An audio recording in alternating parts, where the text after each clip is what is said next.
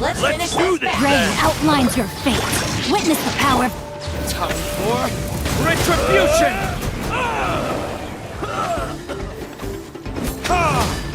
That was quick.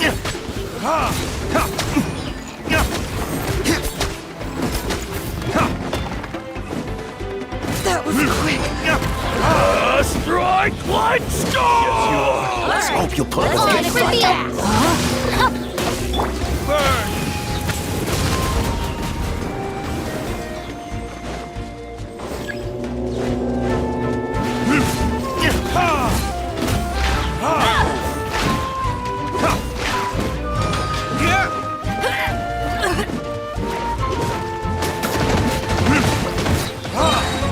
Slip, slide, Royal decree. Let my guard down. Feet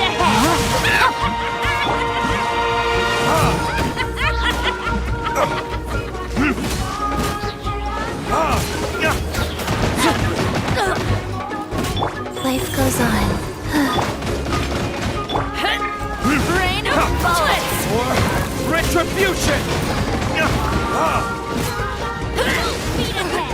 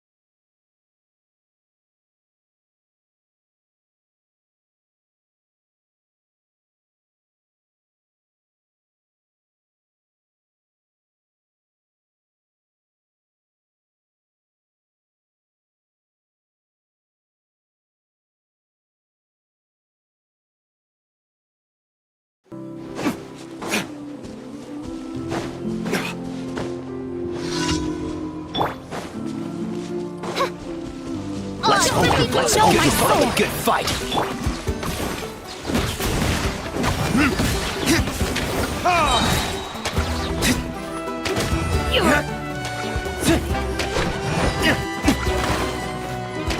The tide rises! Your like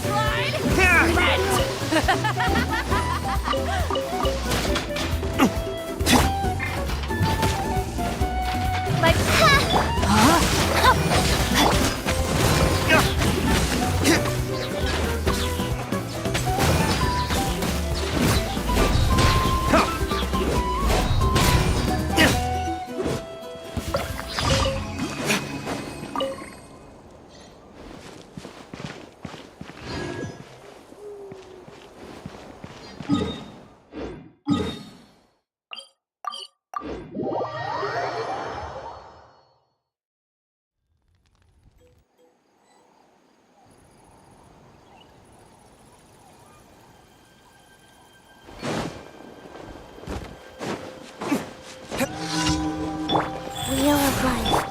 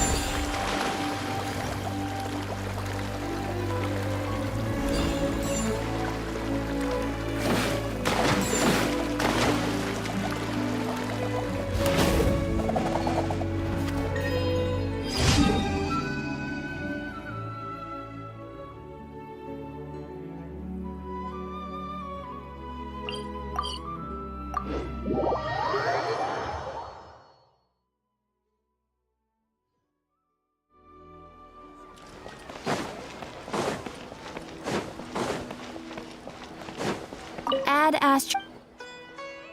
Thank you for Add Astra.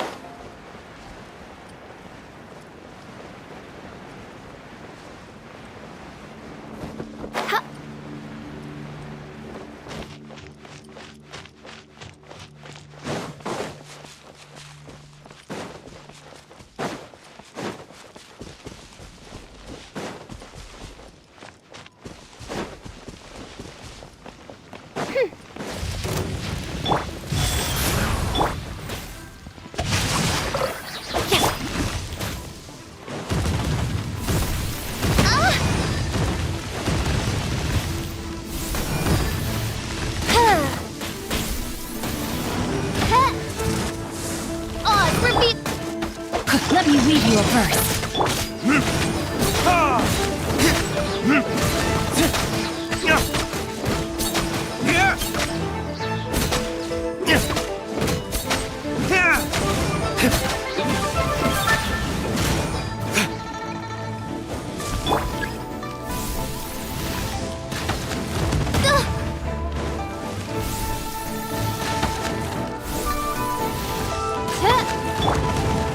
Rain outlines your fate.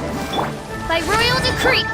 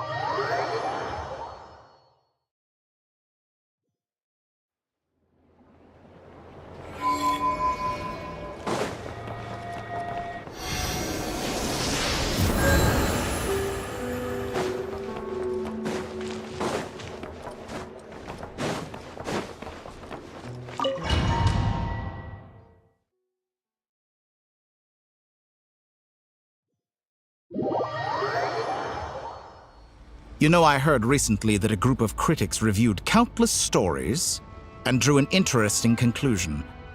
They found that it is more often than not the villains who strive tirelessly to push the boundaries of... In fact, long before this, someone voiced a similar idea in an academia editorial. I felt a great affinity with this perspective. I have never been afraid to step up and play the role of the villain. Fanatics are trampled down for their transgressions, and those who transcend are rebuked for their audacity. And so, the majority of creatures are too timid to follow my lead. But all sacrifices made during my experiments have been worthwhile, as you can now see. I can offer you something new, something unique, precisely because I am a villain. Think about it. We are eternally bound through mutual interest.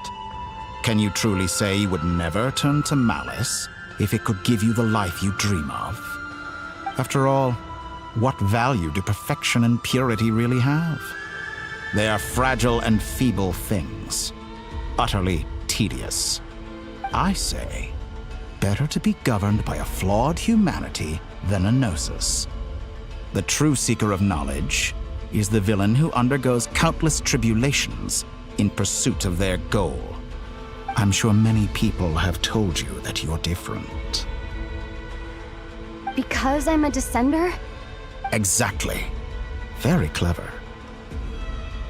But what has that got to do with you? I do not conceal my wicked deeds, my selfish desires, or my greed. A true researcher must act as I do if they are to understand and speak of the truth. And yet, a seeker like myself will inevitably grow tired of studying Teyvat beyond a point. You have traveled to all corners of the world and met many people.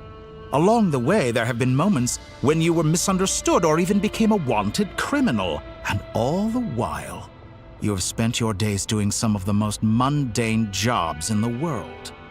You fight and toil, claim rewards from my friend Pantalone, then you fight some more, winning some battles and losing others as your search goes on.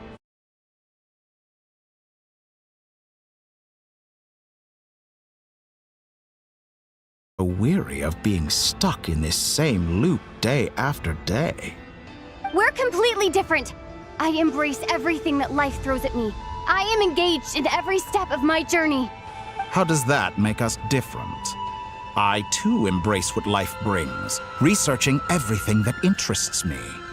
Think of all the novel things I've managed to create, like the artificial moon marrow. Don't you see? As unique a specimen as she was, even Columbina is not irreplaceable. Take that back! She's gone because of your actions! I didn't say that to anger you. Though admittedly, I don't see what there is to be angry about. Anything Columbina could do for you, I can do better. I know what your ultimate goal is. You wish to walk the path your brother walked and seek answers from him at the end of that journey, don't you? Someone like you could never understand what it feels like to care about another person the way I care about him. Perhaps not. But that can't help. I could find your brother right now, bring him before you, and make him give you the answers you seek. Don't be so presumptuous. You'll never begin to understand the situation between us. Oh, no. This is no presumption. I'm only offering what I know is possible with the power of the Trilune. But it seems like you would sooner continue with your journey through this world. Why? Do you truly desire this journey? Or is it simply a necessary process from which you cannot escape? Think of all the time and energy you have spent, everything you've had to endure just to make it this far. Is this really what you want?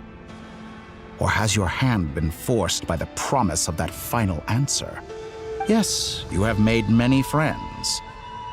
But do they ever thought, void in your heart and what it yearns for? What you want is not friends. It is family. But do they know this? I, on the other hand, am far more considerate. Join my experiment, and in return, I will bring your meaningless journey and all its struggles to an end. This is a malicious attempt to manipulate me. But at the same time, he's stating some very human truths. Of course, he's right about my predicament. How can I deny it? I have faced ungrateful strangers, never-ending troubles, an endless quest for answers. I want to see him. After everything I've been through, words can't describe how much I miss him, how much I want to be reunited with him. Wherever you are right now, do you miss me too?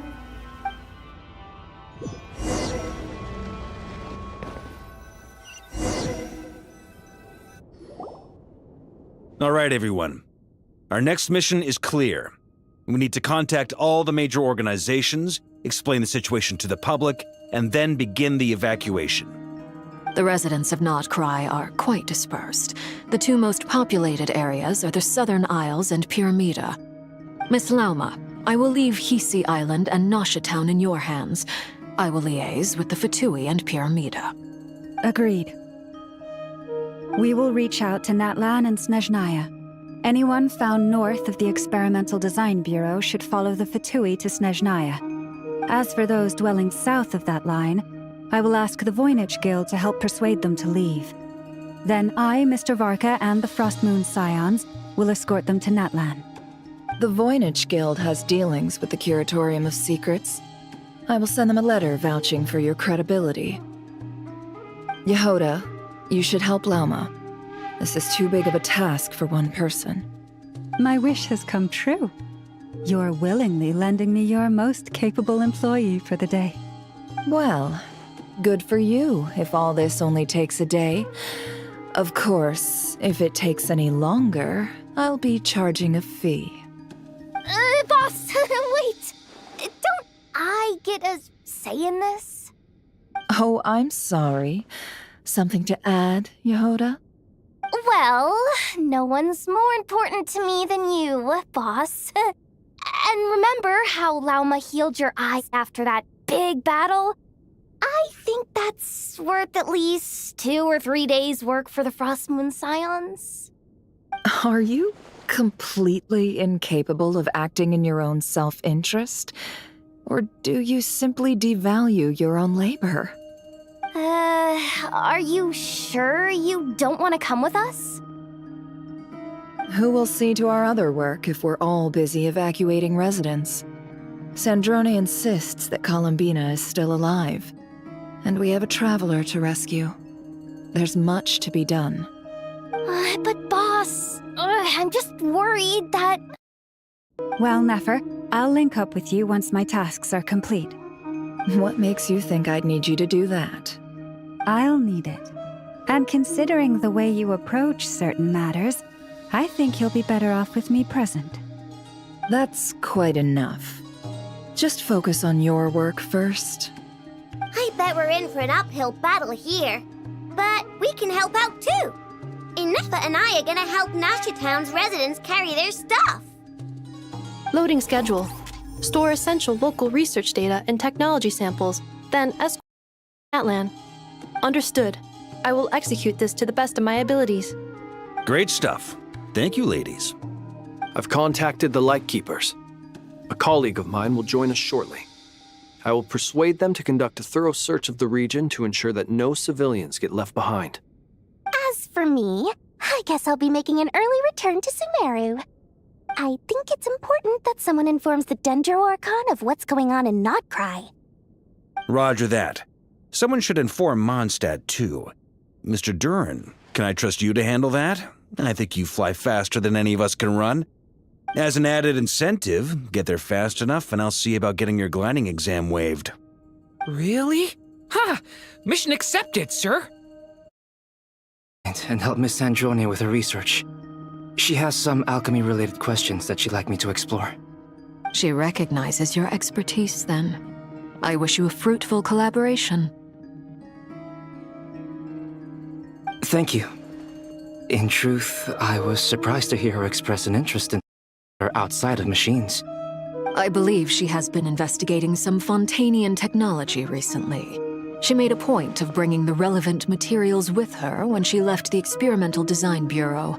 She's sorting through everything in her room as we speak. I should mention that we have one other friend who isn't present. He hasn't made his position in all of this clear.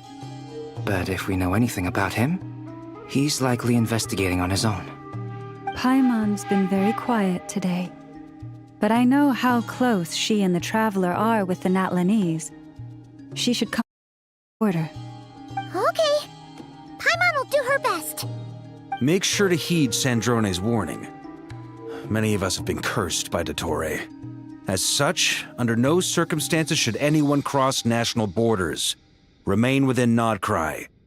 That aside, personally I have faith in Columbina. Things look grim, sure, but who knows how it'll play out. Same goes for rescuing the Traveler. Both of them are important allies and friends. We'll be counting on you to gather intel on them, Miss Nefer. Ah, wonderful. You're all here. That voice again. Nicole? Whoa, that was loud. And it came out of nowhere. So mysterious. Sorry, this is the only way I can speak to you all right now. Please accept my apology. Anyway, time is short. I'll cut to the chase. We're still facing quite a catastrophe here at the world's borders. Alice has roped in every Hexen Circle member she can get a hold of. Except for me. She told me I had to come and help you all out as a matter of urgency. I quote, "You love talking, don't you? Well, now it's finally your time to shine. Take these. Sure, the whole party gets one each. You'll be in charge of making sure everyone stays connected." Huh? Is this a Dodo communication device? Scanning. Unknown device. Analyzing. Unknown device. Conclusion. Cute. Affirmative. It is cute and good. I believe that I quite like it. This is no ordinary Dodo communication device. It's my very own special modified version, specifically... sorry. I almost went off on another tangent there. Anyway, help yourselves. It will allow us to communicate over long distances within Nodcry. No more worrying about shuttling messages back and forth. What astounding technology. Am I right in assuming that it relies on your personal abilities to function, Miss Nicole? Yes, exactly. Right on cue, Albedo. I'd love to brag to you all about how it all works. But no, next time. Anyway, I'll be right with you all, serving as a communication hub. That's all from me. Head off as soon as you're ready. I'll be staying here to keep watch, and I'll be sending you my blessings.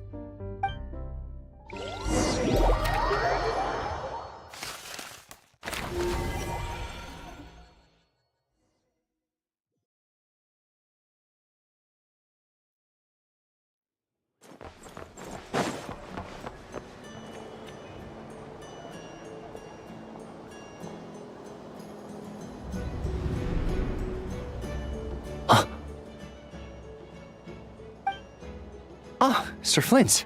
Perfect timing. I just arrived myself. You are most considerate, Master Liyue. But in fact, I know you have been sitting here for quite some time. If you saw me, why didn't you say something? I was curious to see how long you could sit still for. Also, shouldn't you have managed... That would be a first. You always seem to appear out of thin air without making a peep. Also, how many times do I have to tell you not to address me as master? I don't qualify. I beg to differ. Why should a young man so well versed in social graces as yourself not be worthy of that title? Please, Lord Flint's. Sir Flint's. I'm begging you, don't flatter me into complacency like you do with everyone else. You understand me better than most. My newest acquaintances tell me I love complimenting others. What do you think? I think they don't understand why you do it. You just love puffing people up till they're a big, happy ball of hot air that floats away into the sky. In all sincerity, I can only hope that they bring good tidings when they come back down to Earth. Is the situation that bad? We just held a strategy meeting. Let me fill you in.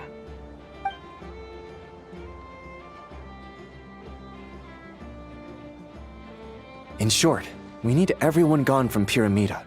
We also need a team of Lightkeepers to scour the more remote regions of Nodcry for civilians to evacuate. I only hope we have enough personnel. We do. Old Man Nikita will definitely help, and we can recall anyone out on patrol to focus on this instead. Good. I'm sure you and the others will make short work of this. Now, don't forget, once you've completed this task, make sure you and the rest of the team evacuate to either Snezhnaya or Natlan as well.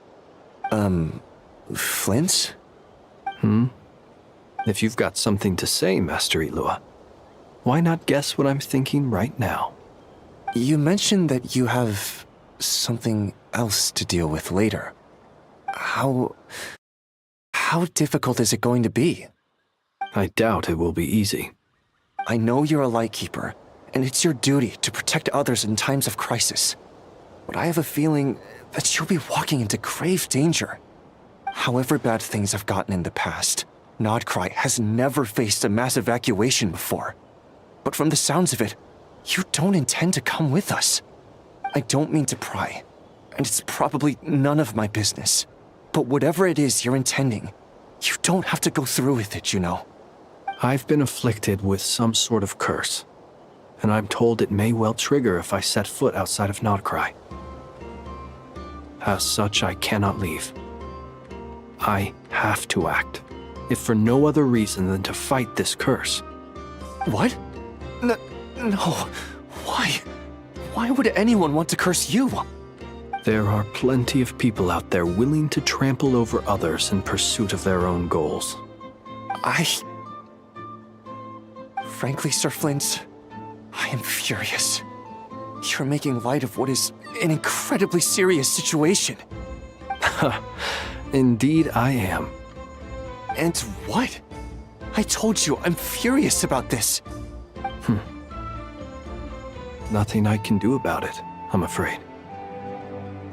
Things happen, and we just have to deal with them. If you find yourself feeling angry, perhaps start by drinking a big glass of water. Hey, you mean you're completely unmoved by my anger? I'm devastated. Then allow me to express my sincere... Come by sometime. Have a little barbecue. Play some cards and bask in the sun. Maybe I need to spell this out. Lean in a little, Flint. Oh my, this doesn't bode well. Word is that you were caught up in a real horror show recently. People were amazed that you returned safe and sound. They've been debating whether you're even human. I've returned safe and sound from plenty of crises. When you say people, do you mean other people? Or do you just mean you? Fine. I'll be frank. You're not human, are you? Heavens. Now that's a horrifying thought. You know what? Forget it. We'll revisit this once it's all over. A sound plan. Albeit a little ominous sounding. Just promise me you'll come back in one piece, all right? For you, Master Liyue. How could I refuse? Also, cards. Tell them, thank you all for your assistance. Please put safety first as you proceed with the operation.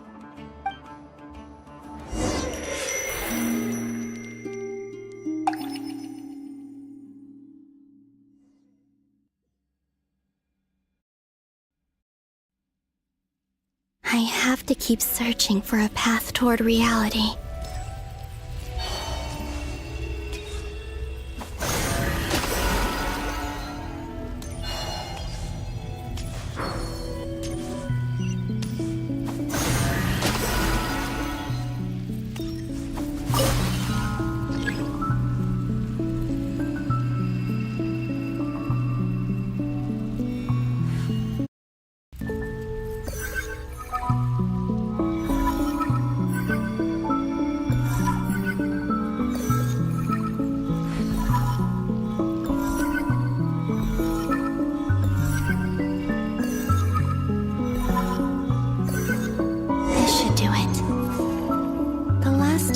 I tried to influence reality in this space.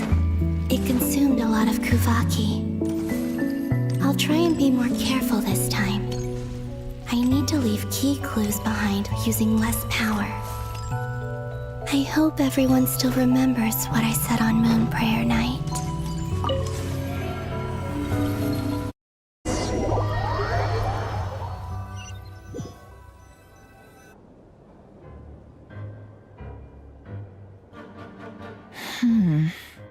Nothing here either. Flints? Ah, Miss Nefer. What are you doing here? Unless... I just spoke with Liyue about arrangements for the search and came for a walk nearby. As for you, why would... It appears we think along similar lines. And neither of us likes to accept things at face value. As well as figuring out how to gather a traveler, I wanted to confirm some of my own suspicions. Also, we'll need to bring a lot of force to bear against Ettore, even if we're only looking to rescue the traveler. We can't leave anything to chance. You don't think Columbina perished either, do you? I'm merely considering the possibility that she survived. Just as you are. How much can we really know about a deity like her anyway? Do you remember what she said on Moon Prayer Night? About using moonlight to send messages to us? Of course. I think that's why we're both here. Where have you checked so far? I've been focusing on the outdoors. Anywhere the moonlight shines. I checked most of Nasha Town, but didn't find anything. I checked the Curatorium of Secrets, and a few rooms where I thought I might find some leads. But no luck here either. The only places I haven't looked yet are the rooms in the flagship. But process of elimination isn't the only thing that brought me here. Oh, really? What? After all that build-up, our mystery ally never showed up even once! Huh? Am I imagining things?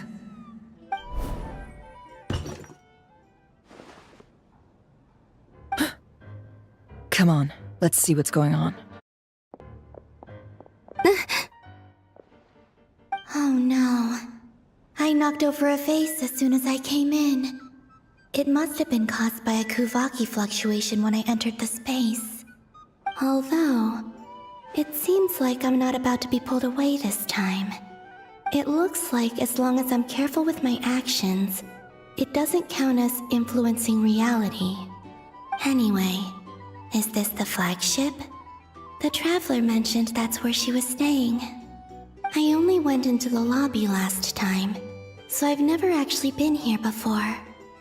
How does this space work? If nothing else, I can now be sure that it is not simply memory.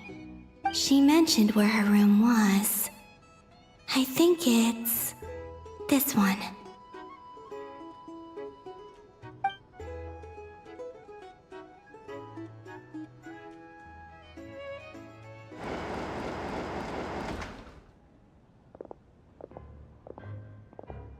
The door is closed. But if this is anything like when I disappeared, then maybe...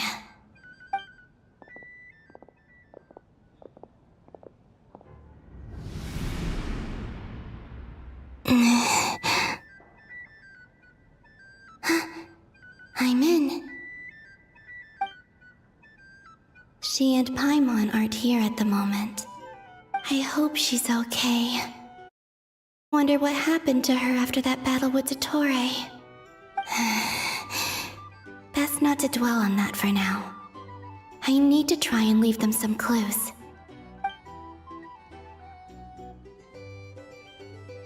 Please, Traveler. I really hope you find this.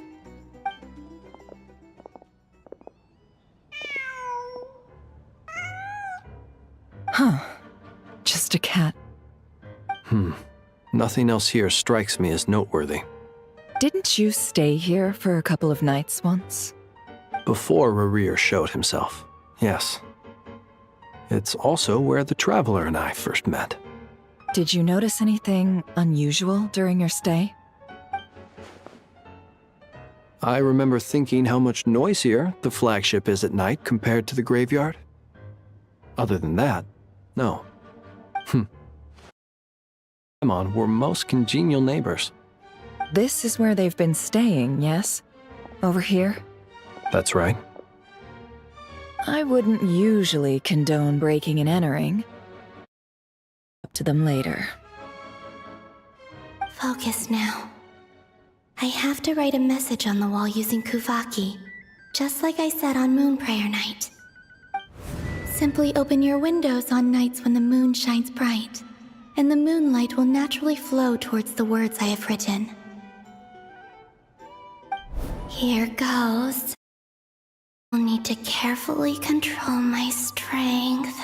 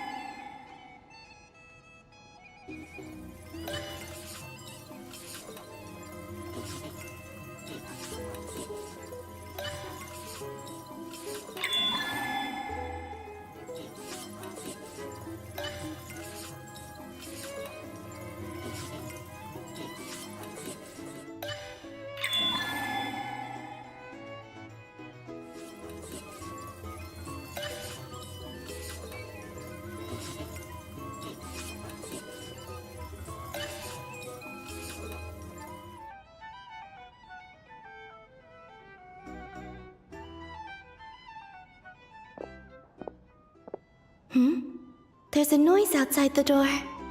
Is she back?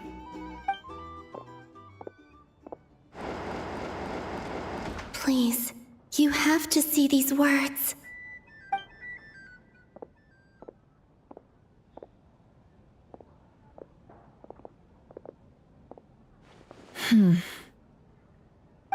Well, do you sense anything? Unfortunately, no. And this place was our last chance. Not necessarily. We've only looked in Nasha Town so far. Miss Columbina said she would leave messages at her friends' dwellings. It's still worth checking where Miss Lauma lives and where I live. Let's try and make some time to look into those then. Wait. What are you waiting for? Paimon might have overeaten What's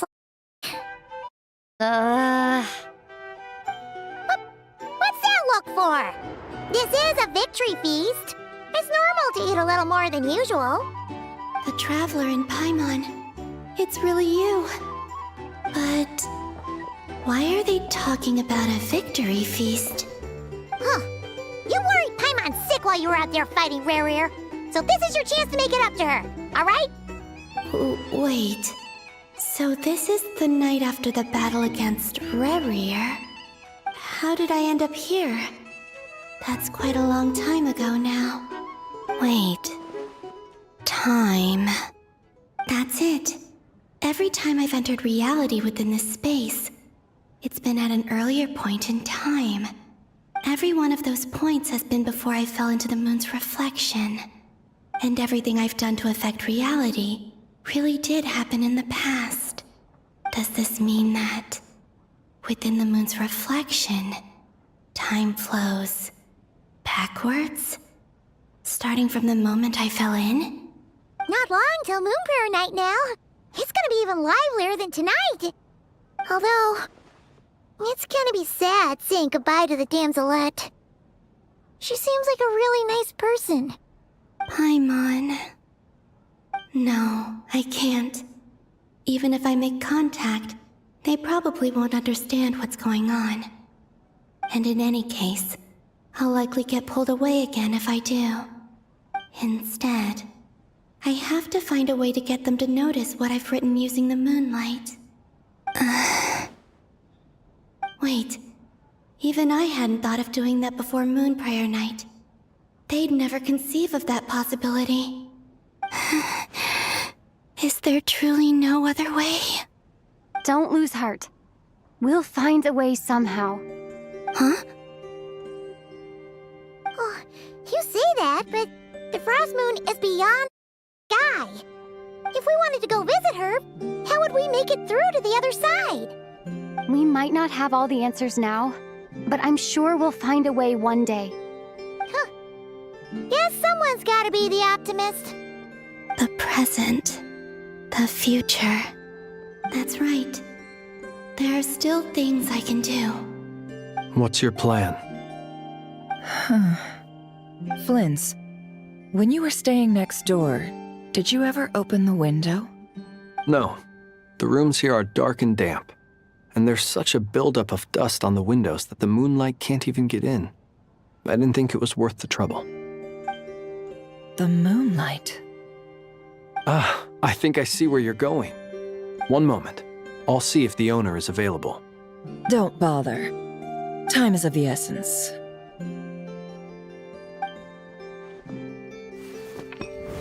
Time. Even if no one sees what I've written at this moment, maybe someone will remember what I said after Moon Prayer Night. I need to write down as much information as I can. And maybe one day... Huh? What's up with you? You can't even hold your cup steady. Are you getting tired? A little. Well, you should probably hit the hay then. You've had a really tough couple of days for you.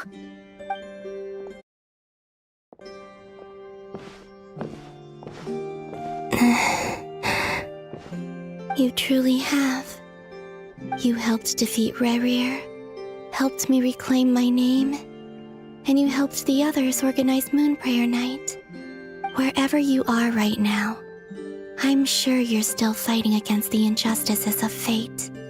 This is all I can leave for them. How I wish I could stay here. But it's time for me to go. I hope to see you again in the next time. And if the opportunity presents itself.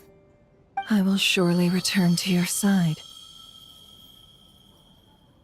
Huh. Columbina. She's alive. Not only that, but she's left us an entire wall's worth of clues. She even wrote down what would happen on Moon Prayer Night. It's just a shame we found it too late. I am here. Time in this place flows backwards. I am constantly moving forward. It sounds like she's found a way to influence the past using Kuvaki. But her future is our past. So, these words have been here ever since we defeated the Ray Hero Solnari. We just never discovered them. Which came first, the chicken or the egg? Do you ever mull over questions like that? Only when I'm in a good mood, and at leisure. Well, I never do. Everything that has happened already belongs to the realm of fact. Person, and especially an intel broker, What I do is extrapolate from those facts to try and read the future. An admirable philosophy. It's a means of survival. Let's go. We have a wall's worth of clues to share with the others.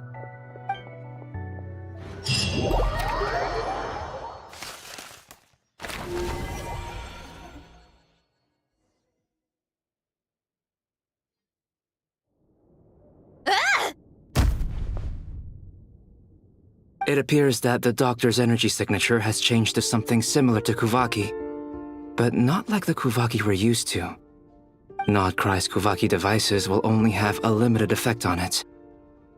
I can see why you've chosen to place your hopes in alchemy instead.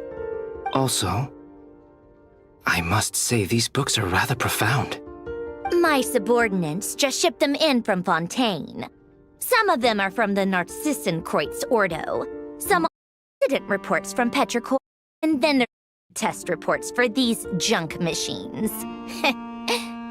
Additionally, after some further scanning, I've discovered something extremely annoying. What's that? Teyvat's skies contain multiple moons. A long time ago, when I did my first scan, I detected 3, just as the legends say. But when I checked again just now, I detected 4 moons. So there's one extra? Yeah. Originally, I thought that if I could still find 3 moons, that would at least mean Columbina's still alive. But then it occurred to me that apart from the frost moon, Teyvat's moons are just husks.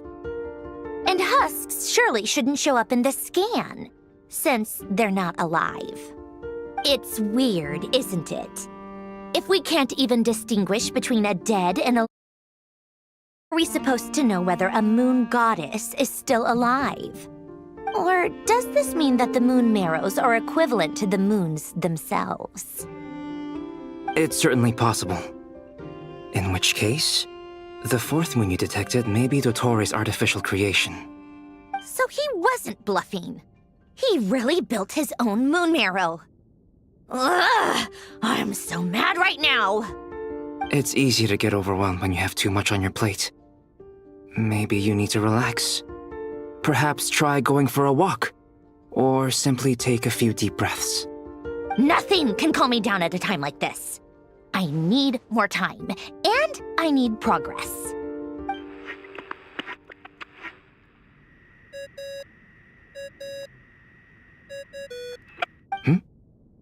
It's Mr. Flynn's. I really hate that ringing tone. Ugh. First the 4 orthants of the Narcissenkreuz, then moon marrows. Now what? Oh, sorry if we're disturbing you.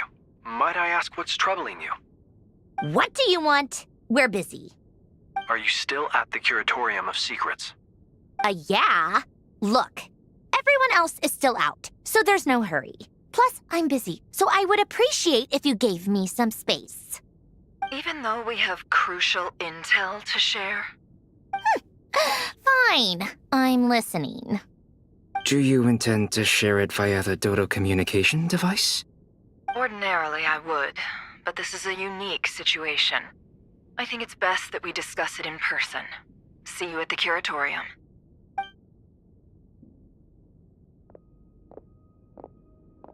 All right, then. So, what's the situation? The rest of the team is still out working on their missions and evacuations, but we've decided to fill you in on the most crucial information first. Sandrone, you were right. Columbina is most likely still alive. That's the best news we've received in a while, by a long way.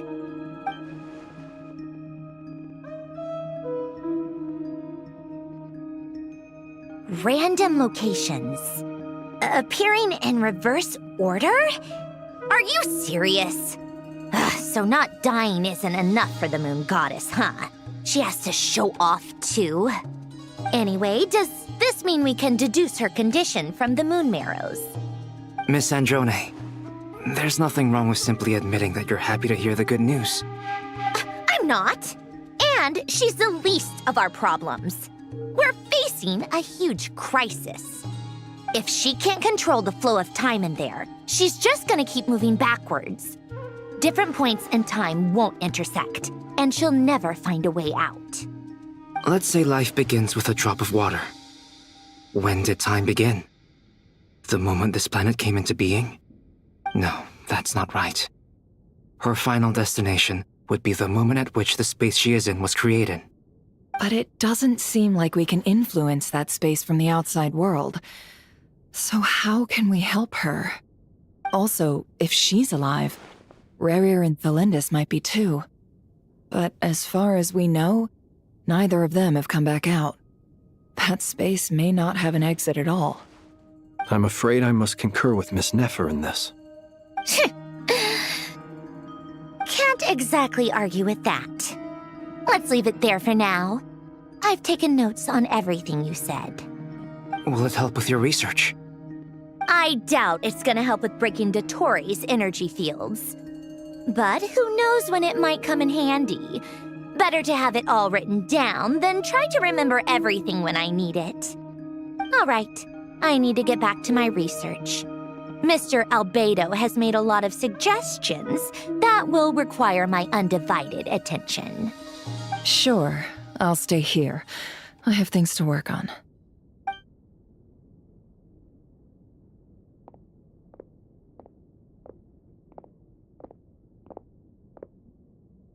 Paimon, are you there? Oh, right. She went with Varka to Natlan, didn't she? Good thing we've moved her and the Traveler's luggage in here. Speaking of the Traveler, where could they be? There's a note from Paimon. Paimon here. Not in at the moment, but if anyone needs to borrow her stuff or the Travelers, go ahead and help yourself. Paimon won't be mad. Also, Traveler, if you get back before Paimon, make sure to get some rest. Paimon misses you a lot, but put your health first, alright? How sweet. Well, since you are Paimon, don't mind if I do. This is the Traveler and Paimon's luggage. All the items they use day to day are here. It's well organized. I wonder which of them is responsible for that. What do we have here?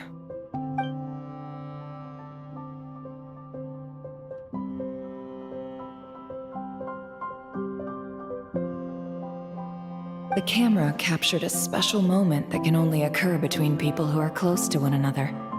You can really sense how the photographer feels about their subject. I wonder why this picture was placed outside. Is it because Paimon recently looked at it?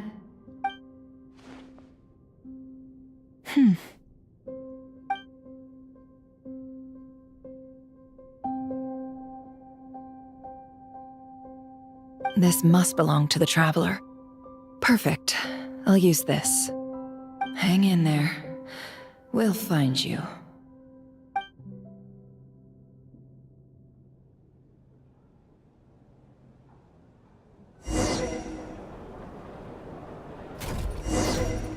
Polonia. Search keyword world formula and bring me all relevant books.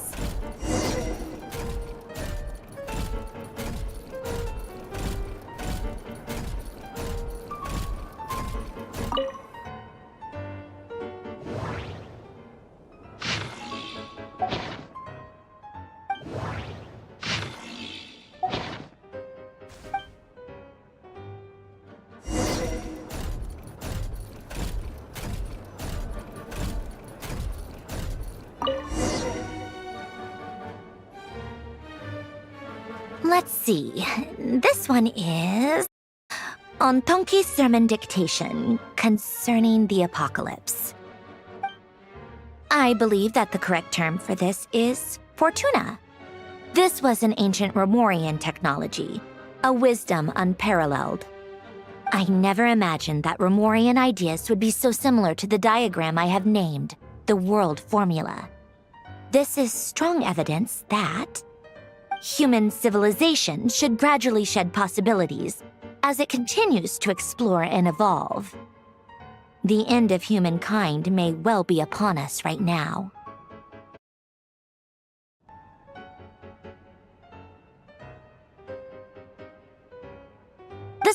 civilization shall run out, unless we consider introducing variables from outside the system. Variables? Surely that can only mean one thing. Descenders? Dottore likely captured the Traveler because of her descender status. But the Three Moons' authority comes from the world itself. Why would Dottore need anything beyond that? Where does this variable factor in? The world formula calculates the fate of an entire world. Introducing a variable would therefore give us...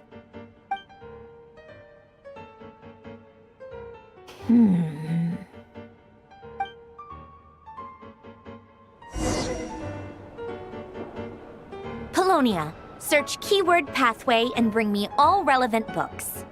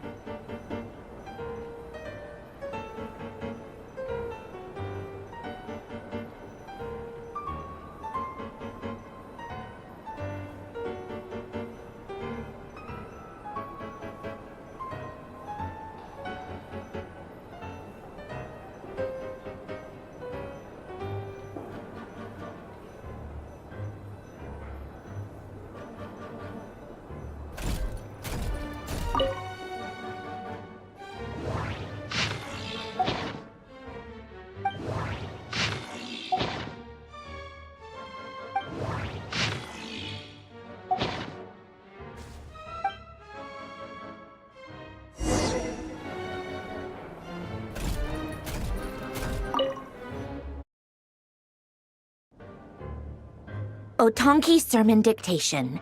Explications on the Chemical Marriage. These titles are pretty esoteric.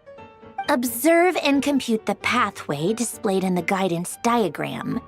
Deconstructing and reversing its effects could generate potential ideas. So, it's one of Renee's draft lectures. Deconstructing the pathway. I suppose that could lead to a breakthrough.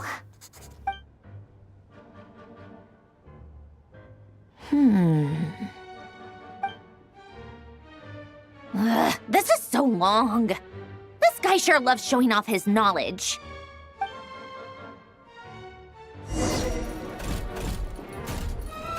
Polonia. Search keyword tree model and bring me all relevant books.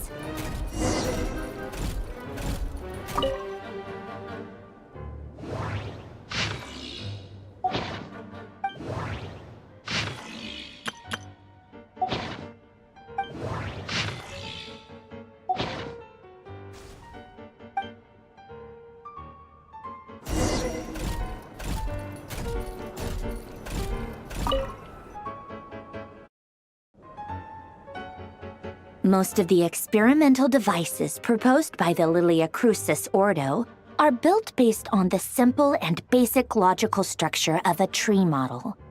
Liyue Crucis. Guess they were trying to cover up the name of the Nautitzenkreuz Ordo?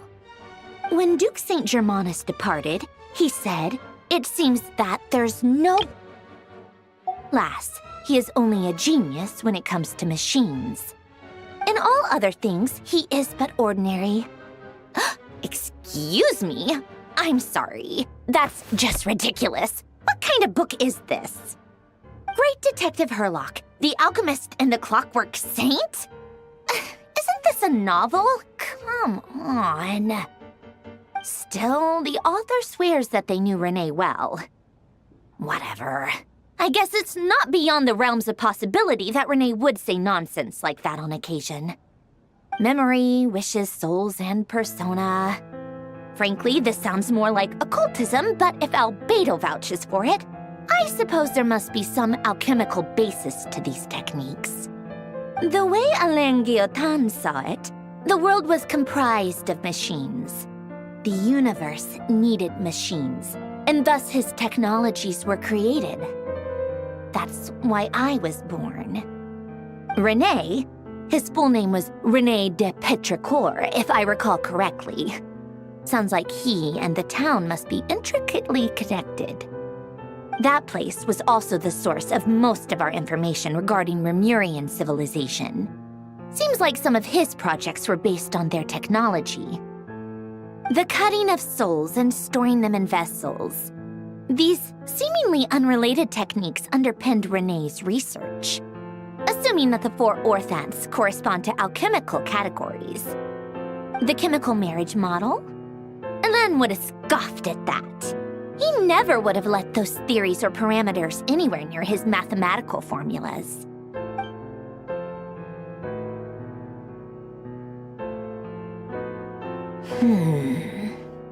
What was Alain's view on René? I know he mentioned the name, albeit very rarely. Oh, now I remember. Alain's old notes are here too. They mentioned René once. René seemed most out of sorts when he spoke to me. A lack of sweet foods has dulled his mind, I should think. Either way, his words are not to be believed. Yep, that sounds like Alain. My subordinates actually did a half-decent job digging out all these materials. Makes a change. Good for them. Some of Alain's old files are completely consistent with these records. He must have gotten them from the Tower of Gestalt. I never knew he got his hands on René's records that early. He may have kept them, but he never even attempted to use them. Didn't believe a word said. Come to think of it, René's world formula was filled with calculations of constants. That shows he believed that the fate of the world to be predetermined. As for Alain... it's been too long. I forget what he said. What would he have said? A guy like him, fervent believer in machines, but not headstrong enough. The world can be changed. It is worth persevering. Yes, that's how he used to think at least. He created that procedure to save this world. Yet the scale of the world's fate proved too enormous. The result was beyond his ability to calculate. He died having never seen the outcome. And there I was, left behind in the ashes of his dreams. Did you really never take a close look at René's research? Or did you read it but deem his philosophy incompatible with your model? The very thought of trying to incorporate his ideas probably made you feel sick to the stomach. Well, don't worry, because there's a whole new category of lunatic in town. Next to Dottore, every other madman looks sane. You once asked me what I wished for. Should have asked him instead. He's the one pining for things you'd sooner die than witness.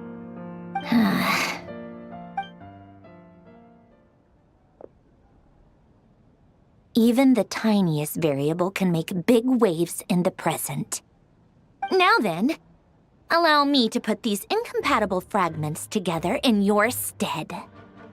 First, establish and verify the existence of the Great Circle. Absolute nihil on one end, absolute reality on the other. Now, search between these two extremes. Then, the construction criteria. Variables. The sparks of civilization shall run out unless we consider introducing variables from outside the system. Input variables. Traverse the world, space-time, and civilization, then extract the essential nodes from the records to determine which variables they point to. The primordial power that differentiated itself from the void. The power of light. Yes, light. Records. Hyperborea. This is horrendously complicated. At After all that, I'm still missing a few variables. I need to think this through again. How do you think it looks, Paulownia? Frenzied scrawlings of a madwoman? Fine, keep it to yourself. It's not like you can talk anyway. I'll assume you gave it a passing grade. I jest. But true madness does often start with trying to save the world. What would Arlecchino and Columbina think if they saw this incomprehensible hen scratch? They'd probably have me institutionalized. So would Rosaline. She's been dead for a while now. When I close my eyes and think back, I can still see her face. And that enormous dress she used to wear. Such a bizarre choice. What possessed her? Oh, and the clack-clack of those heels used to drive me insane. No one's asking me, obviously, but I hope you all know that I never wanted to save the world. I'm not crazy. I don't have delusional ambitions, and that's a clinical fact. The world needs a solution, but I don't need the world's validation. It's the world begging me for answers, not the other way around.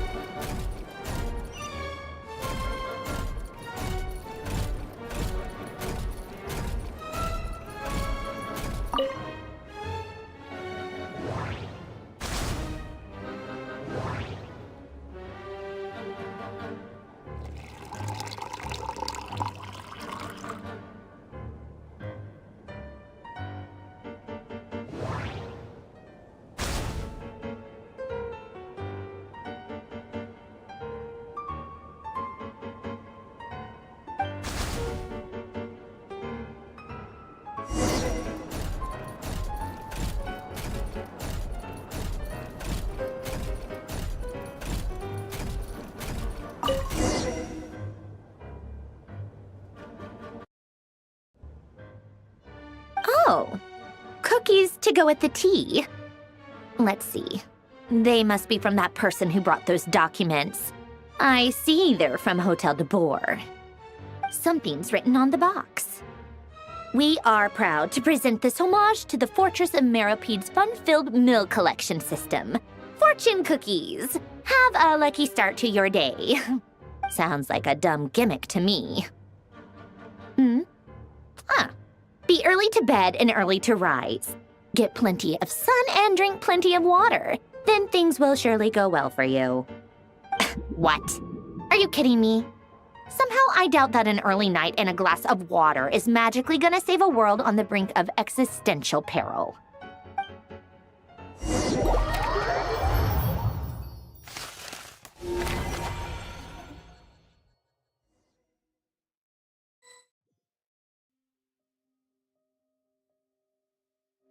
Lady Arlecchino, word has reached us that Lady Marionette's troops are all in position. They are ready to act as soon as the order is given. Excellent. The only thing is, they are fewer in number than we expected. It looks like many of them must have lost their lives at the hand of the monsters released by the Doctor. Can't be helped. Allow them to join our ranks and keep in contact. As you wish.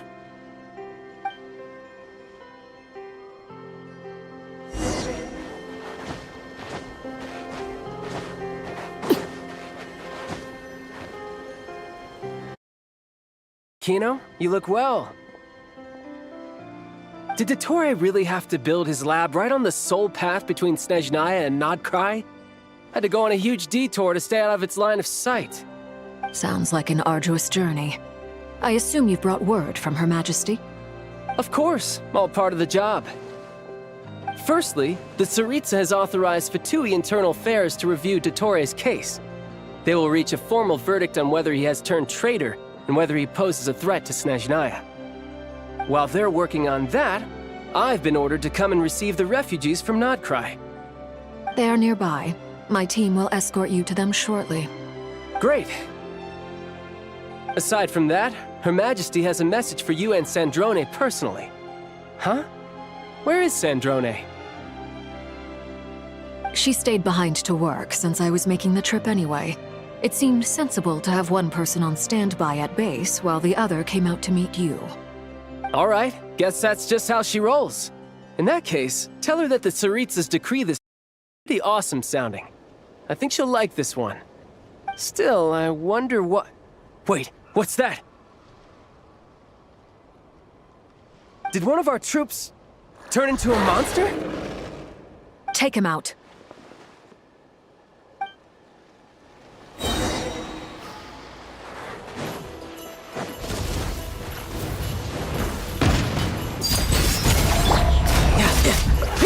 Yeah! Brace yourself! This is gonna hurt! You've gotten stronger, Arlecchino. Nice! Stop that right now. I appreciate the praise, but I am not fighting you today. I knew it. Witness my rise! He was a living, breathing human one moment, and the next?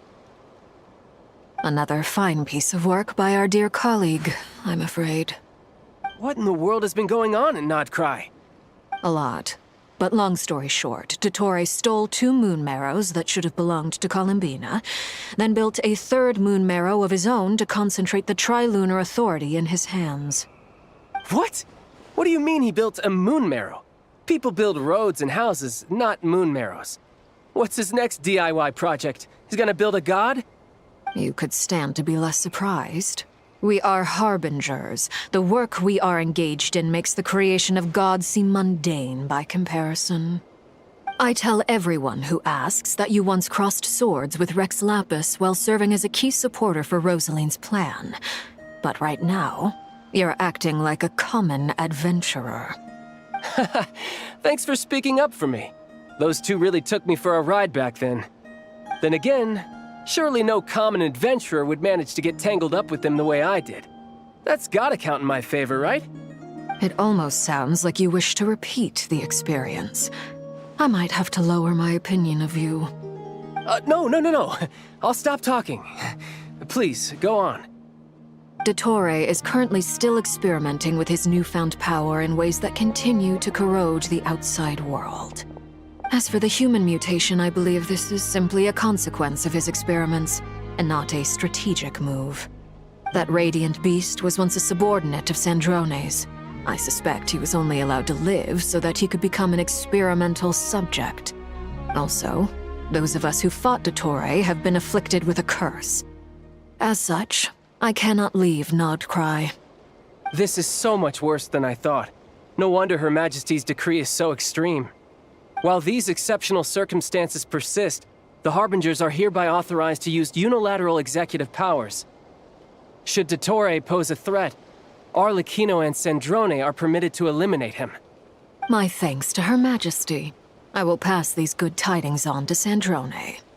Her Majesty has also declared that she will refrain from launching an attack on the now evacuated Nodcry due to the presence of unretrieved research material. A wise decision. By the way, how's my old partner doing? I'm assuming they're with you? Partner? You mean the Traveler? I'm afraid I have bad news.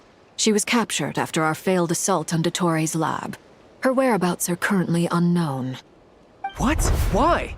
Since when does Dottore have a bone to pick with her? That is indeed the question. I'm not sure he does. He must have some other goal in mind. This won't do. I have to rescue her. You can't. We have no idea where the Traveler is. What am I supposed to do then? Stand here twiddling my thumbs? Sandrone is working. The best thing you can do right now is complete your mission. Fine. I guess I'll leave this to you then. One last thing. Tell the Rooster to get the message out to the gods and citizens of every nation in Teyvat. Beware. An uncontrollable pollution is spreading forth from Nodcry. The source of that pollution is a madman drunk on the success of his experiments. The Fatui and our allies will endeavor to contain the threat. However, if Nodcry falls, things are likely to escalate. Considering Dottore is one of our own, all Fatui stationed in Nodcry consider it our duty to stay and fight him to the bitter end. Whatever the cost. Hey, don't be too pessimistic. If it comes to it, I'm sure Her Majesty won't stand by and do nothing. I hope you're right.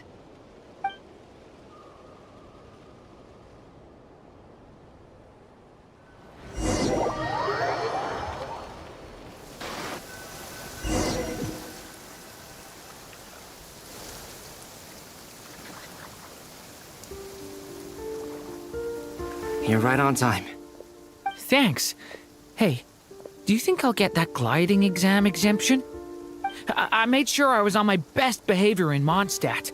I landed well outside the city and walked in through the gates. I'll help you apply, don't worry. For now, let's see what we have here. What are the doctor's energy fields even made from? The usual attract and repel principles that govern Kuvaki don't seem to apply to them. They are very mysterious, but ultimately, they appear to be comprised of energies from the 3 realms.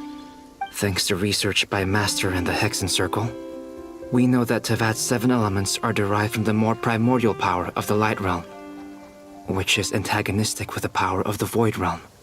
Since you have the power of the Dragon Durin within you, I'm sure you can already tell that this energy field contains no abyssal energy. That's true. It's not abyssal energy, it's something pure, wild, and untamed.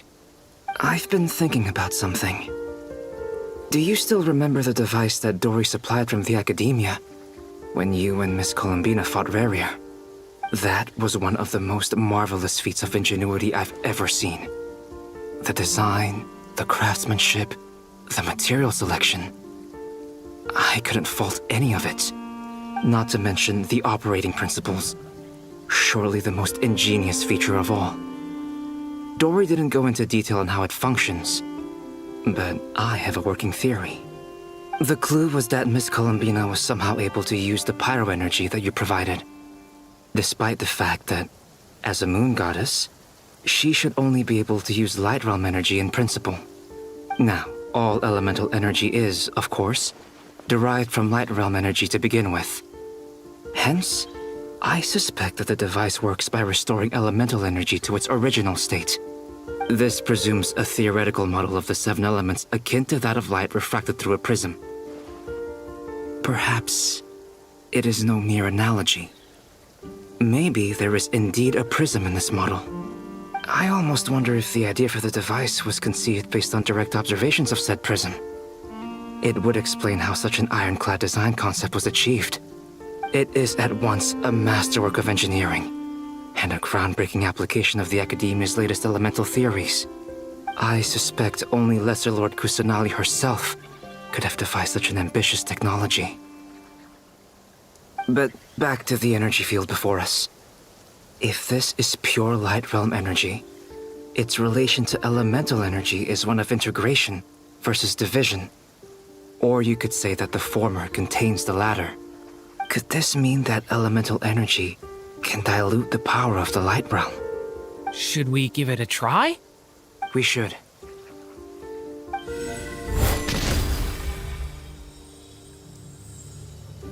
Ha! It works! Clear signs of disruption were detected at the periphery of the energy field. This indicates that elemental energy can disturb or even negate the field. Now you try. All right, here goes. It's working! Switch to abyssal energy and attack again.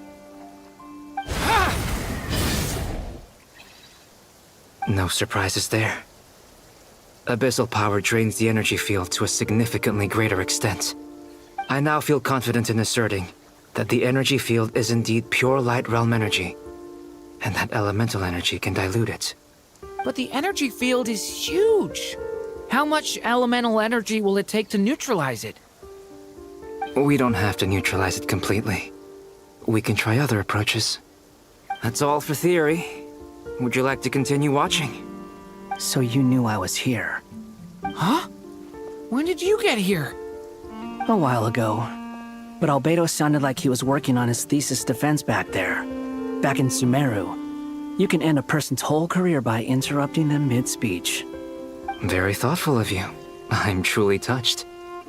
Could I ask you to lend me a hand? With what? A little test.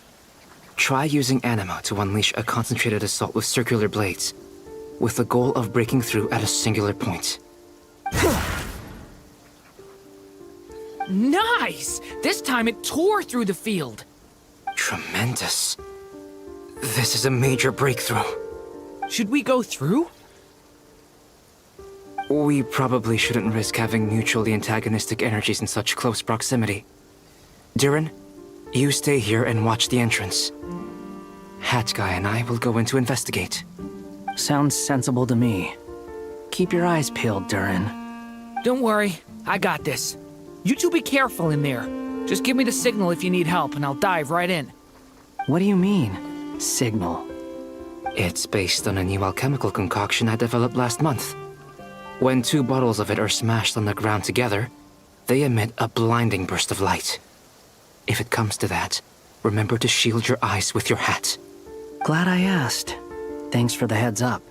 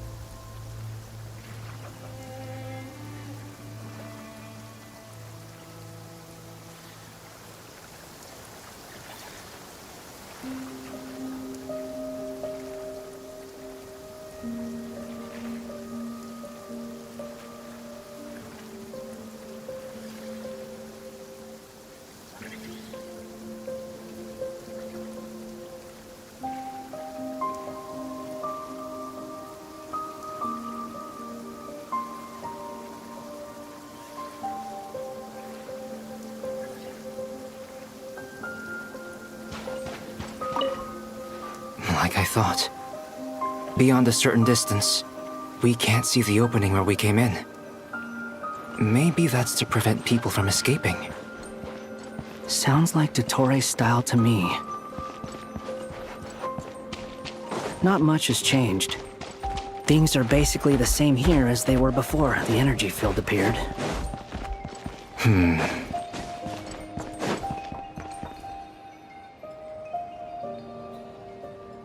They have no heartbeat and they're not breathing. We can only assume they're dead. But... wounds. Also, there's an animal squatting next to each body. It's watching us. That's not an animal's gaze. What are you trying to tell us? Doesn't seem eager to talk. I guess maybe it's just an animal after all. Let's keep looking around.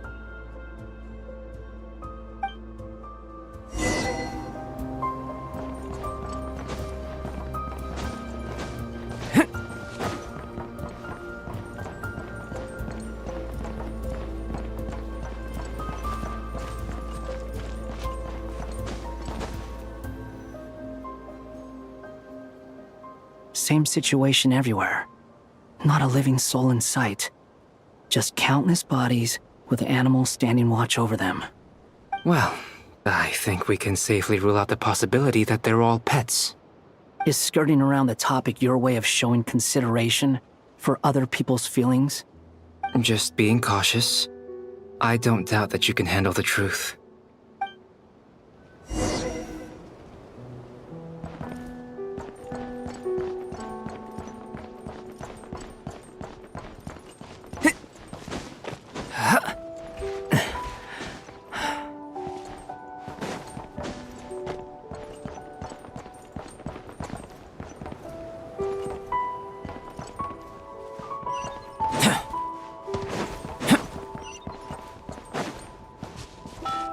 Careful. Please, help us. Please. Over there, I hear a voice.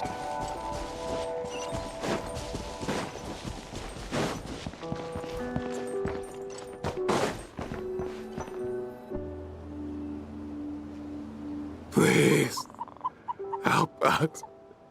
Please. What happened here? I don't know. Suddenly, everyone collapsed. Then my line of sight got lower. I still have some of my senses left. I gotta get out of here.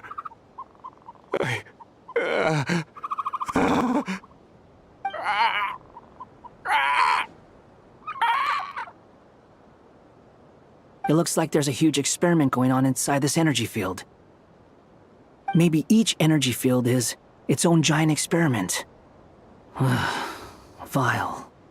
He's swapping human minds with those of animals. Even without the other circumstances, this would be an extremely radical experiment. Those people may have lost their sense of selves, but they are not fully animals either. If they were, they would have left. But instead, their instincts are driving them to remain by their dead bodies. We should go. No sense in sticking around here longer than we need to.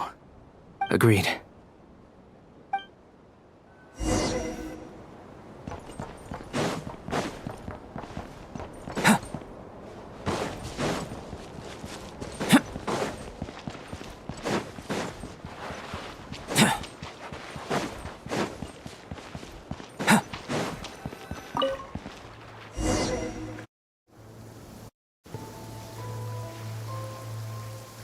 You're back! Everything okay? We saw some things that take a strong stomach. Otherwise, we're fine.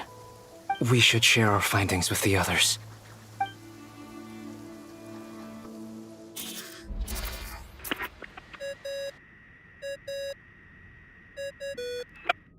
Yes?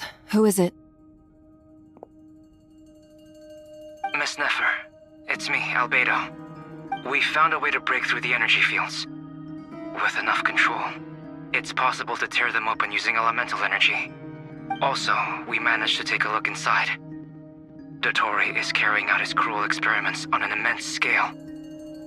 Any residents who have failed to evacuate in time will likely meet a grisly end. Sounds like he's living down to our expectations. Might I ask how things are proceeding on your end? I'm just about to get started. I'll be in touch once I have a result. Understood. Stay safe. I will.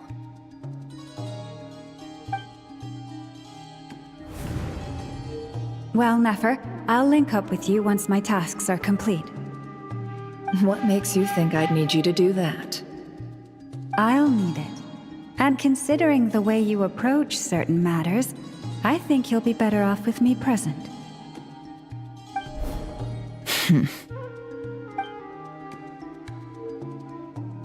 Let's begin. Entering simulation mode. A vast wasteland. Is this the traveler's inner world? I was expecting something more vibrant, to be honest. Wait, someone's there. What are you looking at? In that case, I'll look at it with you. I want to know all about everything you've seen and experienced. Is there somewhere I should return to? Or should I stay here and be the hero everyone says I am? I don't dislike my current life. Roaming the land, fighting battles, accomplishing missions, earning a living, looking after Paimon. It's not so bad. I guess the only thing that's missing is that you're not here with me. This is the conscious layer, which contains a person's true feelings. It is filled with both longing and kindness. I suppose anyone who lives long enough ends up wishing for someone who can't be there. Maybe it's the only way we can feel truly alive. Time to delve a little deeper.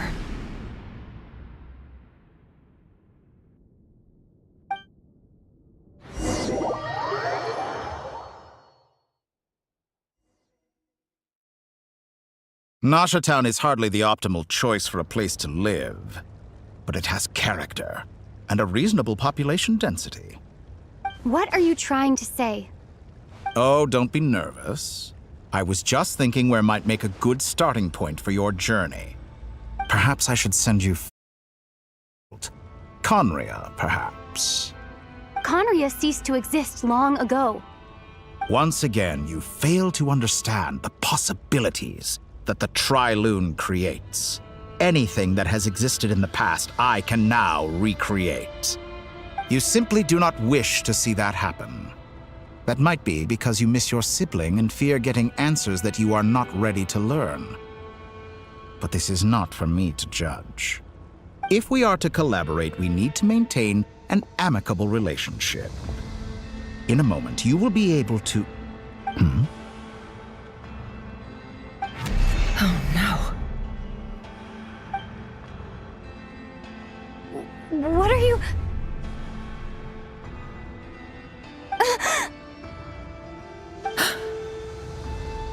What are you gonna do?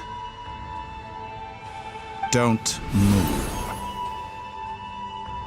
Something unwanted has crept into... Oh? Gone as quickly as it came.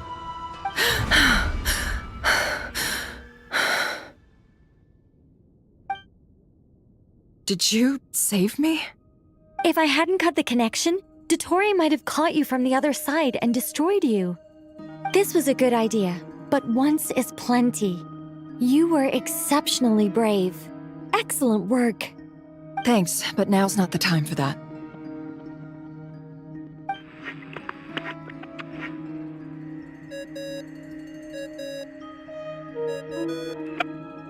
Albedo speaking. I think I know where she is. What is this endless darkness? I can't see anything, even though my eyes are wide open. But why? What happened? Ah, sorry about that. I take it you didn't notice. Just now, a friend of yours took a little peek into your mind. Could it be Nefer? How did she do it? Did she use something as a medium to connect to me? Do you think she's aware of your current circumstances? Oh dear. Have I stunned you into silence? I only wanted to slow down your time a little so I could stop your intruder in her tracks. It would have been nice to capture the spy. I must say, I'm finding the ability to adjust the flow of time rather intriguing. The moment you closed your eyes, time seemed to grow impossibly viscous, didn't it? A whole month passed before you opened your eyes again, but only for you. No one else was affected. I dare say this is something only a god can achieve. Point taken. You've proven once again that you have god-tier powers.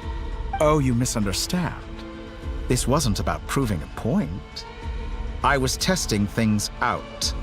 I find I learn best by doing, and I have to admit, time is not the easiest dimension to control. I only wanted to make you sleep for a short while, but it ended up lasting a whole month. Clearly some finesse is required to wield the authority over time as I wish. I hope you're not angry with me. It was only a month's discrepancy, nothing too serious. Had I been off by a year, a decade, or even a century, that would have been quite a different story. You could have frozen me for millions of years. So much for collaboration. You aren't showing much sincerity. Millions of years? To what end? I wonder if you don't understand humans all that well. They are very pragmatic creatures who understand only that which they can perceive with their senses. If I had you sit here for a week, I imagine people might sympathize. But if I left you here for 100, 1,000, or 10,000 years, the sheer size of that number would cause it to lose all meaning to them. They would not have the capacity to comprehend your suffering, and thus they could not empathize. Unfortunately, while gods do exist in Teyvat, it is ordinary humans that account for most of the population. Their lifespans are so limited, their bodies so fragile.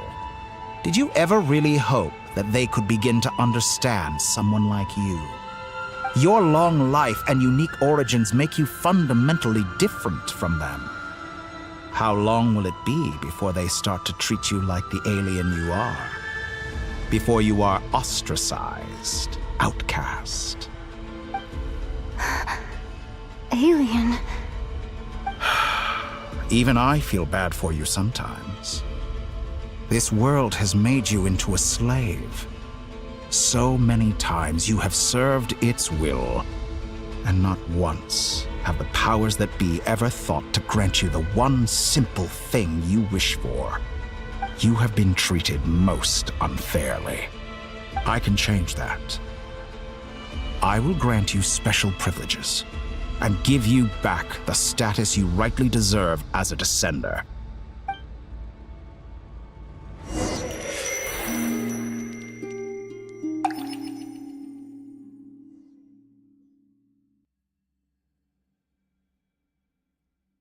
I've entered the past 3 times at this point, but I still have so many questions. For instance, beyond each point being further back in time than the last, what determines the specific locations at which I can make entry? So far, the common thread linking all 3 scenarios is that the Traveler has been present. But it's more than that. I know I sensed something familiar around her. What was it? I'll keep this question in mind as I carry on.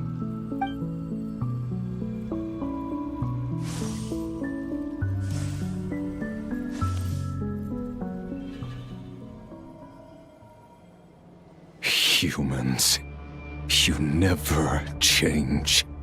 Always trying to use powers you neither comprehend nor control. This looks like Star Sand Shoal. Was this before Rerir regained his physical form?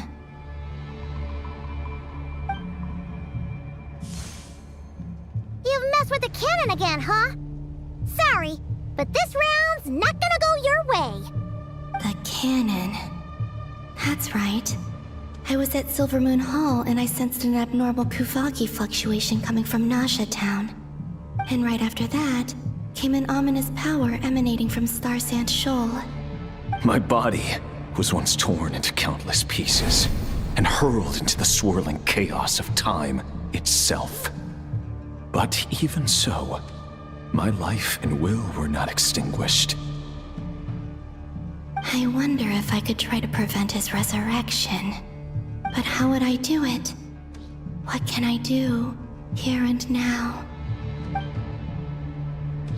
Traveler! Behind you! Look at that light!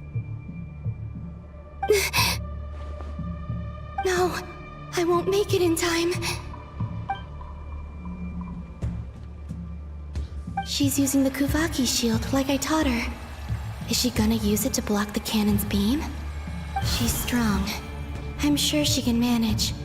But the force released when the beam impacts the shield might lead to collateral damage. Easy Island. The Frost Moon Scions will be exposed to lethal levels of Kuvaki. A question, if I may, kind Miss Columbina.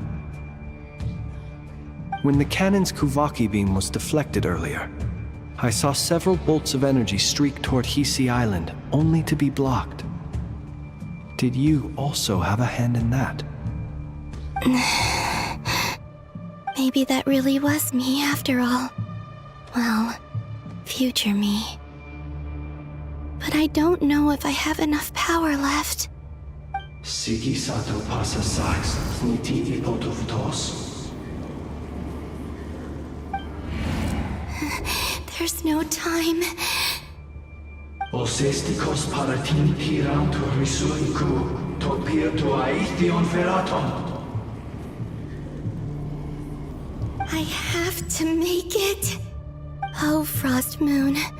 Oh, great land. Oh, slumbering moonlight of Nodcry. If you can hear me, if you can sense my call, then please, heed me once more!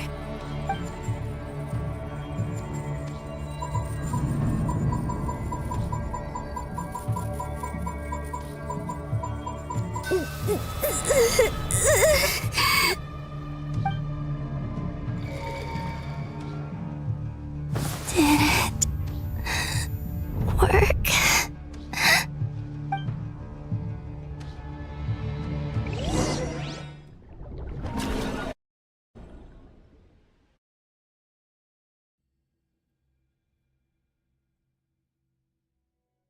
Hey, wake up.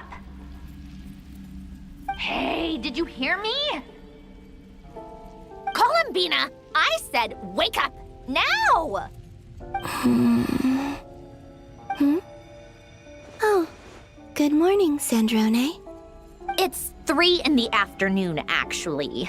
And could you kindly not use my quarters as your personal nap room next time? But I feel so safe here. And your coffee, right? It's so bitter, but it smells lovely. It's like you were raised by wolves in a forest or something. What did you drink growing up? Grass tea? The Frost Moon Scions certainly led a more frugal existence than the Fatui. Then I'll bet you've never eaten one of these before.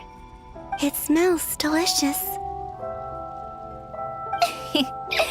That's because it's a Fontainian recipe. I had a little free time today, so I made a batch. Rosaline will be here shortly, but if you really can't wait, I guess you can go ahead and... Hey, at least let me finish before you start eating! Did the Frost Moon Scions not teach you basic table manners? Or did the rules not apply to you because you're the high and mighty moon goddess? These are so tasty. Of course they are. I made them. I was worried they might contain traces of machine oil. What?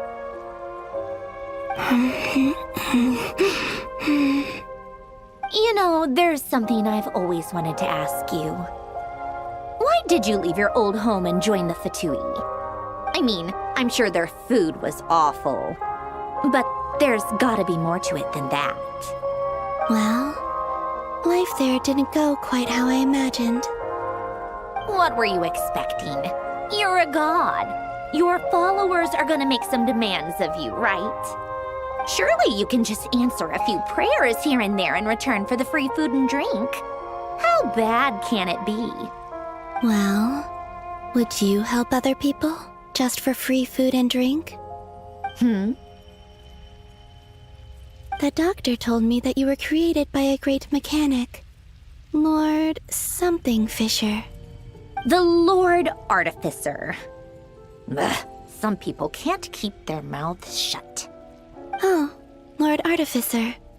And didn't he have something to do with the, narcissist? Narcissenkreuz Ordo. Yes, that was it. Narcissenkreuz Ordo. So, would you try to fulfill their wishes? You must be joking. I wouldn't go even if they paid me. I don't even know them. Exactly. Well, I felt the same way. I did not know the people who made demands of me. Huh. What do you know? We're on the same page for once. In his later years, Alen did ask me if there was anything I wanted to do. If I had any wishes of my own. Well, I don't. And I'm not in any mood to fulfill someone else's either. Who's Alen? He was the... You know what? Never mind. You're not gonna remember. Anyway, the point I'm trying to make is, neither of us is the self-sacrificing type. Let me ask you this. What sort of place would you like to live in, if you could choose? A place where people don't ask me for things I cannot give them. Where they don't worship me, or fear me, but just want to chat with me like a normal person. I'd also like the freedom to come and go as I please. And ideally, it would be somewhere with the smell of coffee and snacks. Not to burst your bubble, but no such place exists in the world. Now, take your snacks and scram!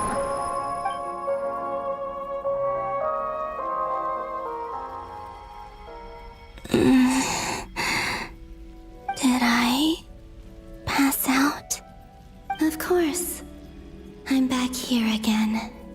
I dreamed of events from my past. Sandrone. Traveler. I miss you all so much. Back there. I guess I managed to harness all the Kuvaki energy on Hisi Island. But how did I do it? Time is flowing backwards here, and I can use that familiar power to enter the world of the past.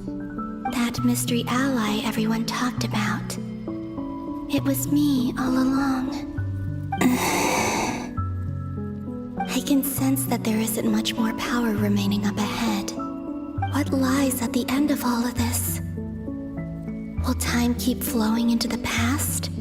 And will I ever find my way back?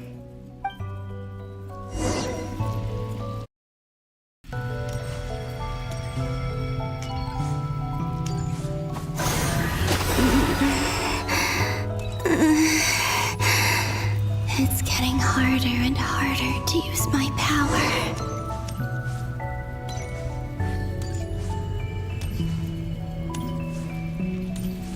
I'm no match for the Abyss in this state. I need to avoid the contaminated fragments.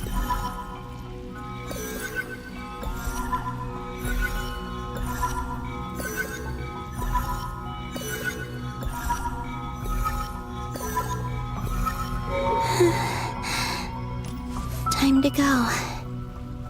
I wonder where I'll find myself this time.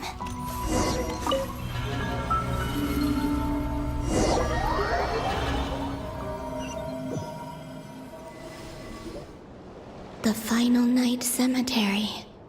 This is where Flint's is based. Or not! How are we supposed to read through this many files? Difficult, yes, but it is also our most efficient option. Seems like they're searching for information. Oh, I remember. Flint's and Varga talked about some files on the Wild Hunt. Was this my doing too? To expose the true intentions of this Rerir, we need to dive into Notcry's history. Are my actions changing the past? Or are they simply completing a process? Is all of this inevitable? Or am I the one making these decisions? If I choose not to help them now, will it change how things turn out? Hope we don't land on our heads then. They're my friends. I can't not help them.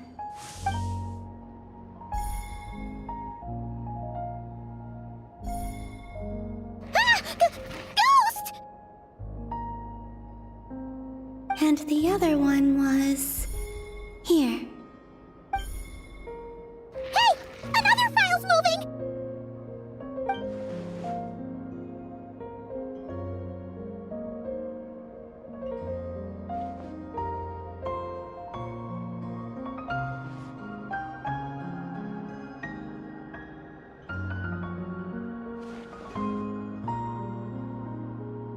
That should do it.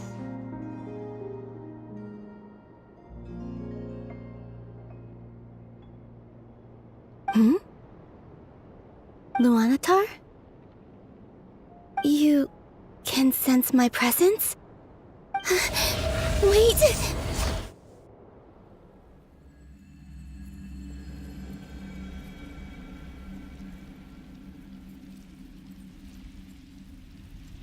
Luanatar. So she's that familiar presence I've been sensing all along. She's always been by the Traveler's side. That explains why the Traveler has been there each time I've entered the past. But why Luanatar? Is it because she has a connection to me as the Moon Goddess's familiar? If so, why not any other Kuhenki? That's...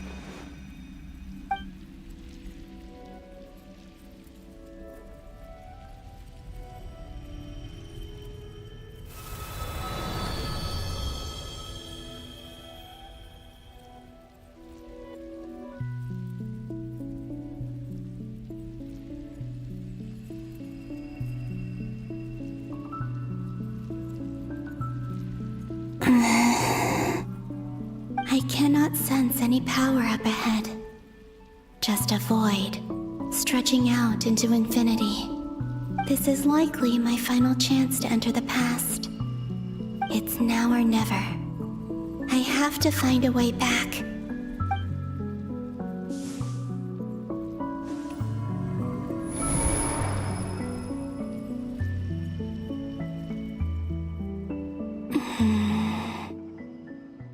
Hisi Island? How far back in time is this? Where's Luanatar? I can't sense her presence this time. Oh, seeing Inaba and Aino reunited like that sure was heartwarming. Traveler, Paimon. No, stay calm. I don't have much power left to change things. I don't even have that much time left here. Think, Columbina. How do I find a way back? A way back... to where? Do I go back to Moon Prayer Night? Or to the future that followed? And if I return in my current state, what will become of me then? Dotori's actions that day proved that he'd been planning that for a long time. He had already seized the power of 2 Moon Marrows before capturing me. Even if I managed to get back, how can I fight against him when he wields the Tri-Lune Authority? I can't. If I go back like this, I'll be playing right into his hands. I have to find some way of rivaling the power he has usurped. Wait. Time flowing backwards. The Tri-Lune Authority. Does that mean... I think I know what the final destination of this lunar reflection might be. I know what I must do. Speaking of homes, we must already be close to where the Frost Moon Scions live. The vibe here feels different. Just like the scenery. But how do I communicate my plan to my friends? Should I write it down here? No. Someone else will see it. I need something with a close connection to me. Something I can use as a medium to tell them what's happened to me in here. Now it makes sense.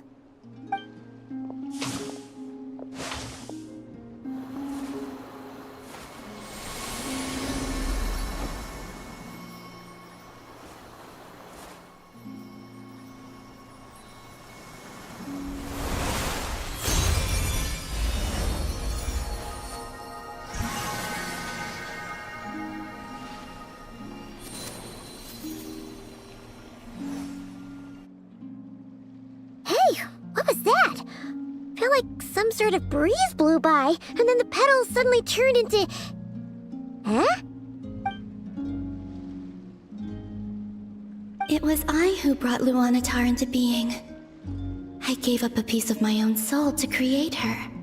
That's why I could sense a familiar power from the moment I entered this space. It also explains why she's been present in every past location that I've entered. Because we have a deep connection. Hey there! What's your name? And the reason why there are no more gates to the past after this point is that Luanatar hadn't been born then. No wonder I sensed the trace of a blessing when we first met. But I still didn't recognize the soul hidden within you. Back then, I was just a little lost dove. I had yet to become Columbina Hyposelenia. Go on now. We've got stuff to do. Best you find someone else to hang out with. Hey, you scared it off. I'll be counting on you. Remember to stay by the traveler's side, guide her, and help her in my stead. Oh, and bring her to the garden where the moon prayer blossoms grow. There's a little lost dove there who will need her help.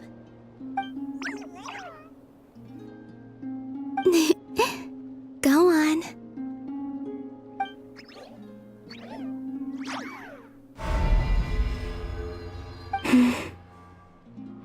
You too. Go and live your story. As for mine must go in a different direction.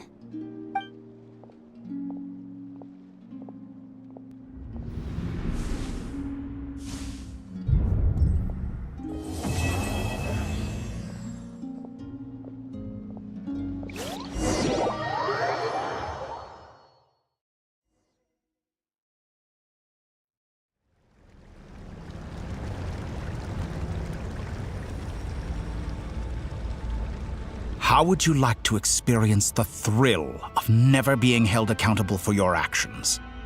You could crush people like ants without consequence, or tear off their heads or limbs as you please. Believe me, such a life is but one small step away. What point is he trying to make? Freedom? But the freedom to kill? To do evil and get away with it? Why would you offer me that? The creation of a world is the ultimate scientific experiment. I have taken my research to the highest level, where I shall be not just a god, but also a servant to many sacred spirits. I shall heed the truth and perform holy deeds. A god's laboratory is the perfect playground, but it needs the right occupant to explore its full potential. Mortals are found everywhere one looks. Not so with Descenders. I'd prefer my first guest to be a distinguished individual such as yourself. And I know you could make the most of the opportunities it offers. So the condition for entering the New World is to take innocent lives. The same dilemma that Rerir once faced. Could I really bring myself to kill others for my own benefit? Rerir did. And look where it got him. Have you made up your mind? I can't do it. Your playground is no place for me. You're putting your hopes in the wrong person. But we both know I'm not quite the hero you say I am either. I have my own reasons for the journey I'm on, and they aren't all selfless. You've grown a lot since we last met. But there are still things you are unwilling to compromise on. This will only hinder you. Why don't I lower my requirements a little as a gesture of goodwill? I'll give you a little time to learn to be a less noble soul. That'll make things much easier for you. I really doubt I could live that sort of life. And yet you already sound less defiant than a moment ago. The benefits appeal to you because you can read the signs of the times. Why don't we return to my research facility? Your last visit was so rushed. There is much that I have yet to show you.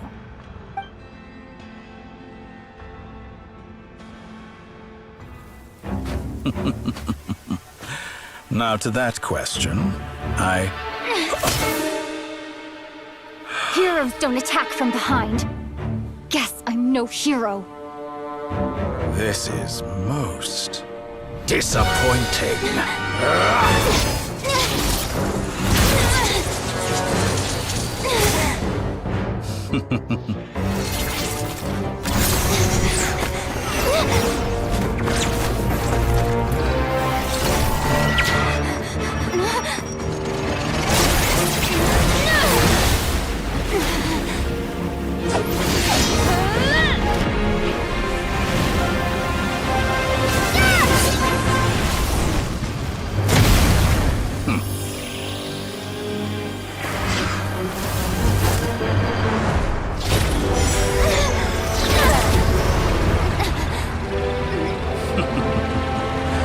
Now then.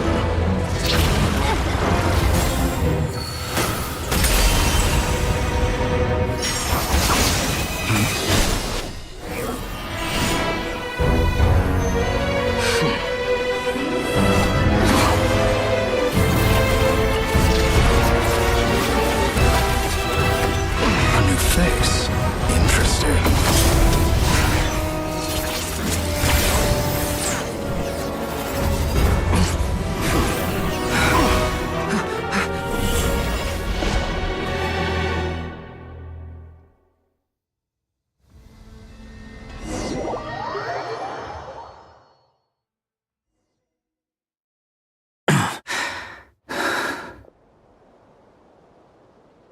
You're still gonna call me Hat Guy after that, huh? I didn't see anyone else in there who needed saving.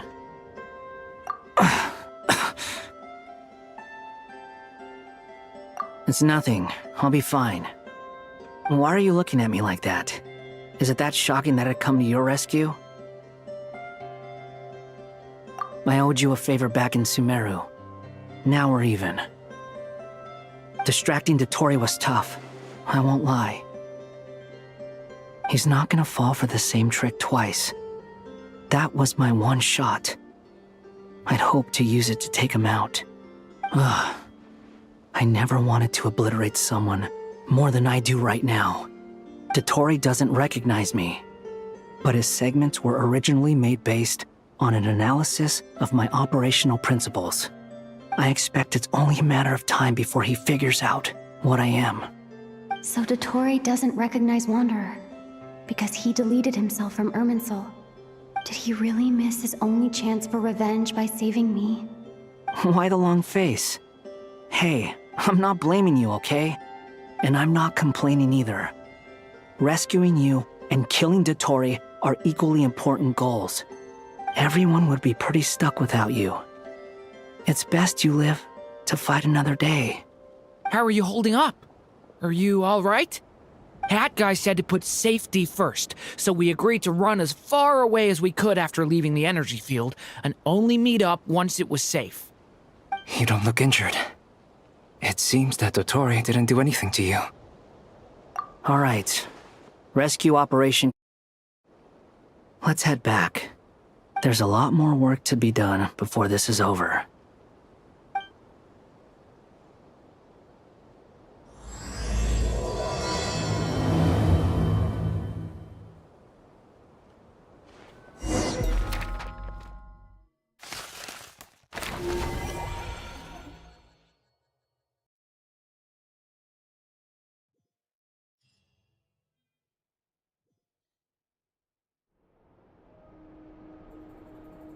Understood.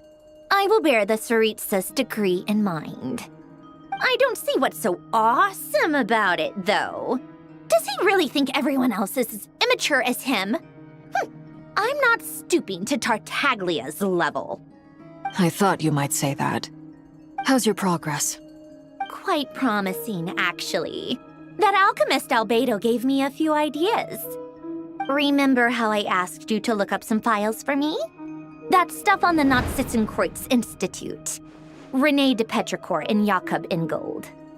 Alain Guillotin despised René's theories and methods, but he never managed to come up with better alternatives either. So I adopted some of René's ideas. I thought Alain was like a father to you. He and René were mortal enemies, were they not? And what would you say if Linny and his friends one day learned something useful from someone you utterly detested? I would applaud them for it. That would mean that they have surpassed me. For all we know, Alain Guillotin might have thought the same thing. Not that it matters, though. He's dead, and I'm alive. So it's my call to make. Once you die, it doesn't matter how great you were in life. Only the living get to decide what happens next. Hey, come on out. They're back. Huh?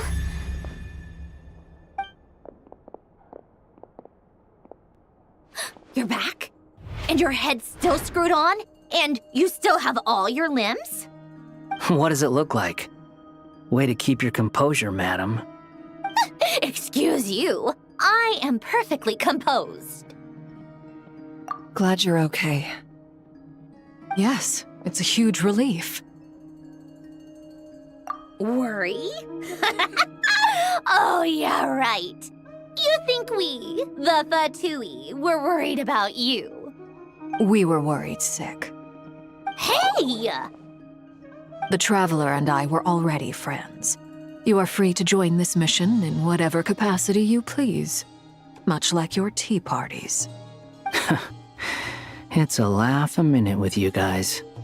I must say, I was quite surprised when Mr. Albedo told me he would need no additional aid. We discussed this on our way back as well. I am rarely so unequivocal, but in this case, we had full confidence in Hat Guy. He said he knew what he was doing. Albedo and I pretty much had to just wait outside on standby. Meanwhile, Hat Guy broke into the energy field and rescued the Traveler solo. You didn't have to mention that.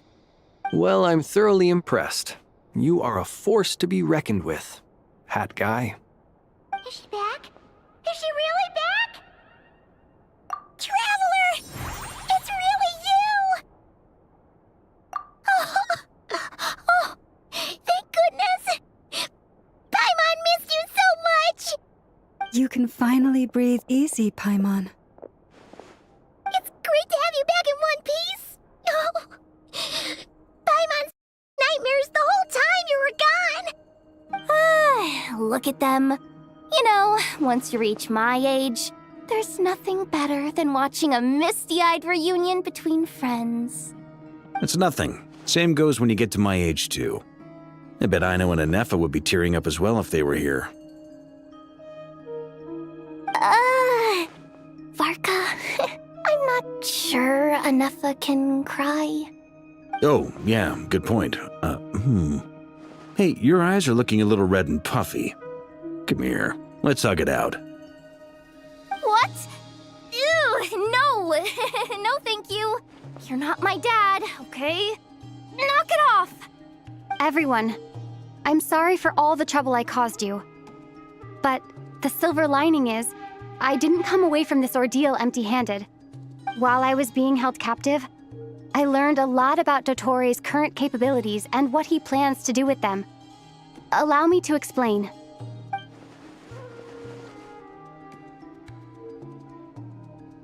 The three moon goddesses were even more powerful than we imagined. No wonder Dottore believes himself to be equal to the gods, maybe even superior. Utter blasphemy.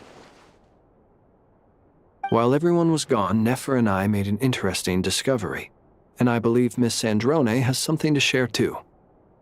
Ma'am, perhaps you could do the honors?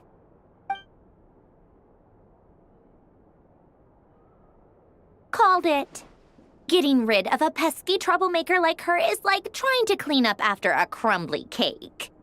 It always comes back to haunt you. Our next step is to find a way to bring her back. A place where time flows backwards, with no destination in sight. Surely it must have been created for a specific purpose. But I fear the answers are buried deep in Teyvat's history, held by great powers beyond our reach. It sounds like she's on a specific path through time, just traveling in the opposite direction to us. The question is, where does that path lead? Or will it keep going to infinity? We considered that question as well. Strictly speaking, time is not infinite. Indeed not. Every road has an end. Nicole! You sure loved quietly sneaking in mid-conversation. I do, in fact. It's something I've always done at our mages' tea parties. Quiet, mysterious, and persuasive. You wonder what lies at the end of her road. Well, just as the world has a beginning and an end, so too does time. And so, the end of the road is the moment that Teyvat was born. But where Miss Columbina will end up along this road, that depends on where this particular river of reverse time began. What about the original moons and the moon goddesses? Do they have a beginning too? All things do. In the beginning, no moons adorned the sky. It was the Dragon King Nibelung who raised the 3 moons into the heavens, and thus were the moon goddesses born.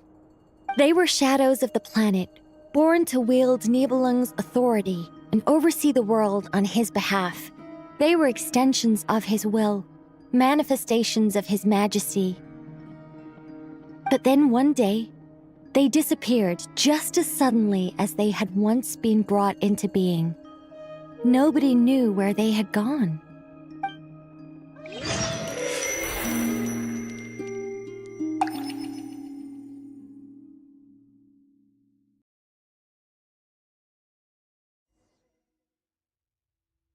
Like I thought, no more paths back to reality have emerged since. But how can I be sure that I'm going the right way without scenes from reality to keep me on track? I can't even be sure of how long I've been walking for. The further I travel, the less stable this space becomes. There are even moments where I can sense something that feels like abyssal energy. They can just materialize out of thin air. I have to keep my wits about me.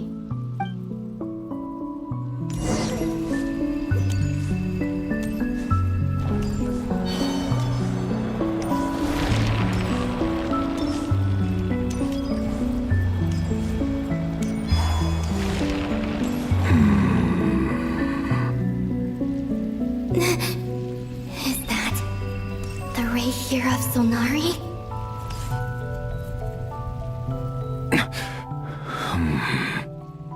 You are the moon goddess.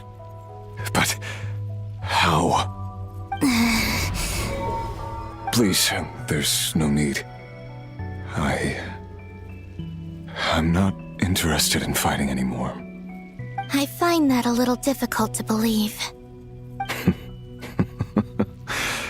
Yeah. Honestly, so do I. The way you used my own power against me was... It was a brilliant strategy. And then, in the final moment before I was thrown into this space, I got to see an old friend. Mr. Dainsleif. Right. It was so long ago now. But we were friends once. When I first got here, I was filled with hatred, remorse, and rage. How I cursed and devoured.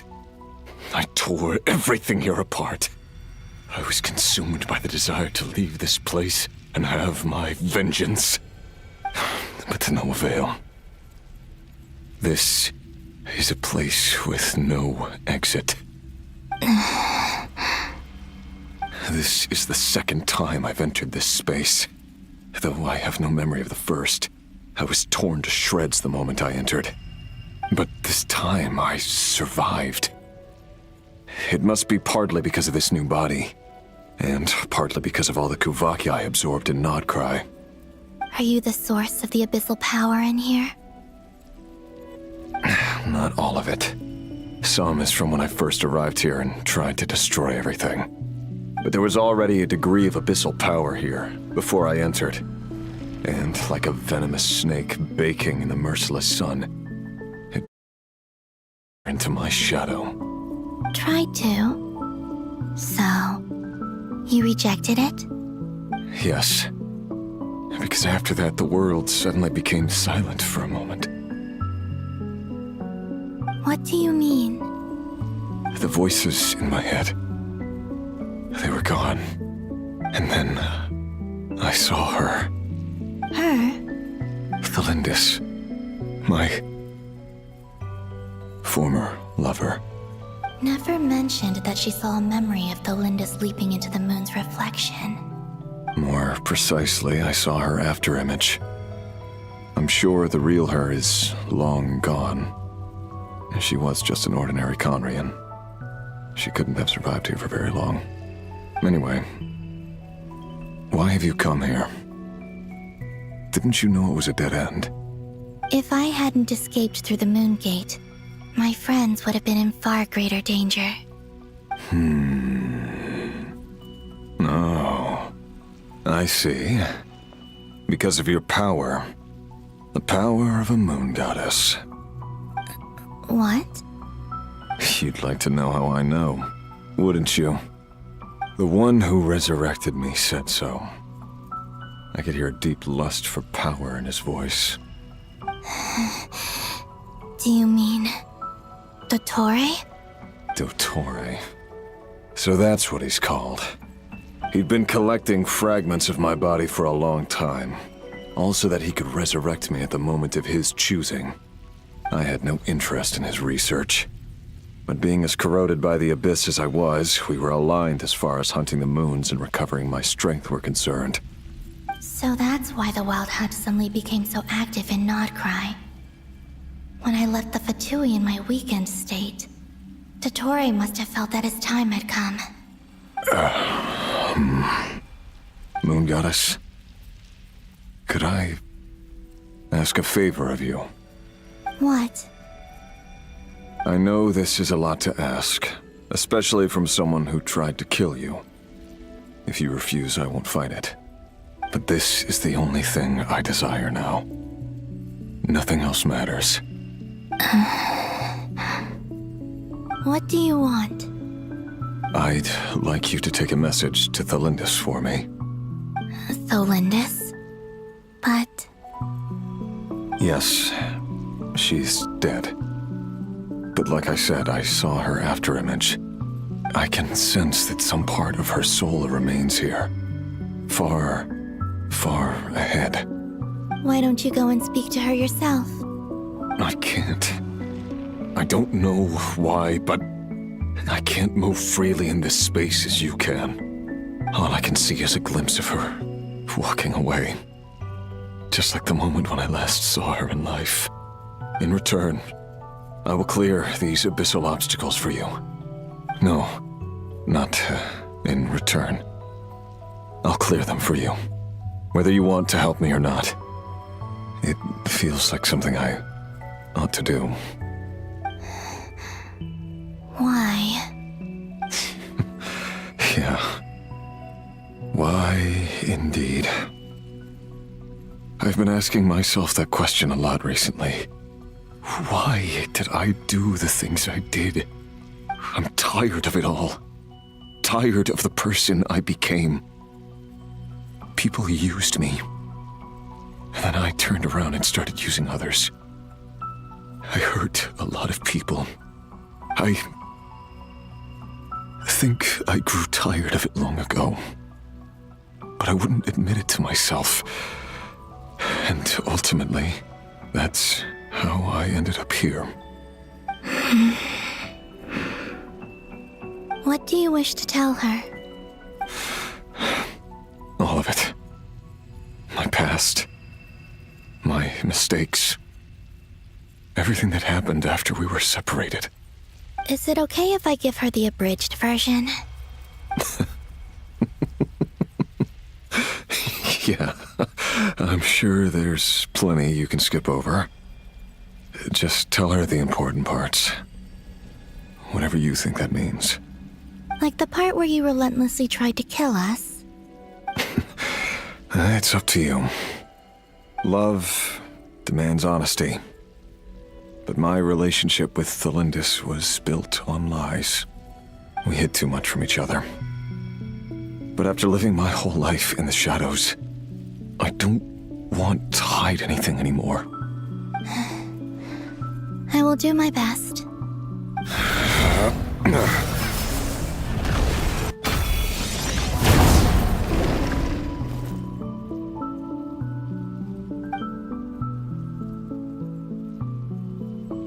There. The Abyss will no longer stand in your way. Even though Mr. Dainsleif felt he had to fight you, I think he still regarded you as a friend. Dane? He said that you betrayed him, but he also felt great remorse at never having understood what you were truly going through. Why tell me this? Because if he'd known that someone could take a message to you, I believe that's what he would have said. Thank you. It means a lot. I know this will sound strange coming from me, but don't die, Moon Goddess. I can tell that you're determined to get out of here.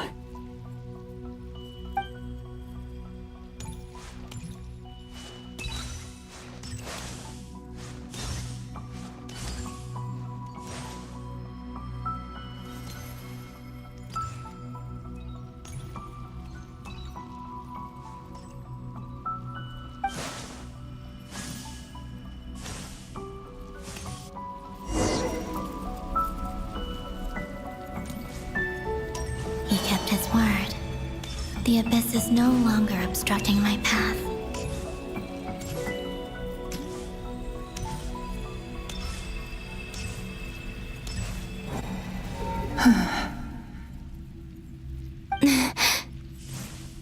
Is that the Lindis? She wasn't far off at all. And yet, they can never meet. Hello, Miss Thelindis. Who are you? How do you know my name? I've never seen anyone else here before. You can call me Columbina. I promised Rerir that I'd bring a message to you. Rerir? My Rerir? Is he well? He's doing better than he was. Better than he was, huh? Sounds like he's had a pretty rough time. Others have had a rough time on his account too. In many cases, their time ran out because of him. And I'm not just talking about the children of the Crimson Moon. So, things got worse before they got better. Could you tell me what happened, Miss Columbina? Are you sure you wish to know? Yes. This is my opportunity to learn the truth. No matter how hard it is to hear, I have to know. Courage. However, time is short. I cannot stay here for long.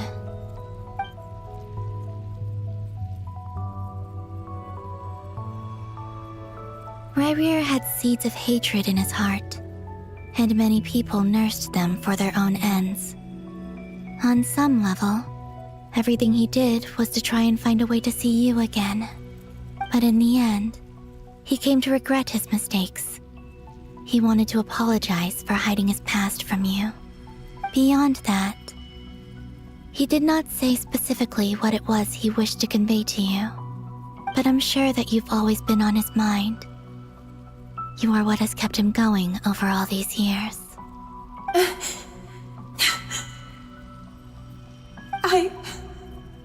I'm sorry, Miss Columbina. This is so upsetting. I'm not sure how to put my feelings into words. It's all right. I understand. Well, that's everything from me. So, I guess I'll be... Wait. One moment. Time flows backwards here.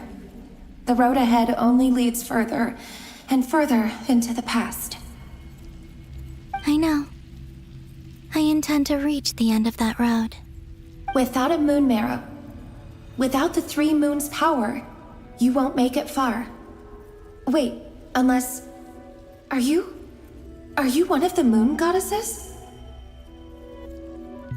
You could say that.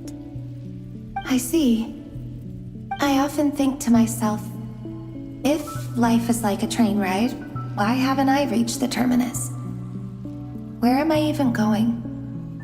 And it's not just me, it's this whole place. Wherever it is, it seems like it's existed forever. It's such a mystery. Where is it going? I must seem so ridiculous. I can't answer these basic questions, and yet I jumped right in here without hesitating, only to be torn apart the moment I entered by powerful energy currents. Only my soul remains now. Thinking back, I was suddenly overcome with fear and terror in that moment. Perhaps I too became bewitched by the abyss. I may have been the leverage it needed to control Rayrir. I used to be a researcher at the Universitas Magistrorum in Conria, researching the iridescent moon's marrow.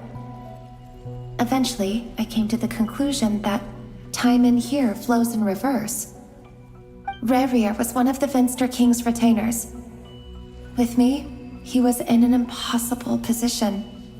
It plagued him constantly. I wanted to help him escape his lot in life. I wanted him to be happy, so I thought I'd use this place to return to the past. At the time, I thought I could just go back to the day that the Finster King first found the prince. It was only after meeting the prince that the Finster King started going too far with his research into the abyss. That was the day all of our woes began. I thought I could stop the king from ever meeting him and solve everything. I couldn't kill the Finster King himself, so I had to find another way to save Rayrir. That's why I wanted to go back, to kill the person who had brought new possibilities to our realm. I'm sure it was a futile endeavor, but the abyss probably enhances the basest human desires. So I naively hoped I could change everything. But I was simply too weak. Like a speck of dust against the whole universe. Look at me. I didn't even survive the journey here. Not physically, at least. I know I'm never getting out of here. But you're different. You can make it, and I want to help you. I owe you that much. How do you plan to help me? Have you noticed the golden energy that exists here? Based on my past research and my observations since coming here, I believe they carry you forward faster. I can share what I've learned, and help you understand the pattern in which this energy appears.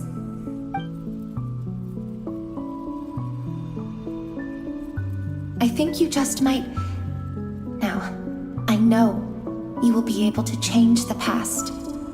Also, I've been speculating about where this space ends.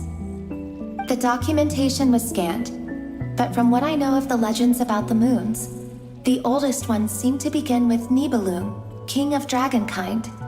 I have no way of verifying any of it by this point. But if it's true, you might be able to reach that era if you keep walking. Understood. Thank you, Miss Thelindis. I'm the one who should be thanking you. If you hadn't entered this realm of everlasting death, what use would my deductions be? Thanks to you, they have some meaning. About Rayrir, I'm so sorry. For everything. It wasn't your fault. That's not true. Because we both feared bringing trouble upon each other, neither of us ever told the truth. And that dishonesty sealed our fates. But enough about that. I wish you a safe journey.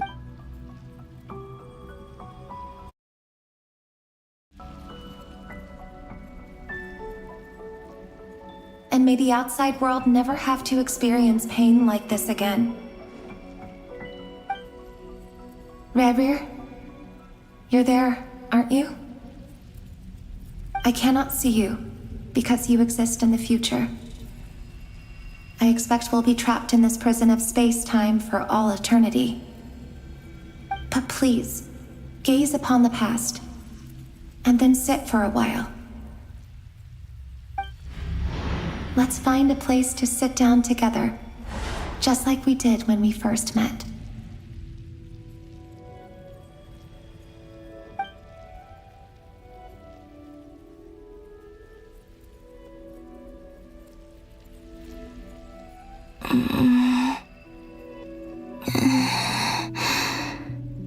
How long have I been walking? How much further till I reach the end? Is there even an end to be found? Everything's getting blurry.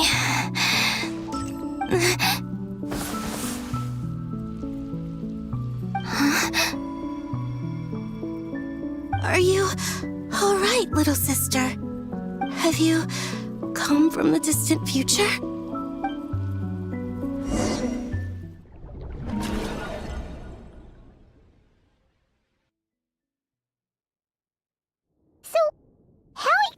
Did the moons just disappear?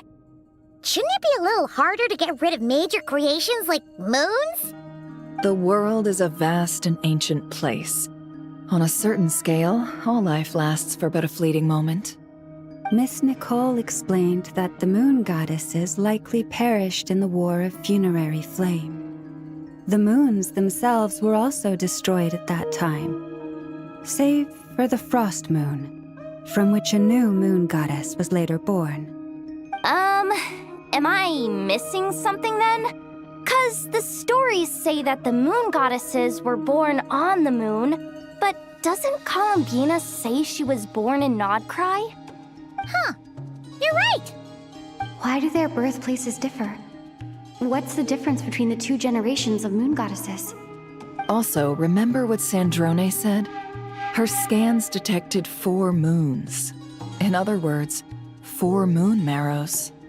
Technically, the result of the scan means that 4 moon marrows were detected and positively identified as moons in that moment.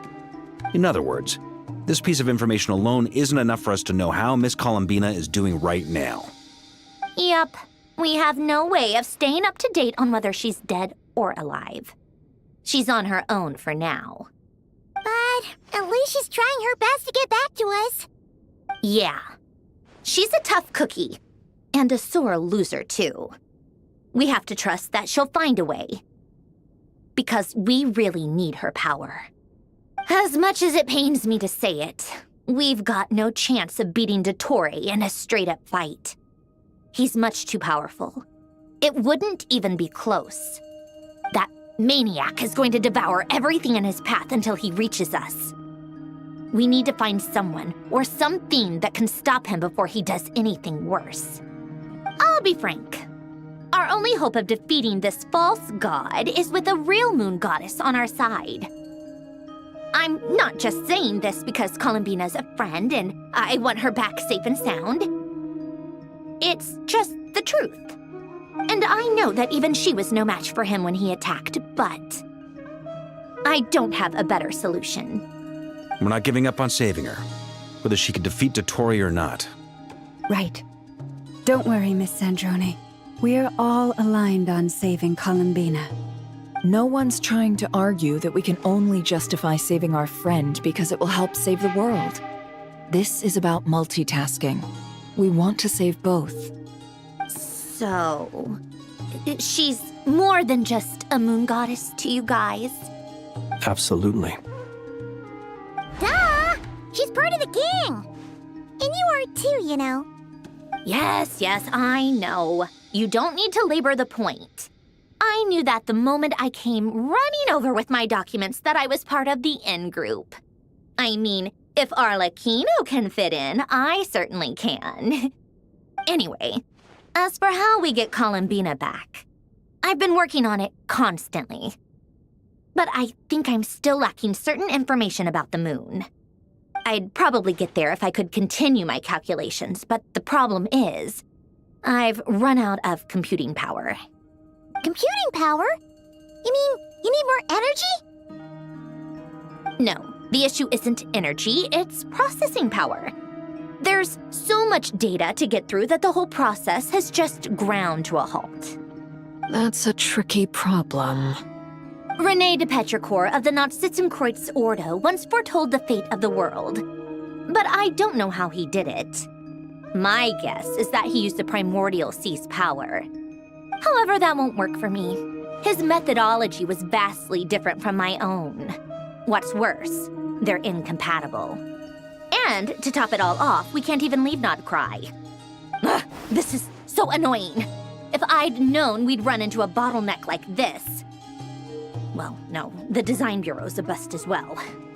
Curse that Dottore! Couldn't have made this harder for me if he tried.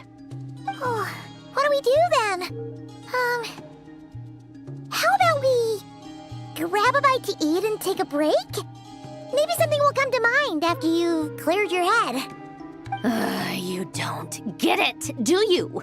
I'm trying to calculate the fate of an entire world here. And I need accurate results, not big prophecies. Where the heck am I gonna find the computing power for that? Ahem. Anyway, time to shelve the discussion on technical difficulties. Being a killjoy isn't very ladylike, after all. Either way, we've done what we can. Rest well, everyone. Remember to let us know if anything new comes up. Hawkeye? Is he hinting that we should talk outside? Let's go somewhere a little more private.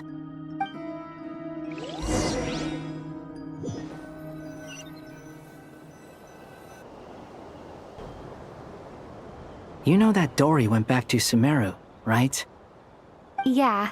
She mentioned she was planning to head back. Things aren't looking good for Nodcry. She's gone to spread the word so that Sumeru has a chance to prepare for the worst. From what I know of Dottore, there are two possible reasons why he hasn't made a move yet. One is that he's still working through some kinks in his new powers. The other is, he wants to see how we're going to react. He'll easily devour everything eventually, so I guess he's in no rush to make it happen. The first false god he made was me. Now it's his turn. Even though my records were erased from Irminsul, Dottore's ideas haven't changed one bit. He once told me that becoming a god was like turning yourself into a hungry wolf or giant serpent to devour the moon. Clearly, he began studying the moon goddess's powers long before he even tried making a god. He's always wanted to get his greedy hands on divine authority one way or another. And in the end, he devoured the moon where I failed. In the desert of Sumeru, there is a chessboard built by King Deshret, also known as Al-Ahmar. I don't know if it was a real game, or if he was just trying to challenge his servants and citizens in some way. But creating games and setting rules, gods do that as a matter of course. That's the kind of power Dottore craves. Now he has the Trilunar Authority. His power is leagues beyond the common people. I don't think there's any point in other nations rushing to the front line. They're better off focusing on defense and hoping they can fend off any threats that spill out from Nodcry. Either way, Dory will inform Lesser Lord Kusanali, and she will contact the other gods in turn. The Seven will have some recourse available. If nothing else, their protection should keep the rest of the world from descending into chaos as quickly as Nodcry has. So on the bright side, even if Nodcry is doomed, your friends in other nations won't be in any immediate peril. That's good to know. But I'm not ready to give up on Notcry yet. There's a word for people who refuse to let anything go. It's called being greedy. Maybe it sounds greedy to you, and probably naive too. But whatever you call it, that's what gives me the determination to keep fighting. Battles are fleeting, but the will to fight is a long-term commitment. Give up for even a moment, and your resolve will shatter. Why do you always feel the need to do the right thing? No one is born to be a savior. I mean, who's gonna criticize you if you fail or give up? Don't take this the wrong way, but Dottore said something similar to me. I guess the Fatui attracts people who don't believe in saviors. Not necessarily. It's less about belief for me. I just want to know how determined you really are. After all, I don't owe anything to anyone else here. Only you. You look kinda worried. If your arch-nemesis was about to achieve their ultimate goal, I think you might feel a little worried too. That's true. Dottore is about to become an omniscient, omnipotent deity. That's gotta be a bitter pill to swallow. Still, you're calmer than I expected. Obviously. I have to admit that my past self was a reckless fool who misunderstood not only the point of revenge, but how to achieve it. And as much as I want my vengeance, I know I'm not gonna get it by acting alone. If the world's taught me anything, it's to think before I act. Too bad it never taught me any other virtues, though. So, I am going to destroy Dottore, no matter what it takes. So, what's your plan? I'll get to that. First, tell me, what do you think of Sandrone? Just like Paimon said, she's a friend, part of the gang. How much do you trust her? This is a serious question. Think carefully before you answer. Although she's with the Fatui, she has her own values, and she's helped us a lot. If nothing else, she's clearly going the extra mile for Columbina. I see no reason not to trust her. If you say so. In that case, the three of us need to talk. I have some thoughts about her computing problem. It can be solved, but it will come with a cost. How much? If I can afford it, I'll cover it. Sometimes your heroism really backs me into a corner. You know that? Come on, let's go talk to her.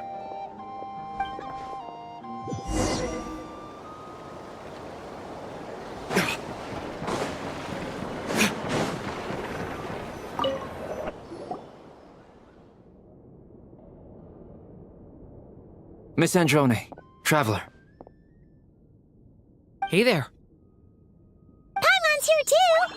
She was just helping them sort through their things. How did your chat go? That was fast. The call only just ended. Well, you said it was urgent, so we got here as quickly as we could. Albedo, I have some alchemy questions for you. I see. Looks like my knowledge proved useful after all.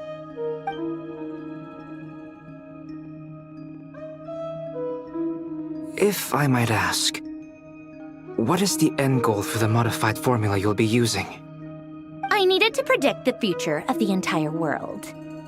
But I've run into some teething issues since trying to implement Renee's theory of the 4 Orthanths. I see. I'll have a look at it. Still, computing power is the real issue here. How do you plan to solve it? About that, it's been sorted. Oh, with the Traveler's help? Actually, you're not wrong. She found the person with the solution. Was it Hat Guy? Yeah, it was him. Wow! Go Hat Guy! Seems like all that time studying at the academia is paying off big time. But where is he? Wasn't he the one who asked Albedo and I to come here? Come with me.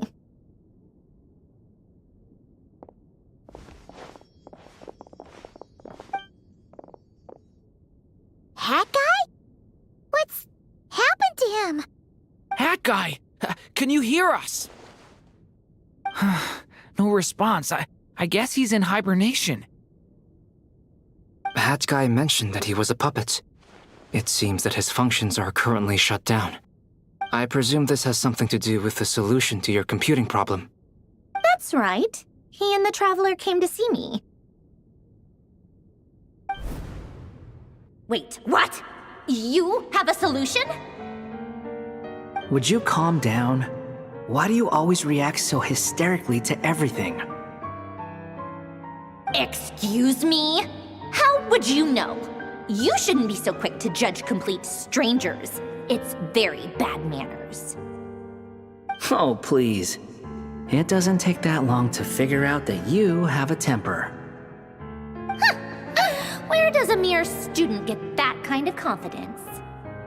I've actually published more papers than you. Not that status counts for much. Even Paimon's applied for academia admission. Huh? Are you serious? See? This is why I can't be bothered to explain myself. She recognizes no one's skills but her own. Okay, fine. I'll hear you out. So, tell me, how do you propose to solve my computing power problem?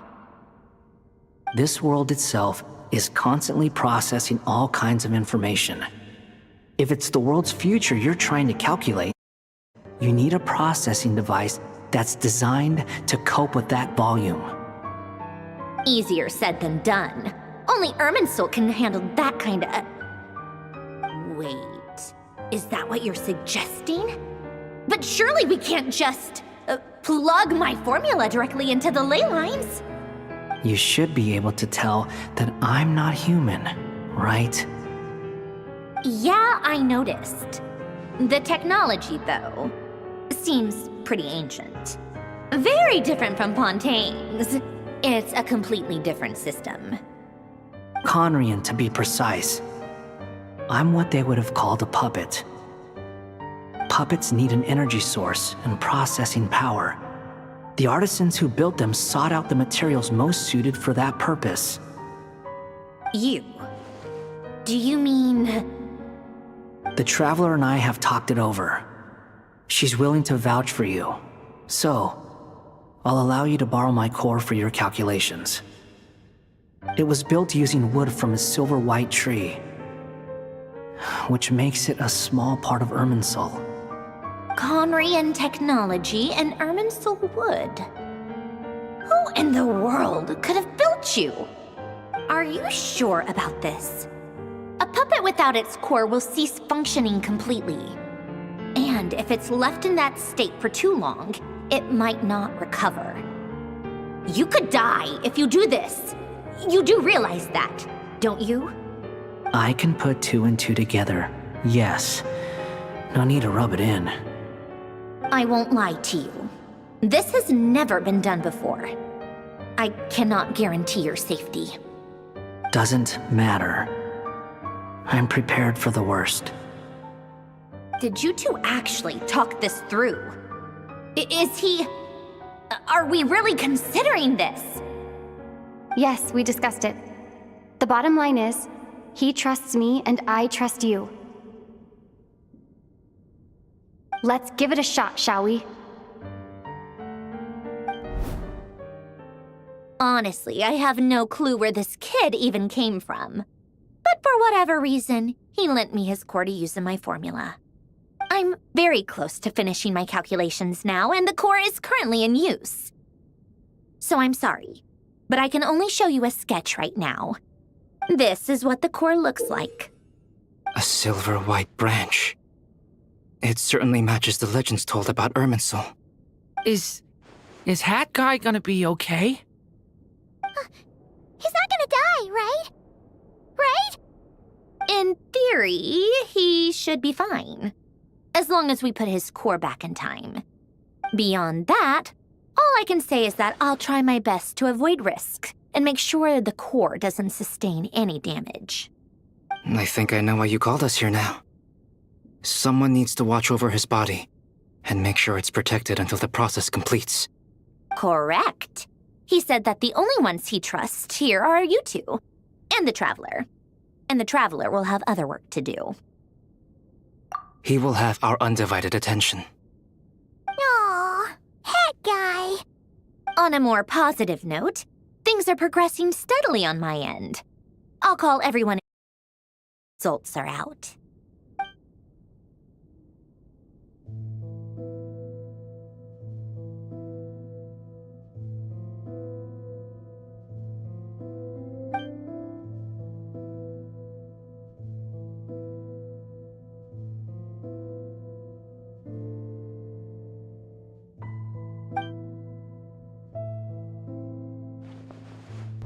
The worst case scenario with the core removal is either a system reset or a total loss of function. But I'm not afraid. A quiet death should have been my fate long ago. A core is completely different from a heart. It's like another vital organ entirely. I never believed it could be a true replacement for what I sought. But in the end, it turns out the core was more useful to me. Pretty funny when you think about it. It's like the punchline of my entire life. Do you think there's any difference between a puppet and a human? If not, then this would just be another samsara. I have already experienced both a past life and a next life. Part of me wonders whether I'm only capable of making this decision because I've become a real human. What's with that expression? Isn't this a good thing? Sanjoni will succeed, won't she? She has to. She will. We all have to persevere until this is over. That's right. And I'll protect you all until a moment of victory arrives.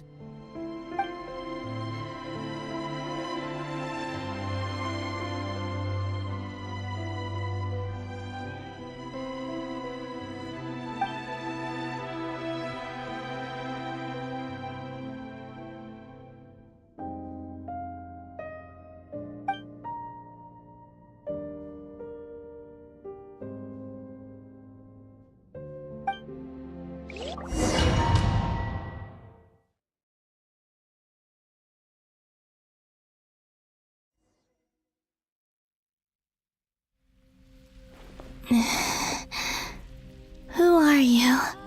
Call me Sonnet.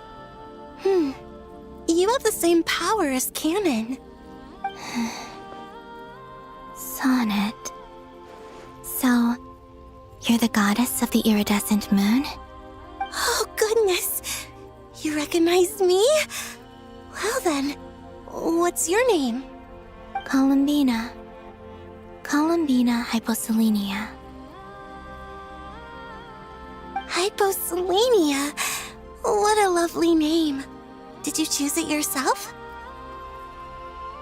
It was a joint effort between me and my friends. Friends? You mean your friends in the heavens? Huh? Oh, sorry. You must be exhausted. I apologize. Hang in there. Let me introduce you to my older sisters. Do you mean the other two moon goddesses? Arya and Canon? Wow, you sure know a lot. Hey, does that mean that our story goes on into the future? Oh, I guess that wasn't the best question to ask.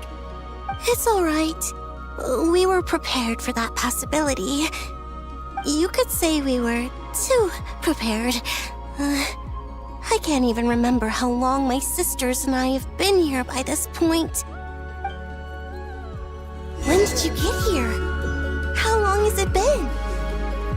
I can't say for sure, but it feels like it's been forever. I see. Are you feeling alright? You look a little unwell. I can hold out a while longer.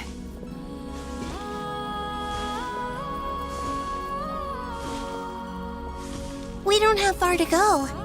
The place where my sisters and I are based is just up ahead. Don't worry, And they're both really nice. I'll introduce you.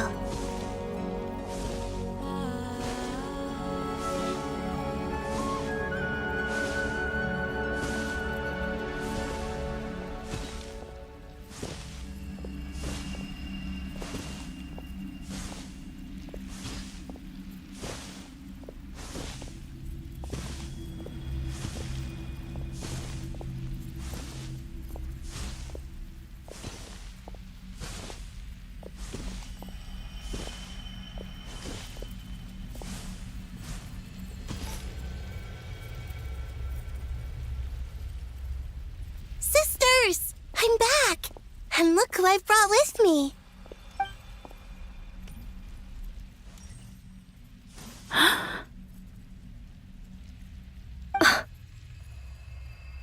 It's our lovely little sister, born in the far future. The pleasure is all mine.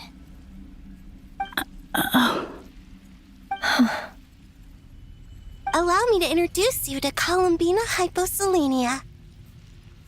This is Arya, the goddess of the eternal moon. And this is Canon, goddess of the frost moon.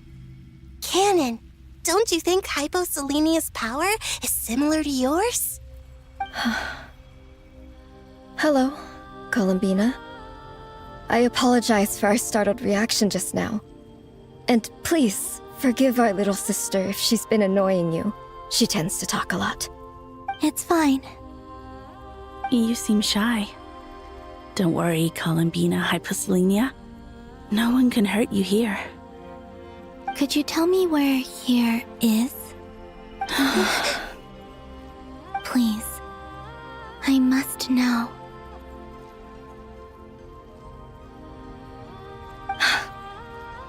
My dear sister, this is where Teyvat's original ruler, the Dragon King Nibelung, imprisoned the moon goddesses. What? You're scaring her, Canon.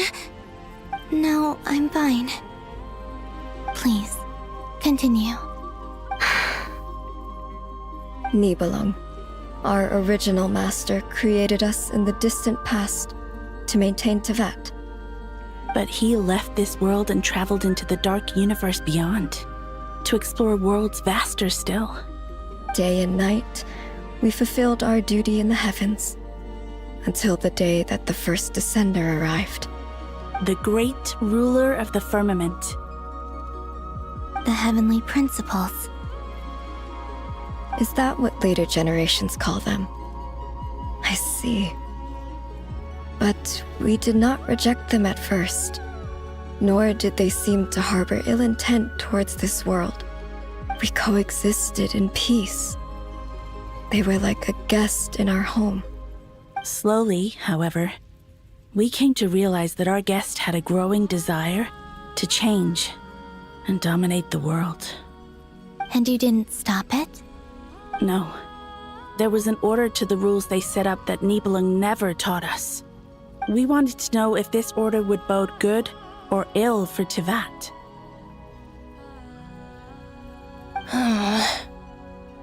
All right. Canon and I wanted to know. Sonnet was against it from the outset. Later, we discovered that this great ruler of the firmament bore an almost paranoid hostility toward the desire of certain life forms to seek power. Or perhaps they feared them.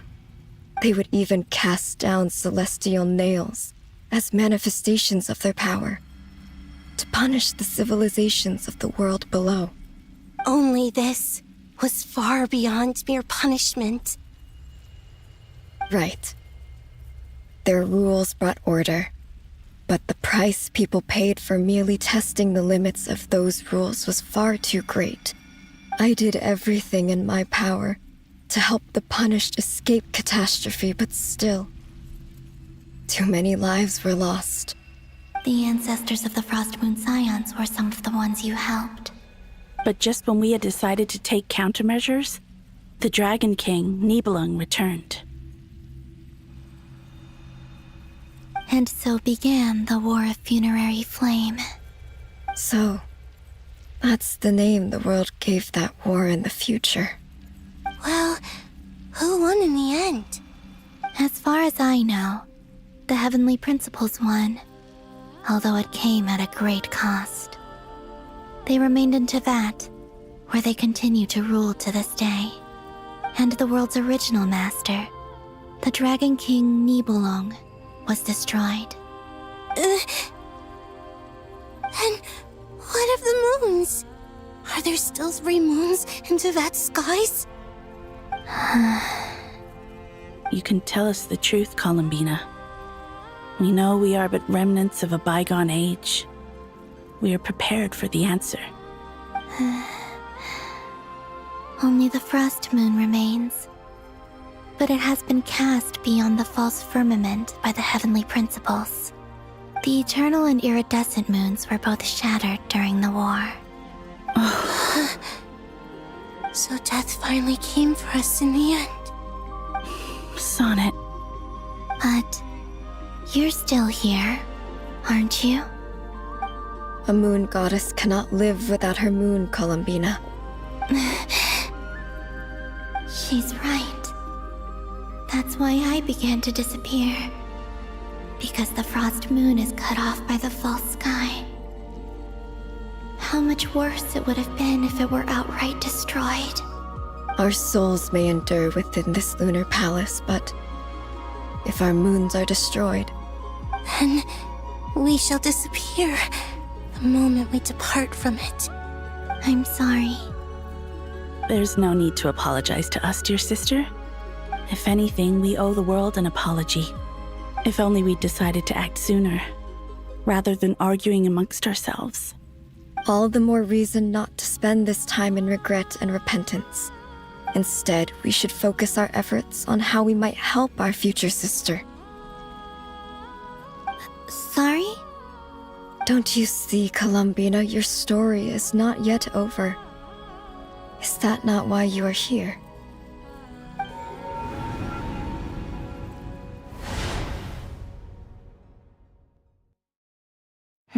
It's done. Initiate numerological array. Continue running primary process. Calculate the world's fate through extrapolation. And identify nodes of potential change.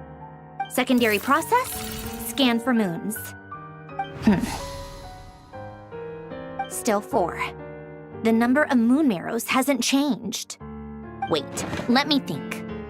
Is it possible that there's something I've been misunderstanding about the moons all along? Variables. Variables in the world. I know where potential variables within the world come from. So what about the moons?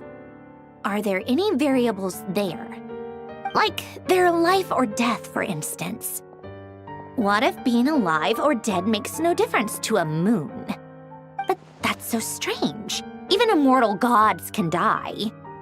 Why would the moons alone be? Wait! Wait! I've got it!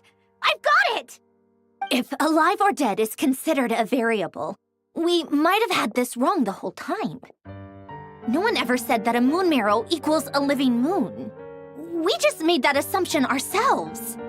Initiate secondary process. Scan again. This time filtering out interfering perimeter, moon marrow. I don't care if they're natural or artificial. Get them out of my search results! Why? It says 3 moons still exist in Teyvat, even after excluding the moon marrows. But we know for a fact that 2 of them are dead. Redo the scan. Narrow the results to living moons and real moons. No, scrap that. Narrow it down to moons that have lunar authority and remain alive. Why? Why is it still 3? What is this, Columbina? Has the world lied to us? Or are you the one pulling the wool over our eyes?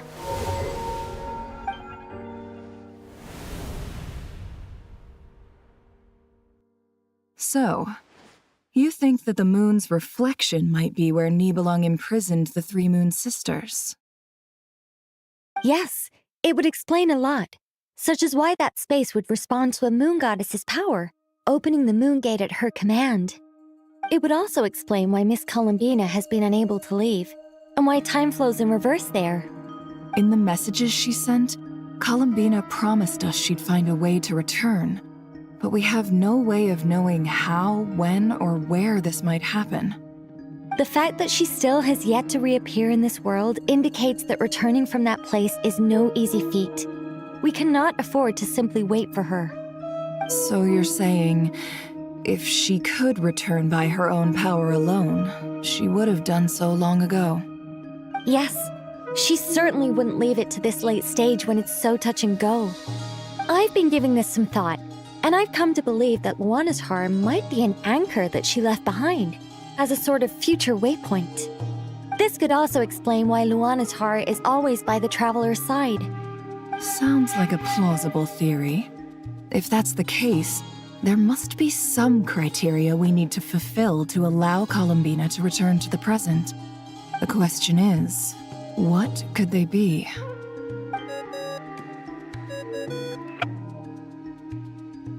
Hello?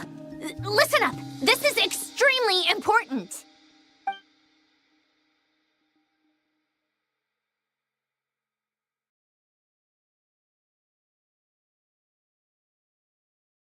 Not only is Columbina alive, but she may well exist in a form unimaginable to us. I'm still unclear on the details, but she's done something truly inconceivable in the past. And the clue to what she's done lies in the moon and Teyvat sky. Truly amazing. Oh, I'm so delighted for her. I'm sure we all feel the same. And I'm sure Columbina is ready to get back here and fight by our side. I'll keep my calculations going and try to find some way of coordinating with her.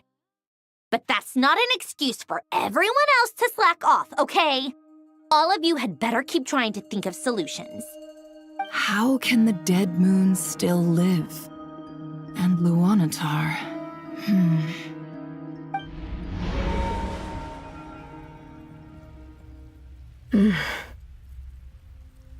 It's hard to believe that's what will happen in the distant future. Our authority is linked to the most fundamental rules of Teyvat. I suppose it's no wonder that many would covet that power. I didn't realize that when you said friends, you meant people who live down in Teyvat. That's so lovely.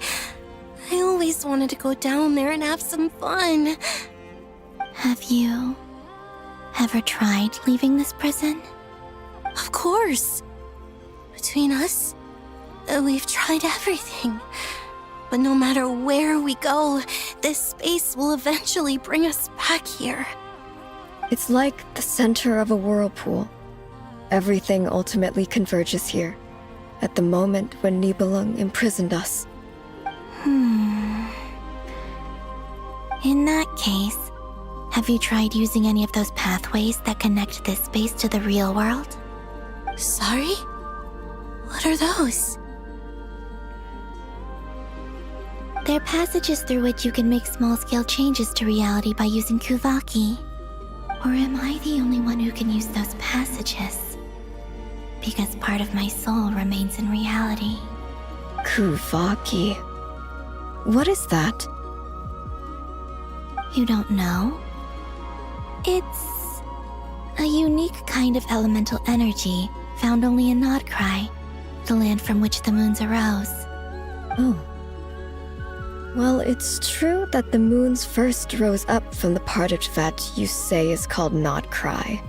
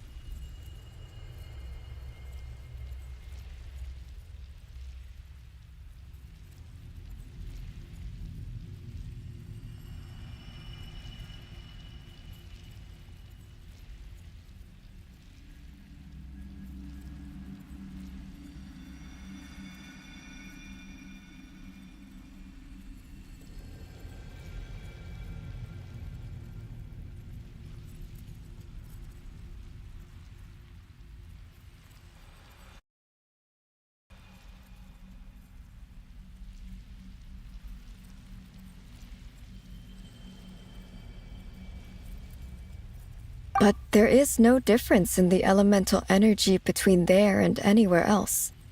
What? Could you show us some of this Kuvaki hyposelenia?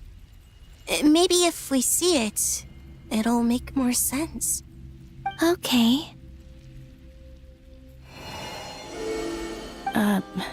Isn't that just your power? What? But it's everywhere in Nodcry. In the air, in the land. Even the creatures who live there have adapted to its influence. How curious. This Kuvaki certainly did not exist anywhere in the world before we were imprisoned. Let alone influence living creatures. So, how exactly does it affect them anyway? Can they float in the air like us? This is so strange. Why would their reality differ so much from mine? Columbina, you're looking for more than just a way out of here, aren't you? Yes. If I am to help my friends, I will need tri-lunar authority on par with that of our foe. You mean... you'll need our power? This sounds extremely risky. The Three Moons' powers are not mutually compatible. Concentrating them into one goddess would be a very painful process. And if anything goes wrong, it could tear you to pieces. I know. But I'm willing to take that risk. Even so, let's say we successfully transfer our authority to you. How will you take it outside this prison? Nibelung constructed this realm specifically to prevent us from using our powers to interfere in his war. No moon goddess can leave this place alive. What if I don't leave alive?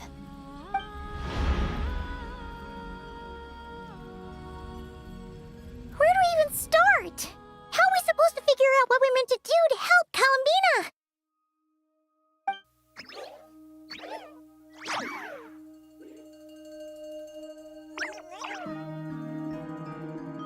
Columbina, what do you need from us?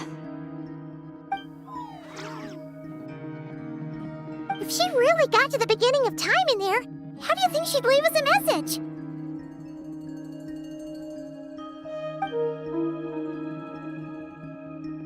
You don't think she'd write it down on a stone tablet somewhere in the hopes that we'd find it, do you? Seems unlikely. Columbina may not talk a lot, but she thinks deeply about issues like this. Let's review what we know. This is the Columbina who fought alongside us against the Reikir of Solnari, and with whom we celebrated Moon Prayer Night. She knows our personalities, our ways of doing things, even our unique strengths and abilities. So, if she wanted to tell us something from a long, long time ago, what would she do? Oh.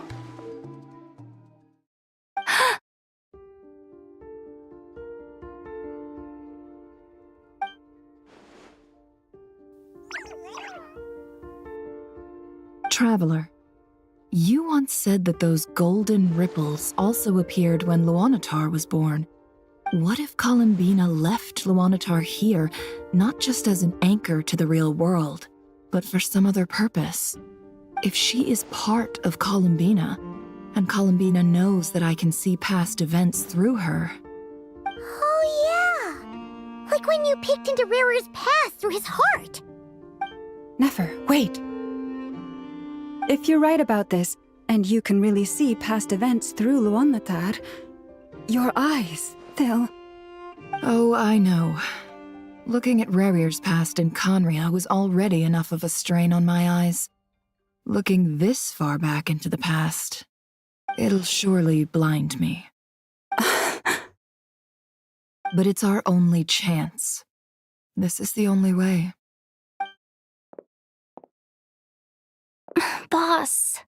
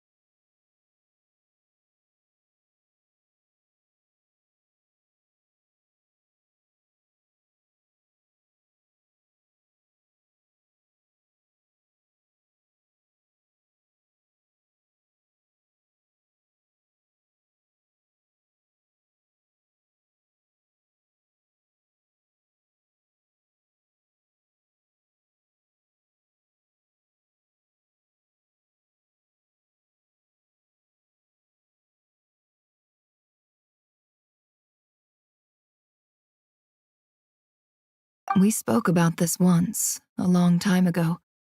Do you remember what I said, Yehoda? The day I lose my sight, the Curatorium of Secrets will be yours to run. But...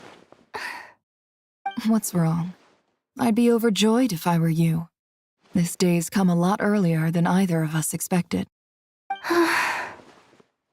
I need to know you'll honor our agreement, Yehoda. Promise me. Yes, Boss Neff. I promise. Are you sure you don't want some time to think this through? What is there to think through? I should have gone blind after our battle with Rerir. Frankly, it's almost criminal that I got away with it for this long. Then at least let me take some precautions on your behalf. And if you really do lose your sight, I'll visit your office every day and make sure you're well looked after. Oh, please, anything but that. I was actually ready to go through with this. Are you trying to scare me into backing out? As if I could ever scare you. I'll assume you're just joking to calm your nerves. All right, enough chit-chat. Let's do this.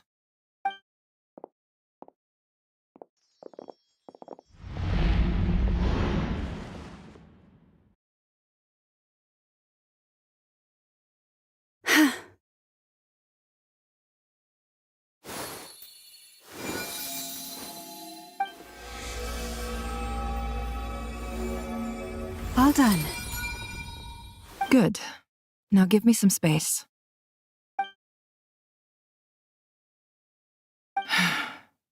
Come on then, little one. Show me what happened in the past.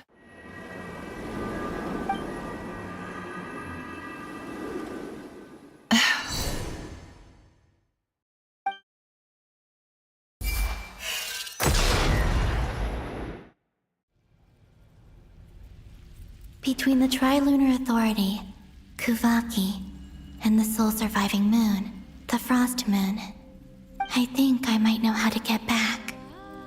But I will need my sister's help.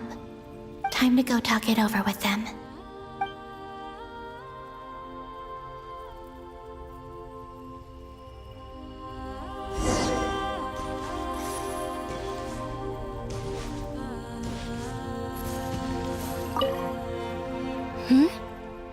Have you decided what to do? I hope it's not too dangerous. Scared me when you said that thing about not leaving here alive. Come on, let's go find the other two.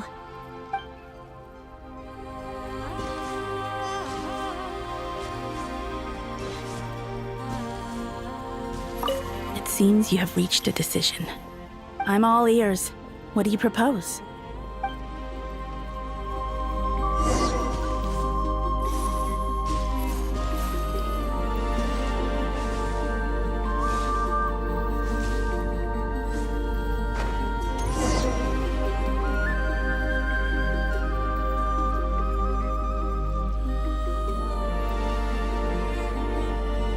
Have you figured it out, Columbina?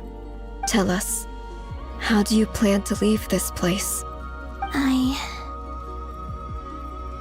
intend to die here, in this moment, and then be reborn in the future with the help of my friends. What? What are you saying? How can the dead be reborn? And how will you inform these future friends of your plans? You can't exactly leave oracles. Nothing can escape this place. Not a single ray of moonlight. And even if you found a way, what if they never find the message you left for them? You'll... No, that won't happen. Come again? They will find my message. I'm sure of it. I'm not following. How exactly will you achieve this? It's quite simple, really. First, I will leave my soul here.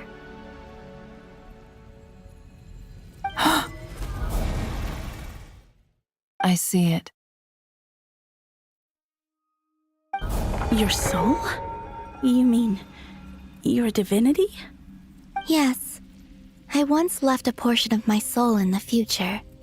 One so small that this prison barely noticed anything.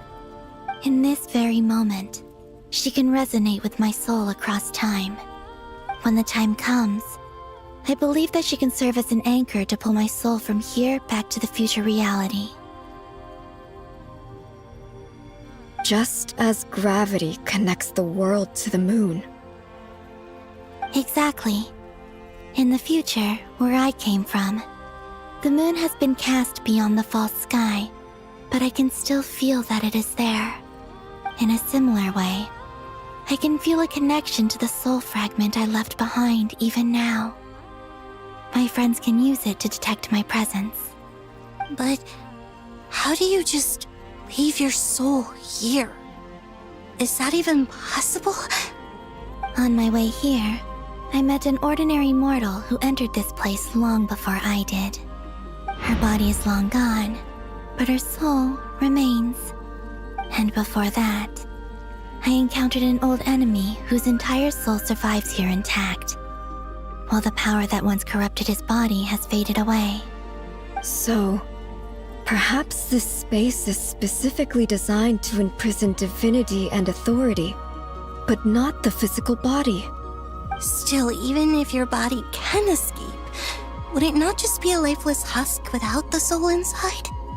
Wait, is that what you meant when you said you wouldn't leave alive?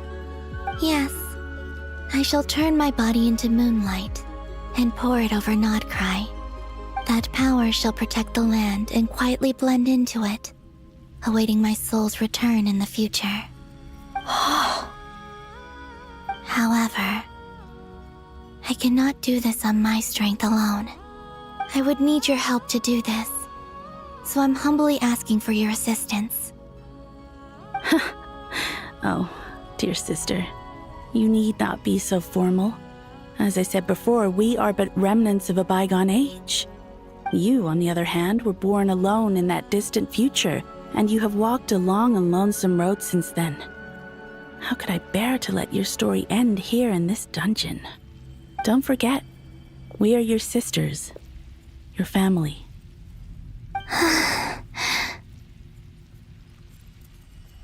Arya's right. Actually, I've always wanted a little sister. Can you imagine how it's been for me?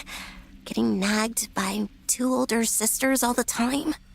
Now, I finally get to be the big sis. And not just that, but I get to help you return to your world, too. How could I say no to that? Sonnet. Canon?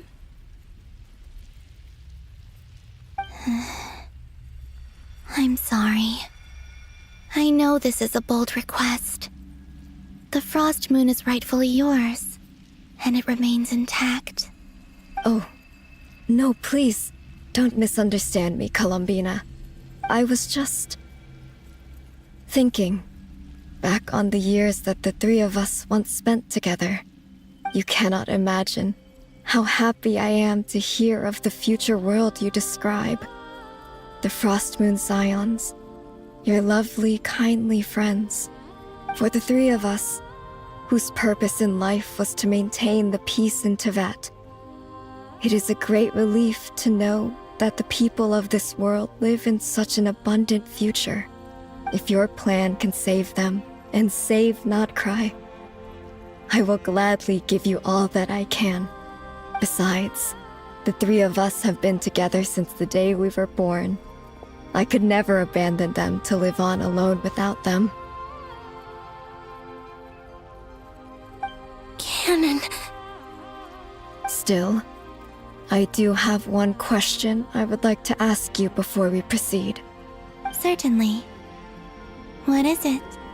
Why do you cover your eyes?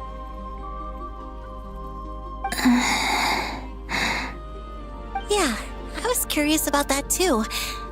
But it seemed personal, so I didn't want to intrude.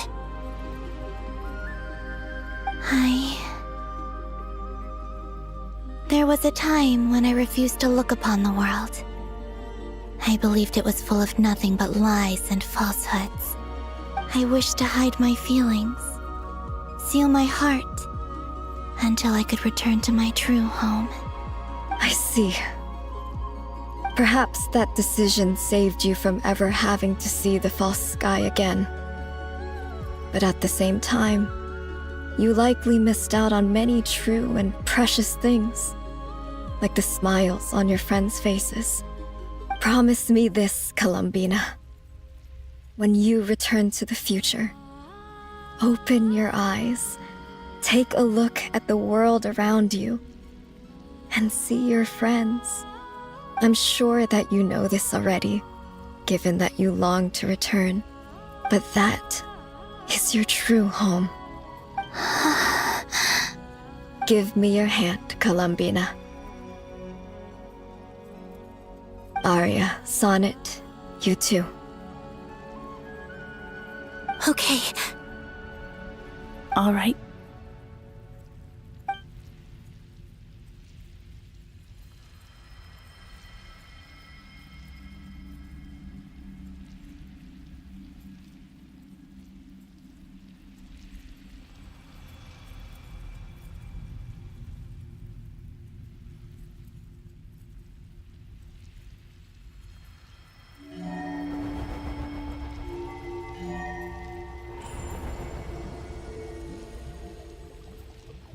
We once were the song sung for eternity, but now it is you who must continue to sing. We once were the tides in the great river of time, but now we subside, and you arise. We were the messengers of madness and inspiration.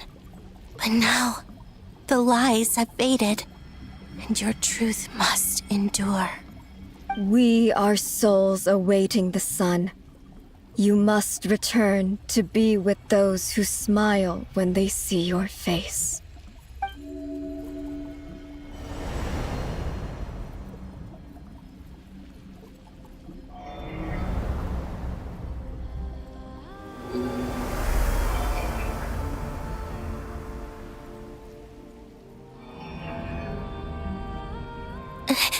Is it done? Yes. We have transferred the authority over all 3 moons to Columbina Hyposelenia. From this moment on, she is the Tri-Lune Goddess, the one and only moon goddess of this world.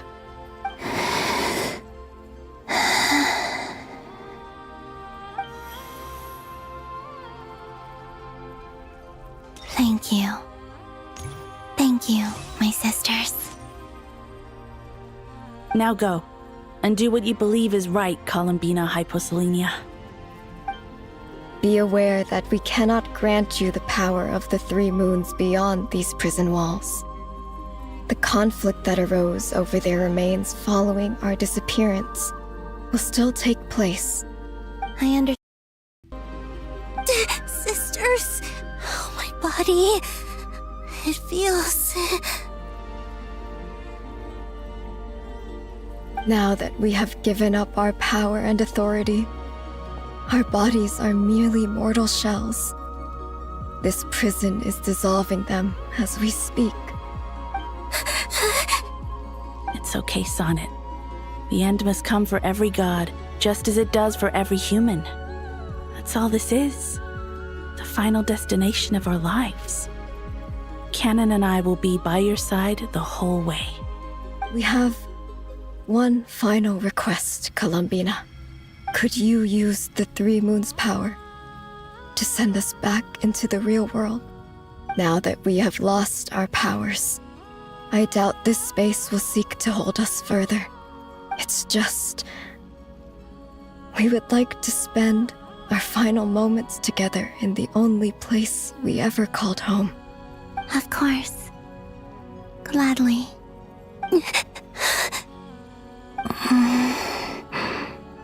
Sonnet? Yes? Don't... I wish I could tell her not to give in to the abyss. Not to be afraid. this really what I should say at this moment? Don't forget, I'm so glad to have a big sister like you.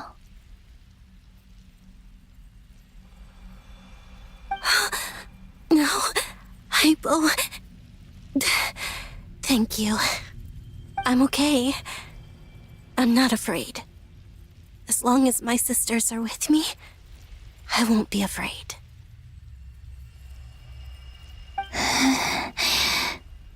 It looks like this is goodbye, sisters.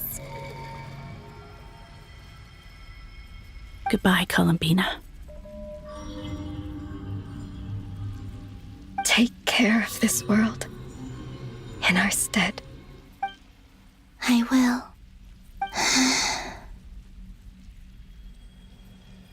And now, it's time for me to bid farewell to my body, too. May it become the moonlight that keeps Nodcry company through the long years ahead. So this is why Nodcry was not always home to Kuvaki. It only appeared after I poured my body out upon this land, and only this land. Kuvaki responds to me because it is me, my body, answering the call of my soul. And the golden energy I've encountered on my way here was, in fact, that very soul, which I am about to leave here to guide me. O power Trilune, eternal moonlight. I, Columbina Hyposelenia, lay aside my body. Let it be cast into the dark night to illuminate the future. May it be a companion to all who dwell beneath the moon.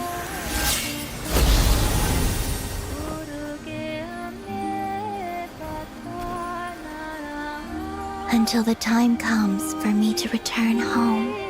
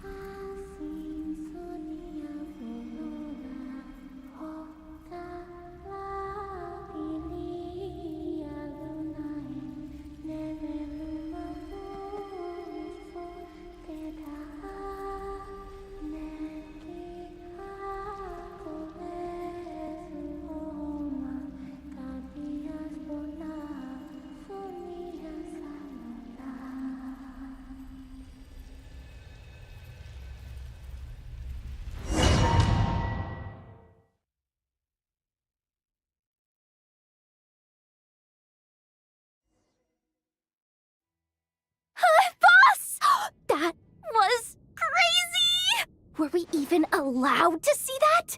Is anyone? Oh, can you still see? How many fingers am I holding up? I see 2 fingers, and a look of sheer terror on your face. Truly astounding, Miss Nefer.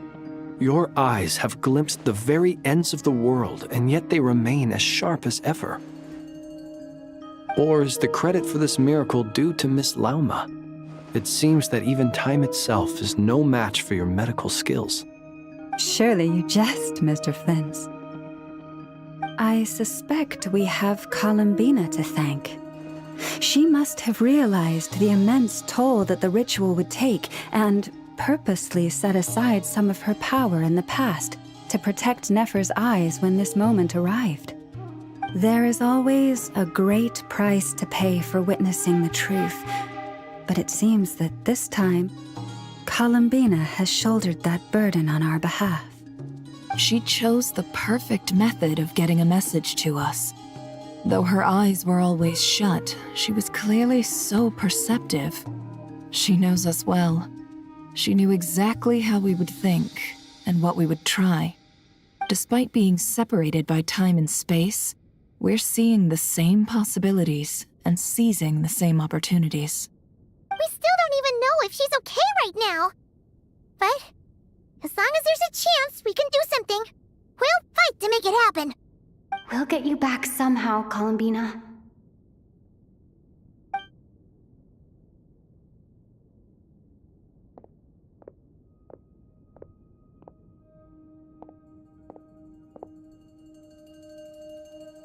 Well, based on the information we now have, let's figure out our next moves.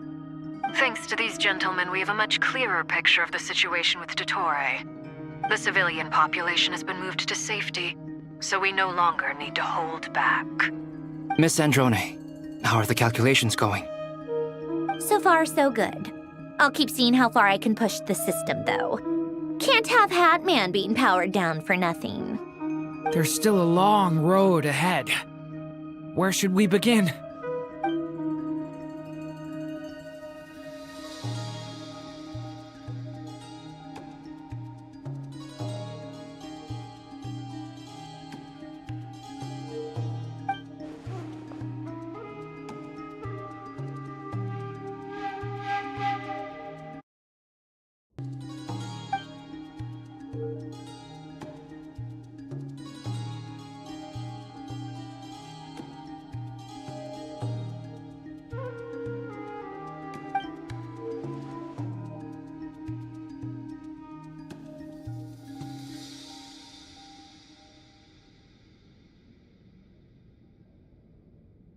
Our plan is clear.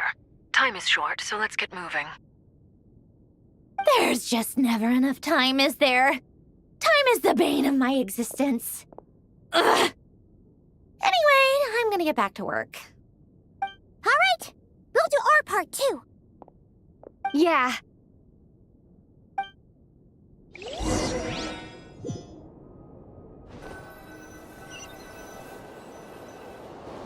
Albedo's theory says that elemental energy can dilute the light realm's power, but I'm no expert in building elemental defenses. Sounds like something out of the advanced elemental theory section of the library. Whew.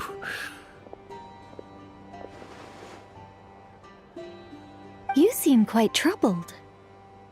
Well, yeah. I mean, who doesn't get a little flustered when they're completely out of their depth? You were the very picture of confidence back when you approached the Hexen Circle. Yeah, I could have been faking it through that whole meeting for all you know. Who's to say I'm not just a ball of nerves in a charming and gregarious package? Oh gosh, really? I'm so sorry, I had no idea. Well, you're all the braver for it. Still, I was much more in my comfort zone than I am here. At least in Mondstadt, you can cry for help from a cliff top and actually stand a chance of summoning Barbados himself. Things have never looked bleaker than they do now. If we don't pull this off, Teyvat's doomed, isn't it? Oh, you think so? Actually, yes. Yes, it probably is. It's a shame. Don't put too much pressure on yourself. Teyvat has faced annihilation many times in the past, but it also gave us you, didn't it? Hey, don't give me that. It's not like I'm anyone special. I disagree. Every human born in this world is special. We angels have always believed that. In that case, this humble human being has a big favor to ask of you. I thought you might say that. I'm sure Alice, in her great wisdom, sent you here precisely to help us in this difficult time, yes? Well, that has less to do with her wisdom and more to do with my power. Of course, of course. Well, the thing is, these elemental defenses we're about to build, I don't think it's a question of if they'll fail, but when. Durin's findings from his patrols make it clear that Dottore is constantly expanding his territory. First it was his lab, then the design bureau, and now this. It's not realistic to completely stop him encroaching on the rest of Nagcry. Rather, our goal should be to stall him for as long as possible. If Miss Androne's calculations are correct, well, they're the closest thing to certainty we have in this situation, so let's assume they are. Anyway, Her calculations suggest that our best hope for victory lies in Miss Columbina's return. It's up to us to slow Dotori's advance and buy time for her to make a return. Are you asking me to help you with building the defenses? No. I'd like you to prepare for what comes next. When he eventually reaches us, we will have to fight him. You were an angel once and a mage now. I'm asking you to lend us your protection. Oh. Can I take it that you're triggering the terms you fought for during our three-way talks? Well, technically those terms were about protecting Mondstadt. But if you're happy to agree to the change in location, then yes, let's do that. You're cashing in on this much sooner than I'd imagined. Well, yeah. The way things are going, I might not get another chance. Very well. The mages have heard the knight's plea, and we will respond. To tell the truth, Alice and I had already discussed how we might help you all, so I didn't come empty-handed. I always like to be prepared.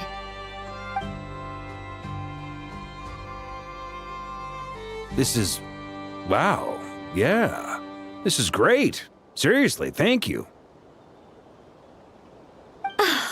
It's been many long years since I had a chance to dazzle humanity with a little divine intervention. To humbly serve as a reliable and responsible guide. Anyway, Knight of Boreas, please accept this gift in recognition of your great virtue. Go now. May the angel's blessing deliver you safely to your destination.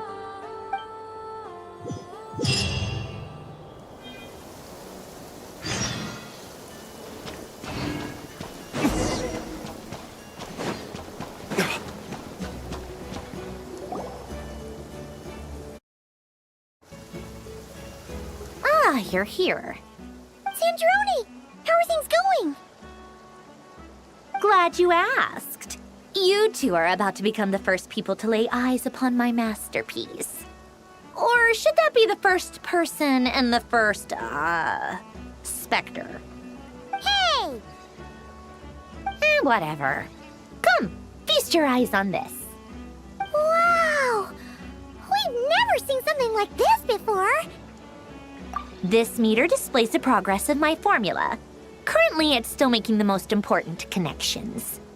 Once it's finished running, I'll deliver it right to your side. And then, we can finally bring Columbina back. What do you mean, deliver it? Can't you just tell us over the Dodo communication device?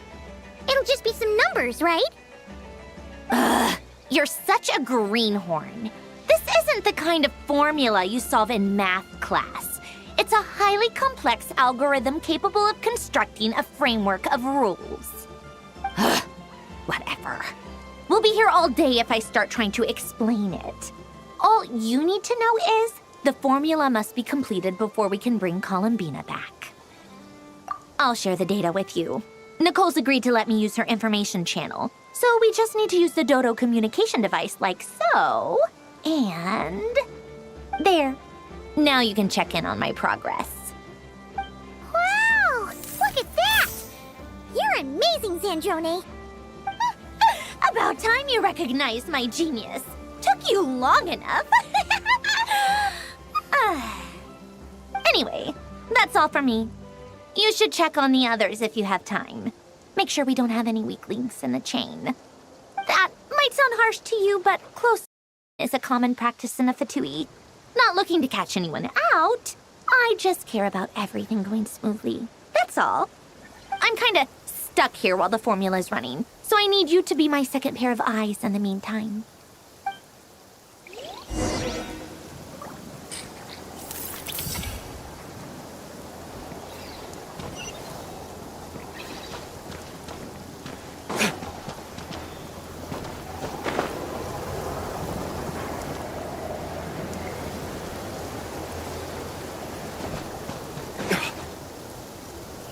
Yes, Miss Moonchanter? What are you staring at? You always address me in the strangest ways. Lady Moonchanter one minute, Miss Moonchanter the next. Yes, and? Are either of those incorrect? Not as such. It's just that I simply call you Nefer nowadays. Uh-huh. That's my name.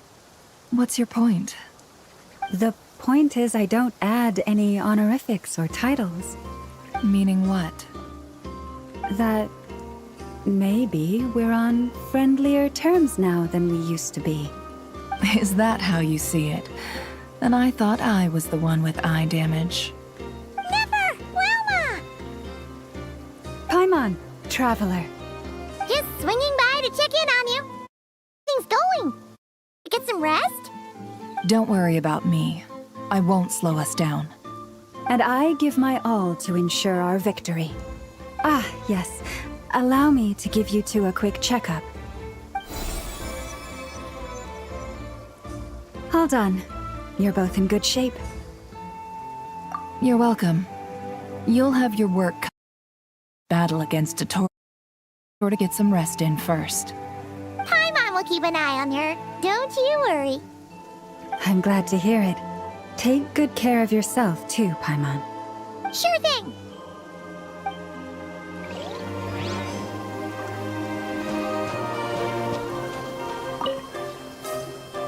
Traveler, Paimon, a pleasure to see you both. Friends! How's everything coming along? Fairly well, if I do say so myself. Personally, I am ready to confront Dottore head-on. Ooh, you sound much more serious than usual. To be honest, I am not usually fond of exercising my full strength. For one thing, it's hardly conducive to maintaining a low profile. Besides, I believe one should have the right to choose when to show their hand. I am conserving my strength until the moment of battle is upon us. Anything to boost our chances of victory. Seeing you get into the zone like this really puts Paimon at ease. Huh, Traveler? I consider it an honor to have your trust. Rest well. I look forward to seeing you both in your element during the battle.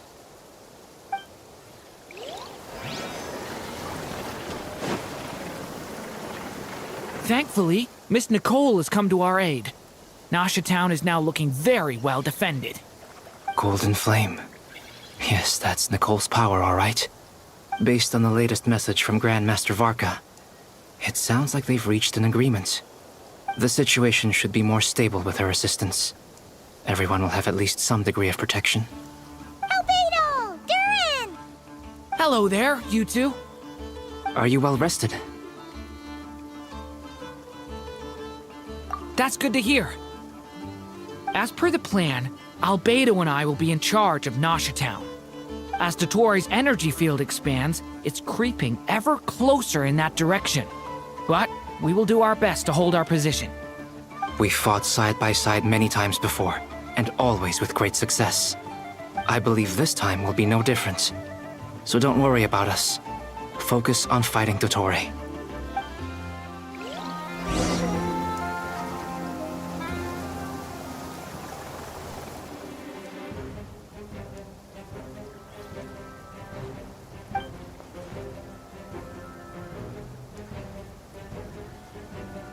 Here they come.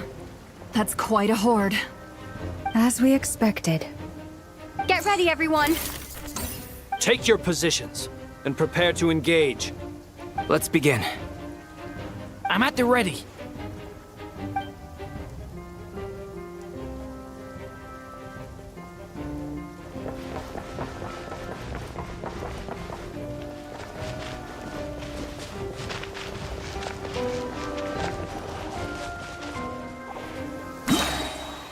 What a waste of time! Your skull!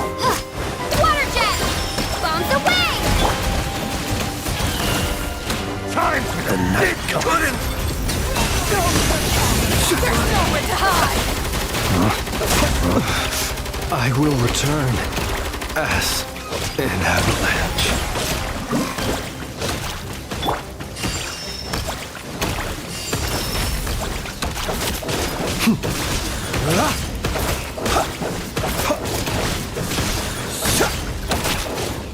Did it take too Another one? Fine.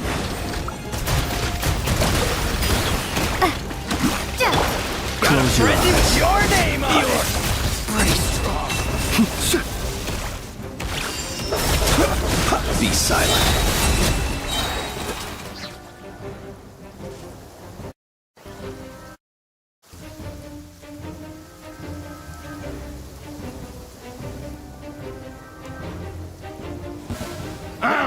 It's your skull!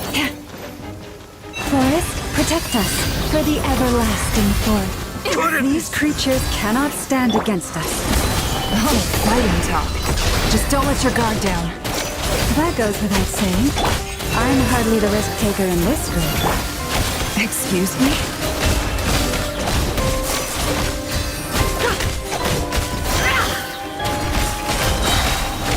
Can't hide the truth.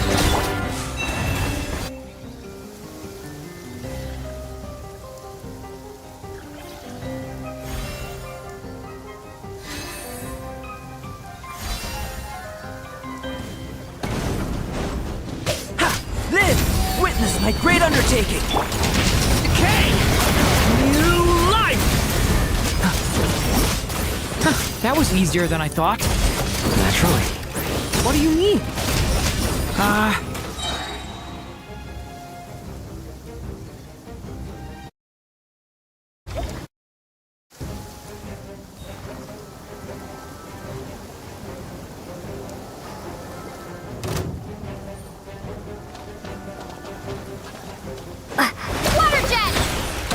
By the frost moon of old, you poor lost lamb.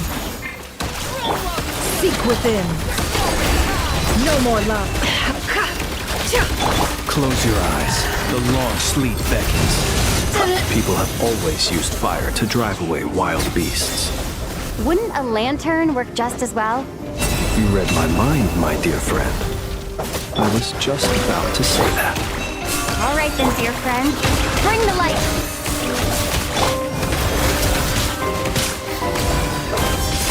Fear the dark.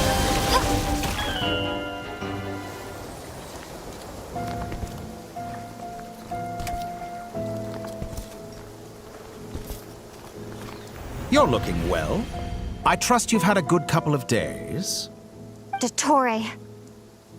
It's actually a good thing, in my view. If the subjects of my experiment were to die prematurely, it would throw quite a wrench in the works. And so, I must thank you all for your resilience. We are no longer on the same level, but you are nonetheless worthy of my respect. A creator god should be merciful and gracious after all. And in any case, it is only right that before I end your lives, the world is informed of the arrival of their new god.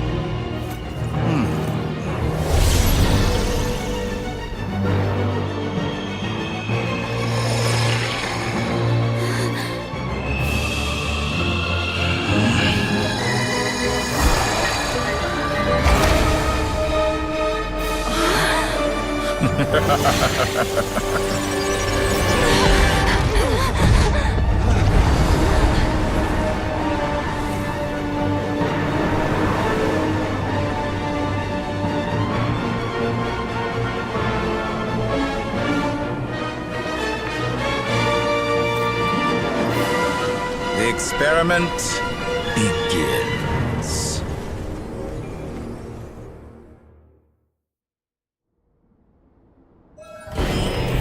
With the marrow of the three moons in my hand, behold the false moons fall!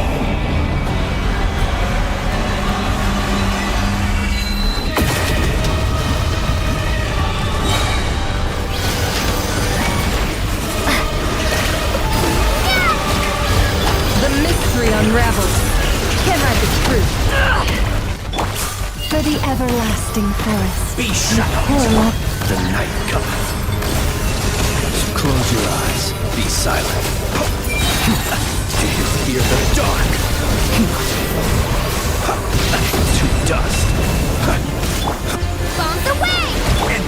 within. No more lies. Good. Keep it up. I'm still collecting Fly the frostmoon of old. Close your eyes. To dust. Did you honestly think that would hit me? Night falls. Be silenced. Like an ant in my palm. Oh. I've been moved inside another space. It's sealed off. Looking at the structure of it, it seems like the Torre intends to trap us here. There's no exit. Our endurance is about to be put to the test.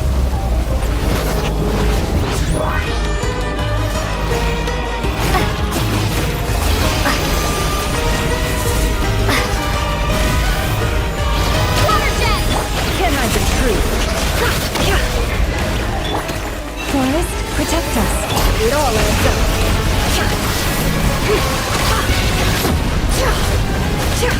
No more lies. Excellent. You barely managed to... Lush as the moon. Reverse.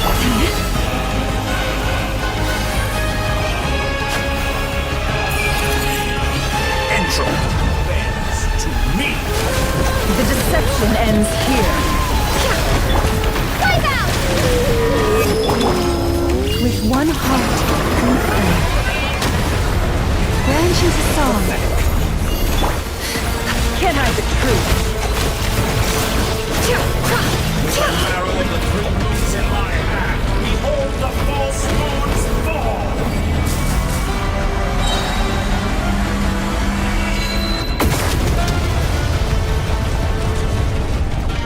You cannot face me. No more lies. Tell me, where will you try scurrying off to next? Looks like Dottore has opted for a divide and conquer strategy. But we will not allow him to triumph. Now, I shall pray for our victory.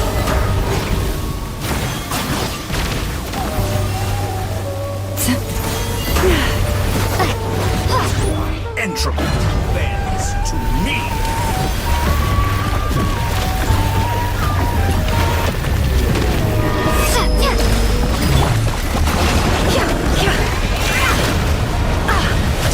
Did you honestly think that would hit me?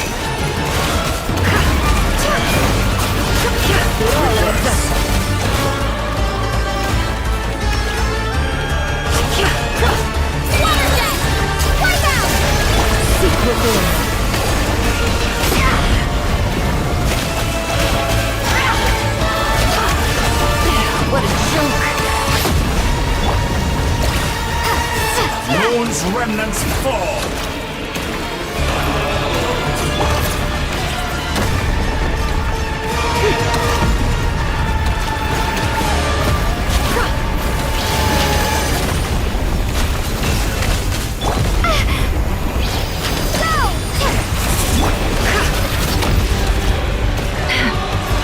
Can't hide the truth. Be annihilated, that which cannot stand against me. What's this supposed to be? A knockoff version of the space colony that trapped him? There really is no way out. We'll see about that, Dottore.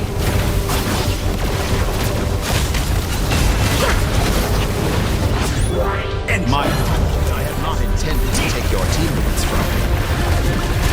You have a choice. Dodge that. Obey, and I will release them. An excellent deal at the last minute. Won't you consider pathetic?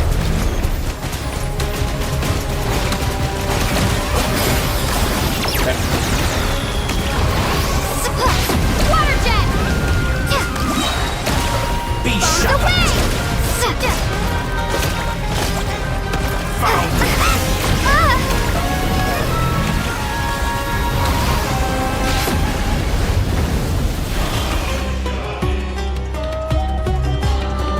I'm aware you've been working on some little tricks to surprise me with, but it appears that none of them have come true. My guess would be that you're trying to bring Columbina back. But then, where is Sandrone? Or are you trying to buy time for her? I always found their friendship to be a curious phenomenon. Two highly congruent personalities, and yet they share a deep connection. Speaking of Columbina, I once saw her as like a younger sister. We got along quite amicably while she was with the Fatui. But then one day she suddenly decided she would refuse to take part in any further experiments. To this day, I truly don't understand what I could have done to upset her so much. It's such a pity. I could have had a sister, a family. But alas, she grew to dislike me. You're not fit to be family to her. That I can't deny. So many people, all obsessed with playing out the same tired old dramas. This world is rotten to the core. And then there's you. You had every opportunity to reach the right conclusion. The thought of killing you off like this? But I maintain that I approached you in good faith, so I will offer you another chance. Will you work with me? You have until I count to 10 to make your choice. 1, 2, 3. Not in a million years.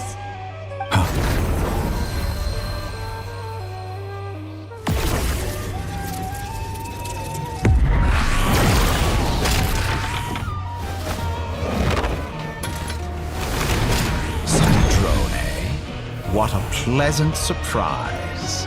I didn't think you'd join us all the way up here. You're as sick and twisted as ever.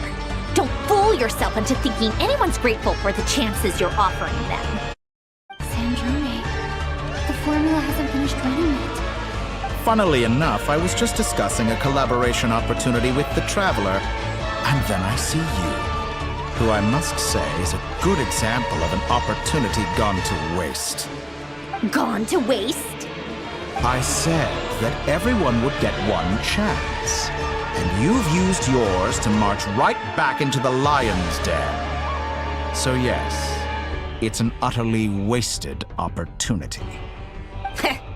And what makes you think I believe a word that comes out of your mouth? I was planning on disposing of your little formula after wrapping up more urgent business here. But since you've taken the trouble of serving it to me on a silver platter, I can simply bring it forward in the schedule.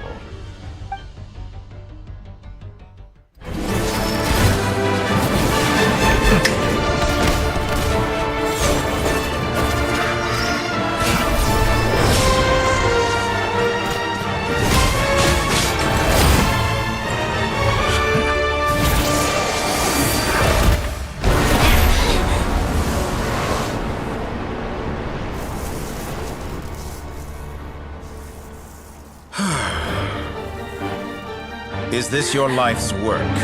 This piece of trash?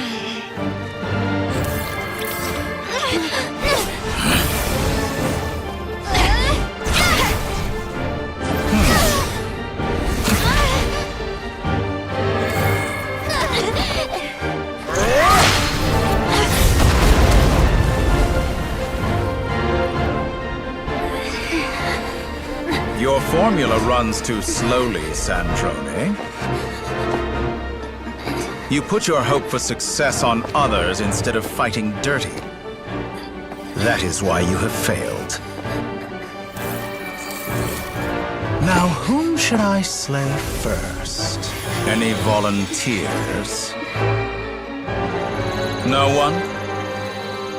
How nice of you to leave the decision to me.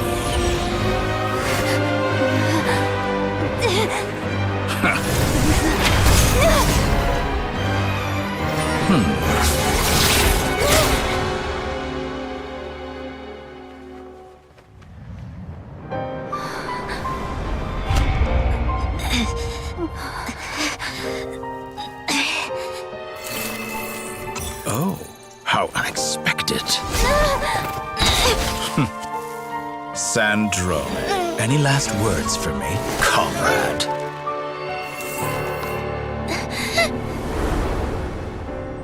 Is there anything you wish for? Not really. But I've always known what I don't want. Go to hell, Dottore.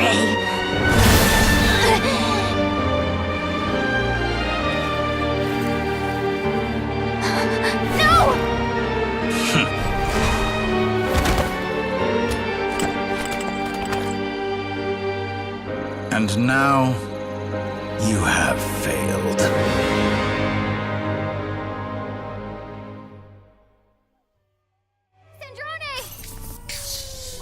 Now you see how fragile mechanical contraptions are. Just a gentle tap, and they fall to pieces.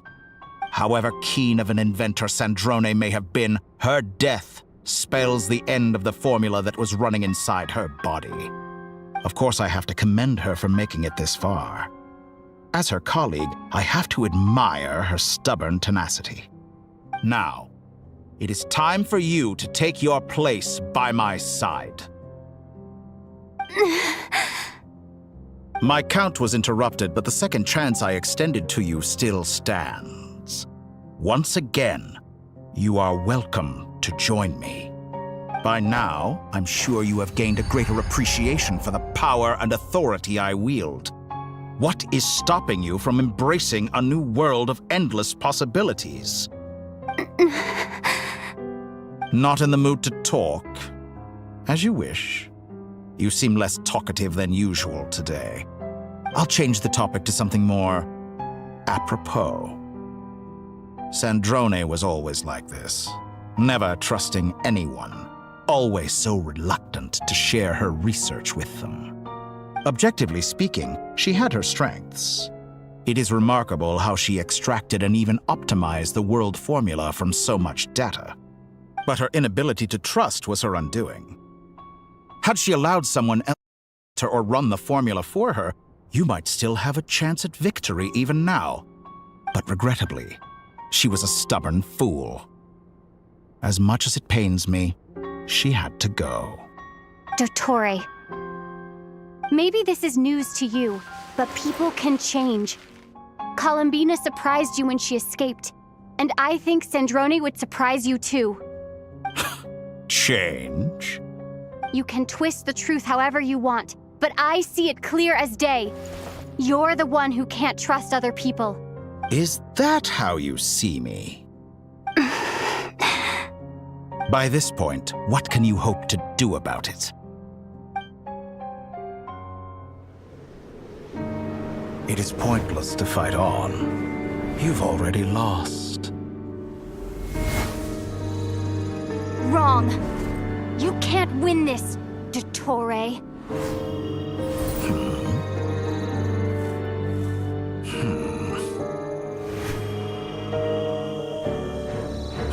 What?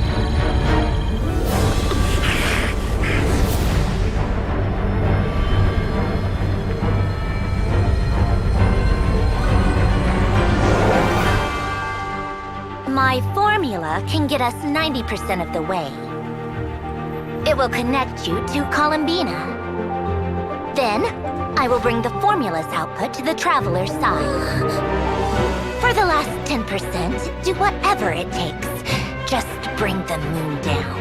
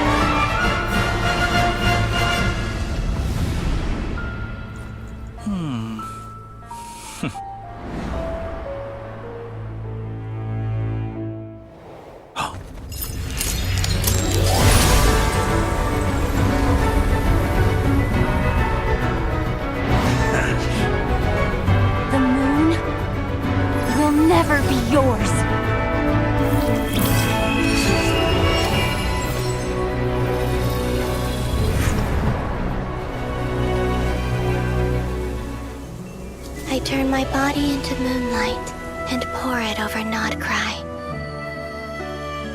My soul, I leave here to inform my future friends. Lastly, I will hide the Trilune Authority within the Frost Moon. And when my body, soul, and authority are reunited, finally...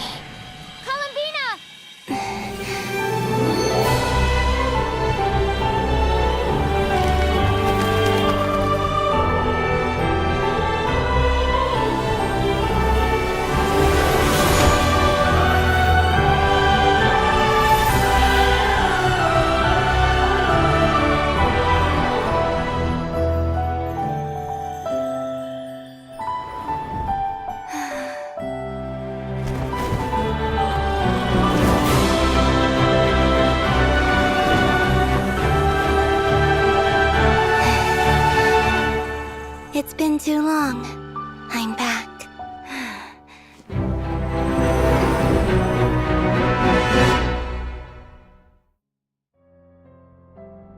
Stay focused on the battle, Traveler. What a touching reunion. Though I personally find myself repulsed by the sight of weakling huddled together for warmth. Now you're quite finished patting yourselves on the back. Show me how long you can struggle before you drown. Watch out, Columbina! Face itself! I know. Wait for the right moment. We'll strike together. Moon's remnants fall! Break out!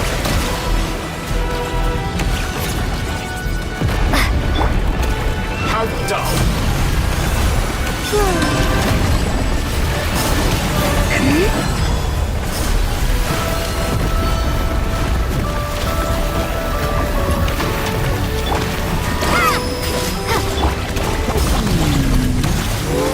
Good, keep it up.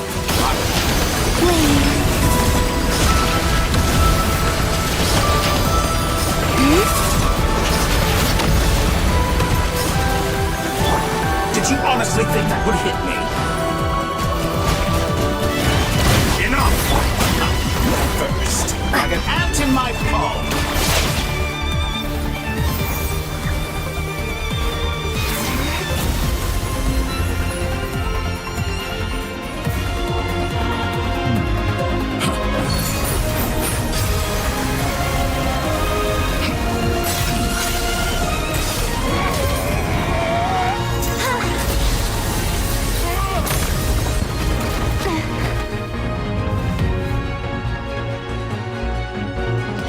You the new moon's blessing. The new moon shines upon you. I am growing weary of your stubborn... It's over, Dottore!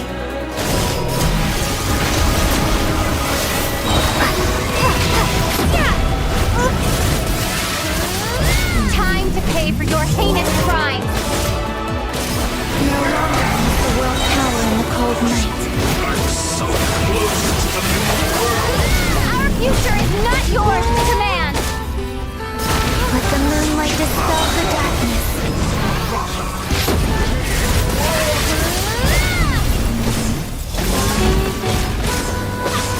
Everlasting is the moonlight.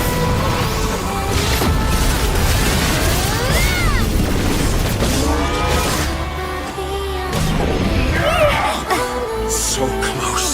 I was so close to the new world. Willfully blind. How can you be so satisfied with your fate?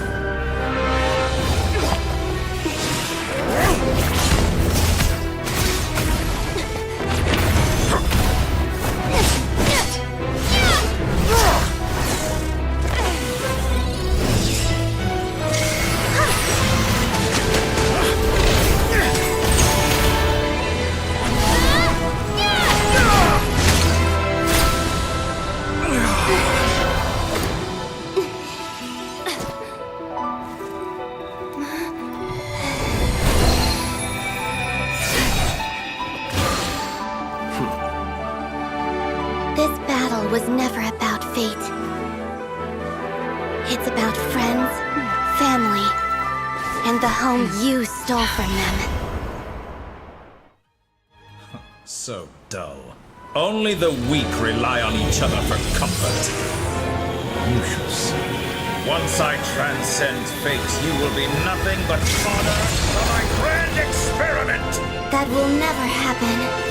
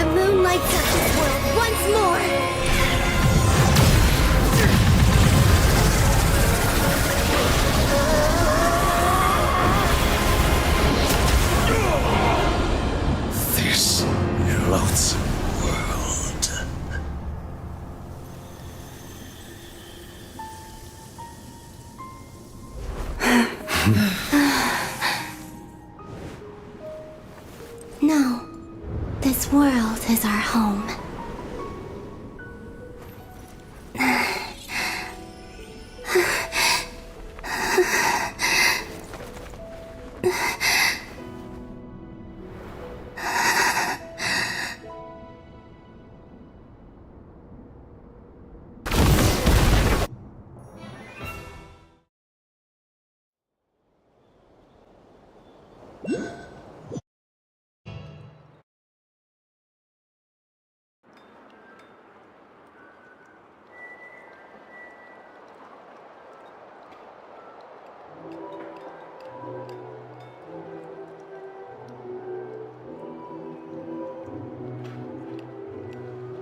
No, you're doing it wrong. The moon looks like this now. What are you drawing, children? The new moon, Mom. It looks different than before, doesn't it? Also... Can I go buy a sugar sculpture today? Please? Just one? All right. I suppose today is a special day after all. Almost like a festival. Extra, extra! Get the latest Nasha Express here! Post-disaster report! Nasha Town reborn beneath a new moon! The voyage begins today! The future looks bright thanks to the League. Want a copy? I knew things would be different.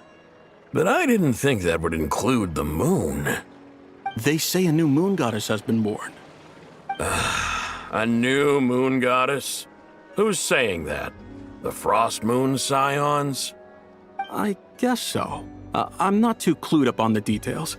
As far as I'm concerned, the moon's still in the sky and it's business as usual. Hey, since we've come all this way, shall we grab ourselves a free meal while we're here? Are you a convert now? Or are you just here for the free lunch? Oh, come on, what does it matter? After everything we've all just been through? That smells good. All right, that's it. I'm hungry. Time to eat. Come on! We gotta get there early, or there won't be any good spots left! Shh, keep it down. This is a residential area. What if people are still sleeping?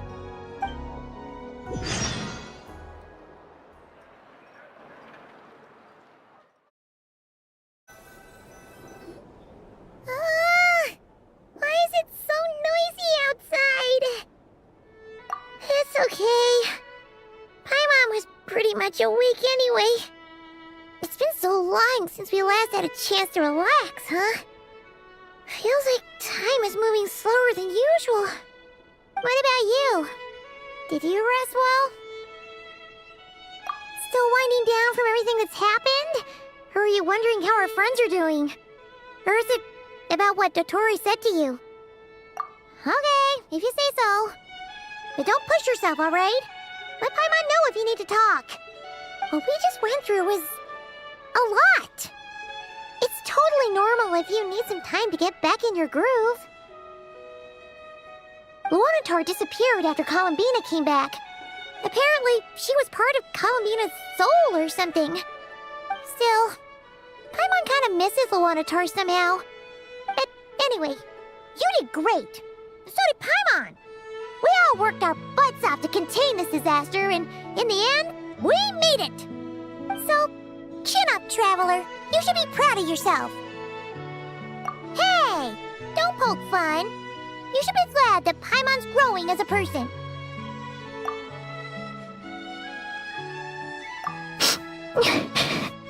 Paimon didn't think you'd mention it. You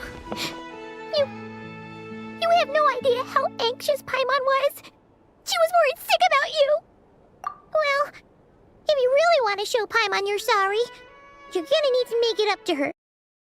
You better be ready to splash out on a lavish meal.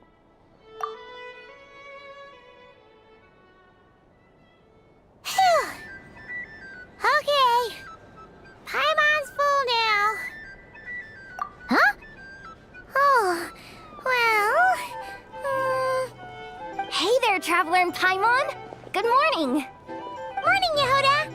Here for some breakfast? Oh, I've already eaten. Just need some water. I was mostly worried you might forget what day it was today. So, I came over to remind you. Careful there, Paimon. Too much food will make you drowsy. Don't let anyone catch you hiding at the back and nodding off during the League meeting. You should probably be saying that to Aino. She's the baby of the... True.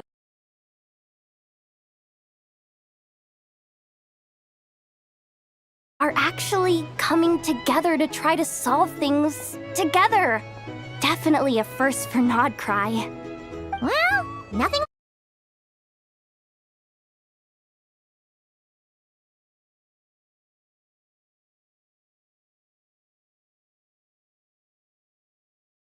Boss Neff that. She's not exactly convinced that people are gonna get with the program. Really? But if she's so pessimistic about it, why'd she agree to be the Curatorium's representative in the League? Probably 'cause... even though Unity sounds like a pretty far-fetched idea, the benefits it would bring make it worth a shot. I think things will work out, though. I swear, Nodcry feels like one big family now with everything that's happened. More than it used to, anyway. Paimon's with you on that one. And it seems like plenty of other people agree, too. Just listen to the bustling streets. All right. Everyone's been rebuilding these last 2 weeks, and the evacuees have been coming back in droves. Life's slowly returning back to normal. Which means... my workload's probably gonna shoot back up. Were you about to head out? There's still some time before the ceremony begins, you know. Yeah, we were gonna take a stroll around the square and say hi to some friends first. Sounds good. See you later then.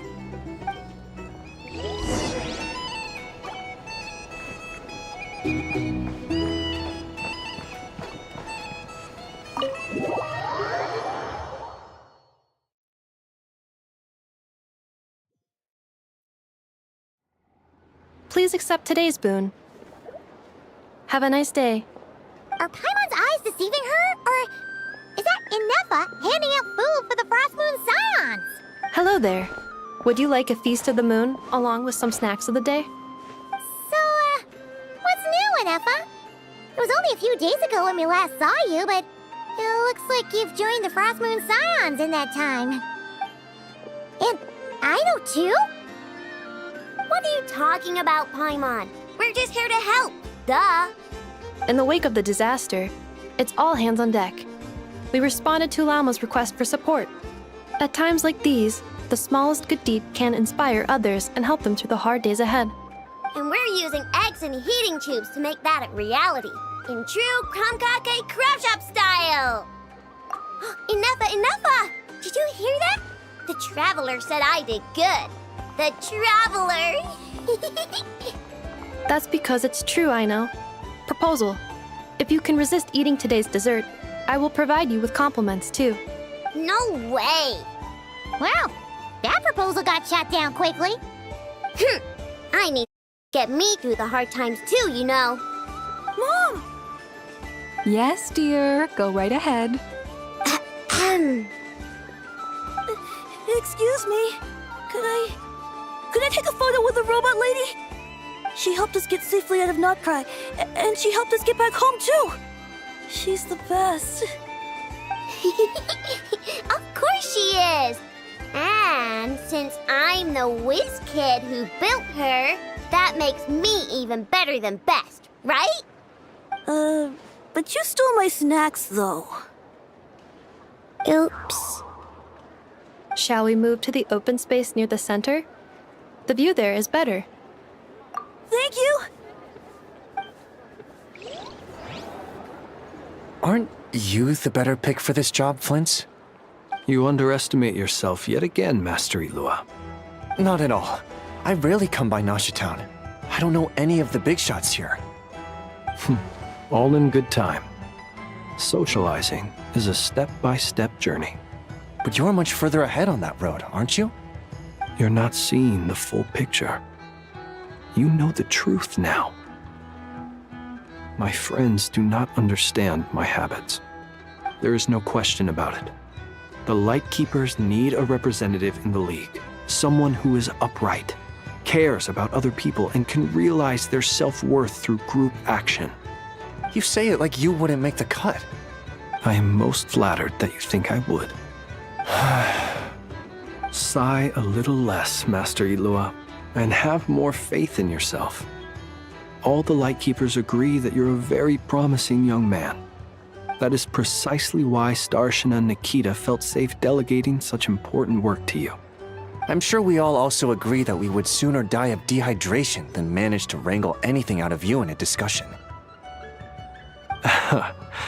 My apologies. I am not in the habit of bringing water with me when I go out. Whatever.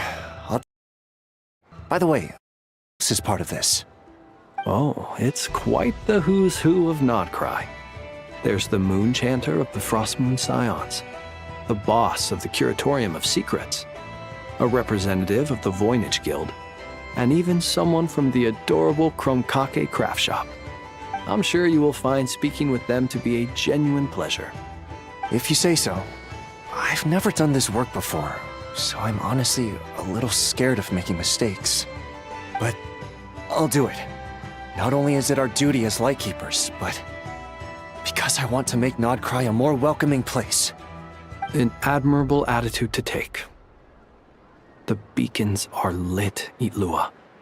We're but one step away from breaking through the blizzard.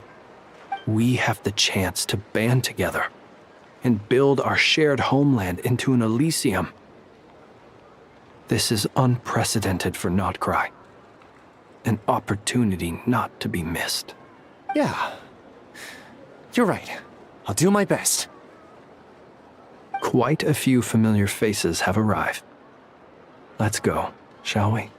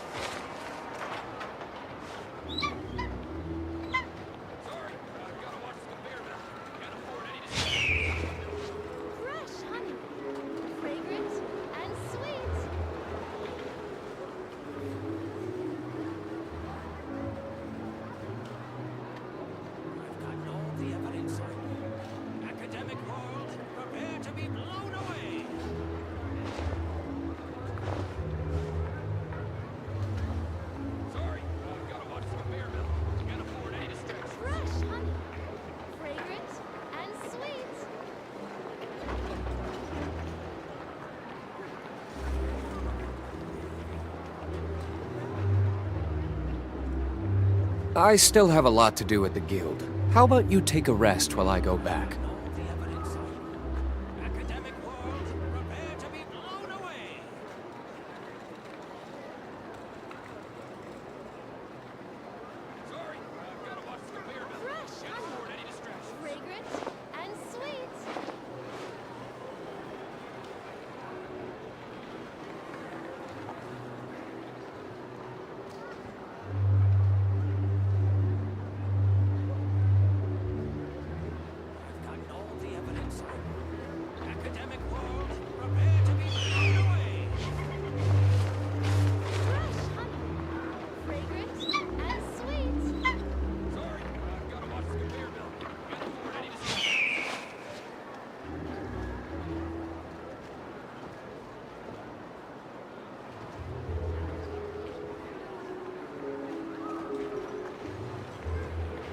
Guess we can rest a bit.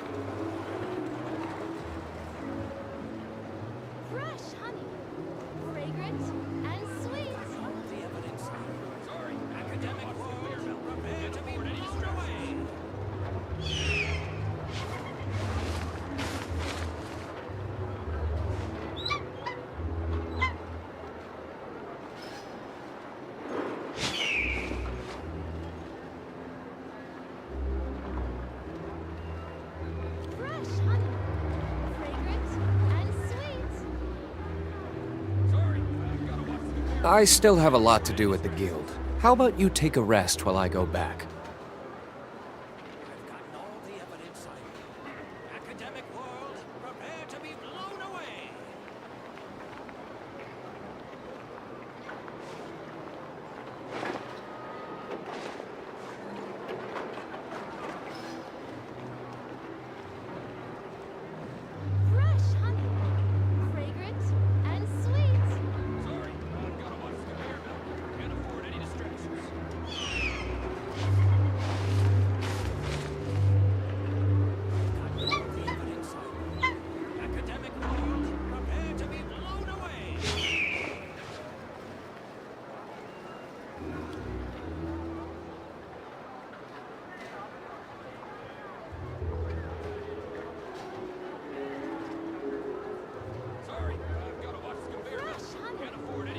You should really bring the Knights of Favonius with you next time.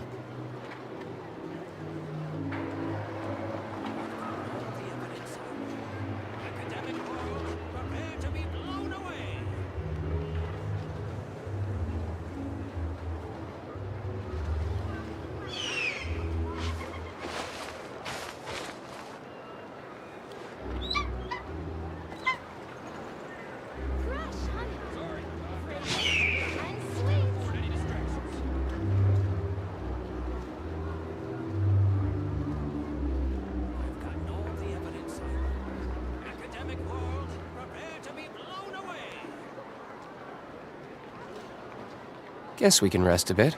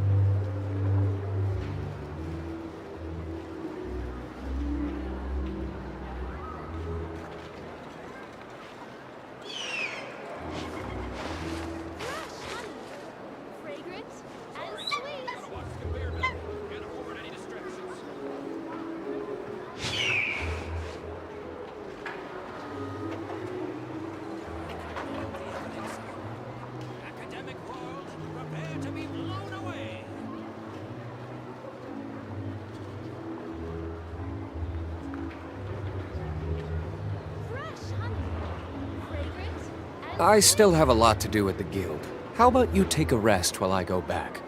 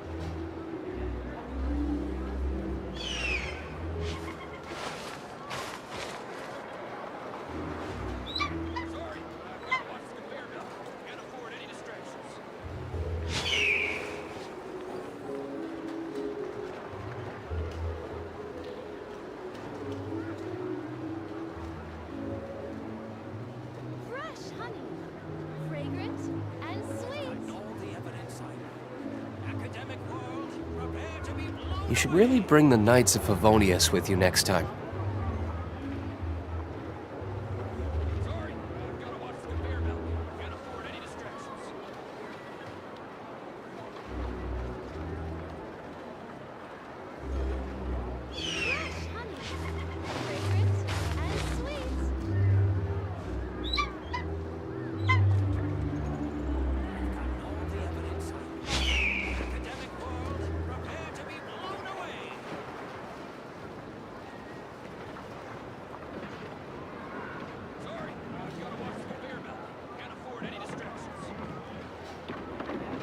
I still have a lot to do at the guild. How about you take a rest while I go back?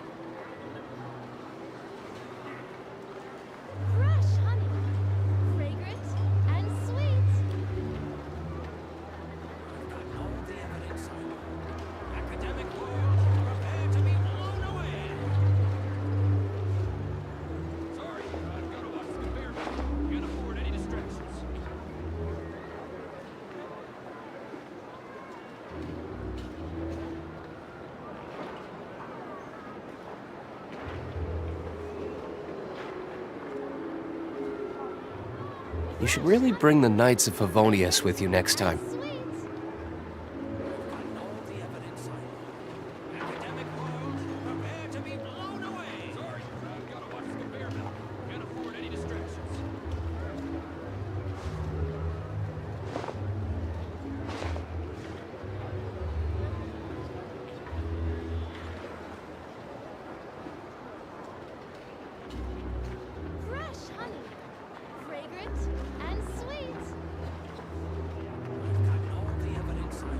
Guess we can rest a bit.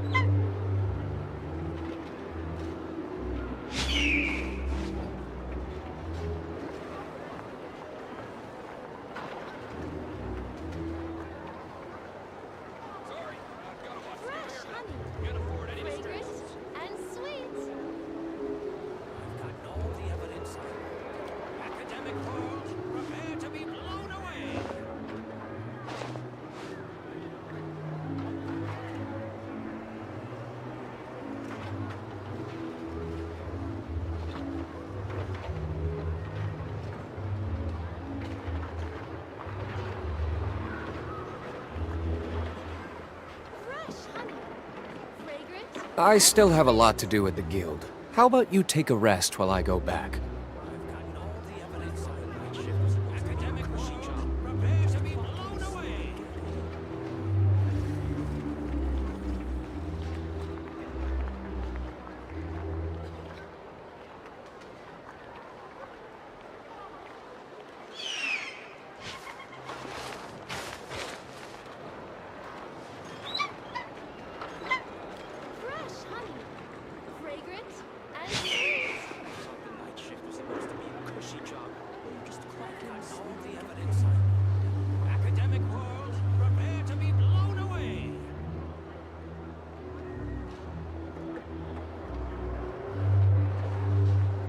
Guess we can rest a bit.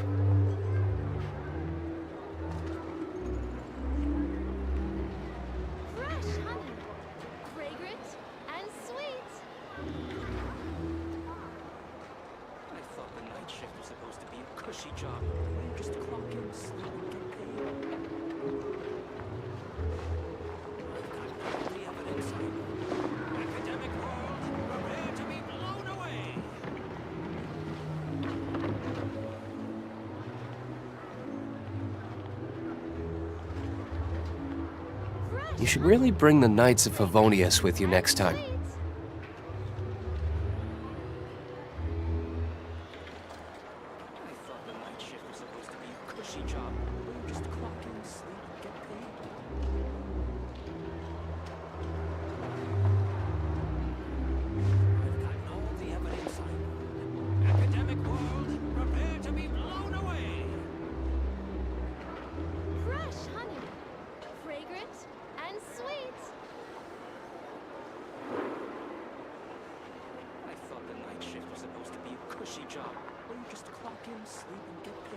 I still have a lot to do at the guild. How about you take a rest while I go back?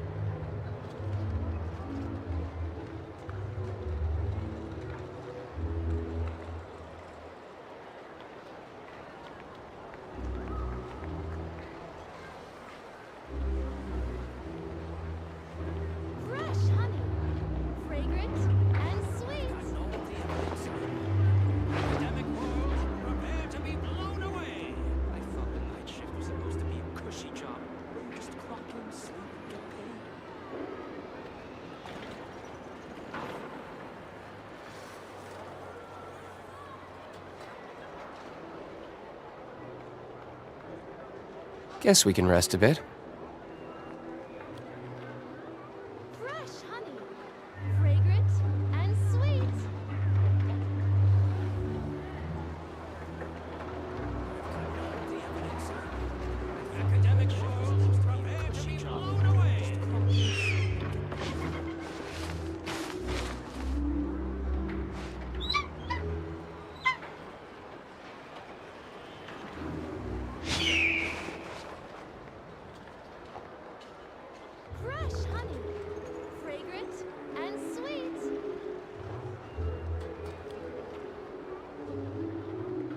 I still have a lot to do at the guild. How about you take a rest while I go back?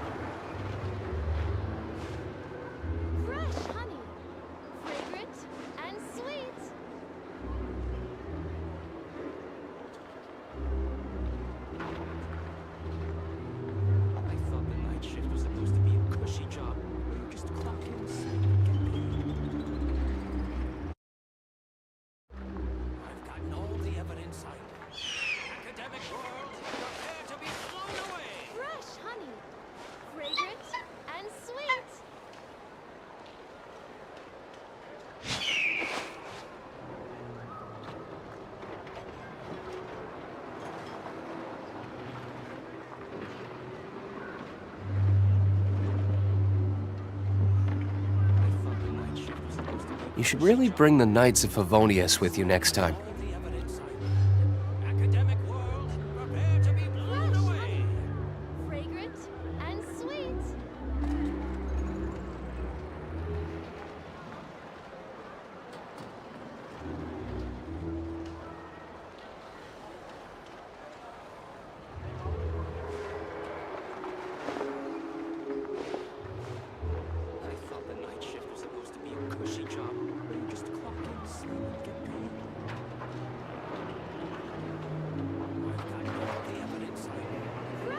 I still have a lot to do at the guild.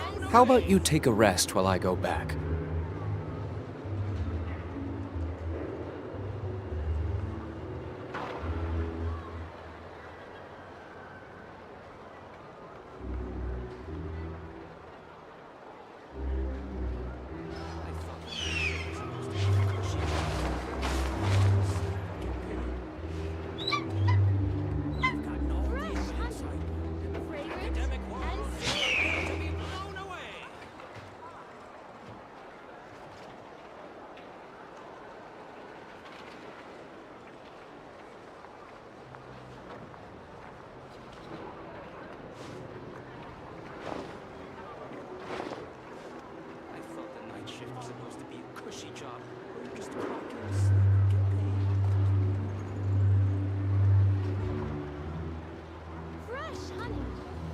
fragrant, and sweet. All the evidence I know.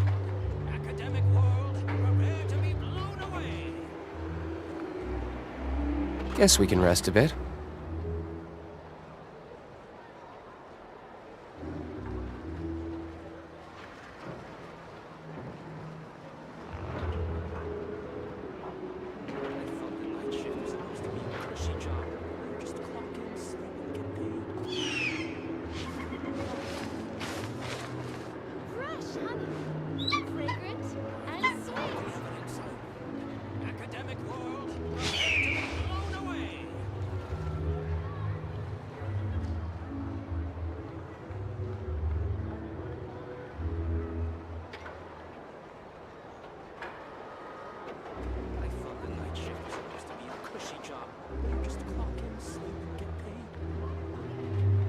You should really bring the Knights of Favonius with you next time.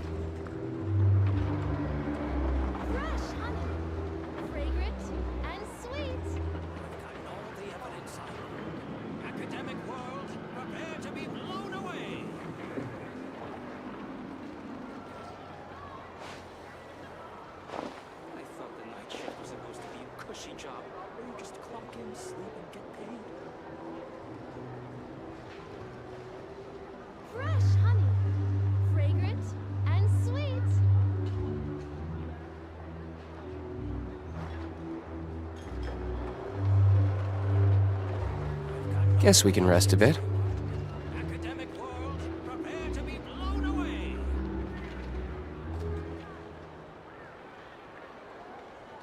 I thought the night shift was supposed to be a cushy job, where you just clock in, sleep, and get paid.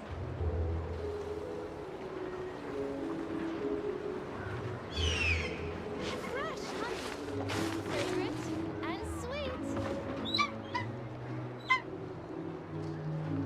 I've gotten all the evidence. Academic world, prepare to be blown away.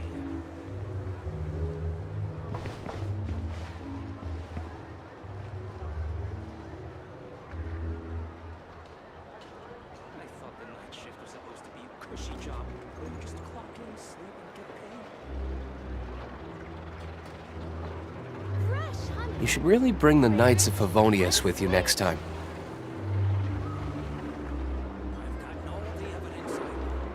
Academic world, prepare to be blown away.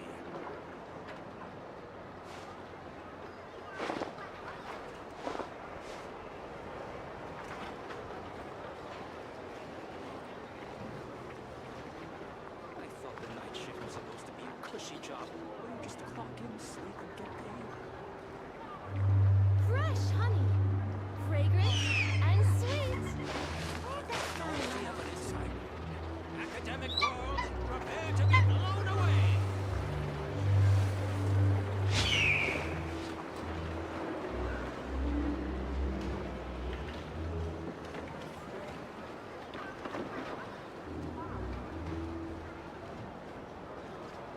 Fresh honey, fragrant, and sweet.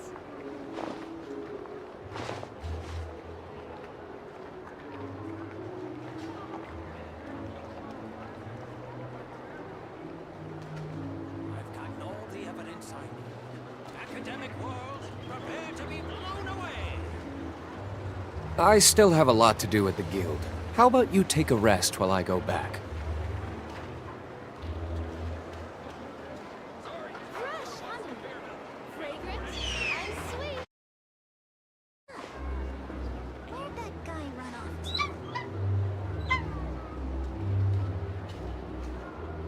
I've gotten all the evidence I need. Academic world, prepare to be blown away.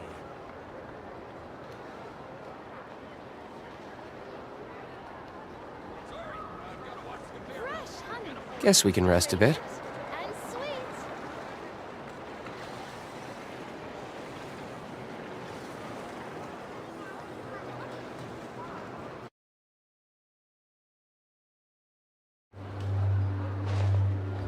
I've gotten all the evidence I need. Academic world, prepare to be blown away.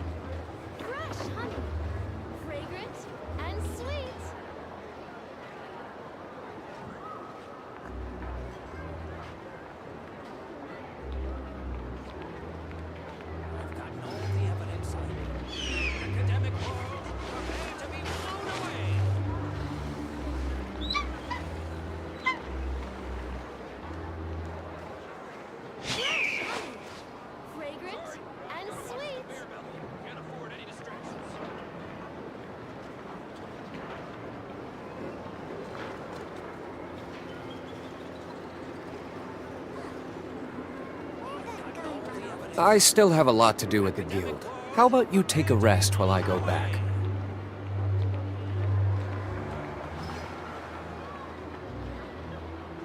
Fresh honey, fragrant and sweet.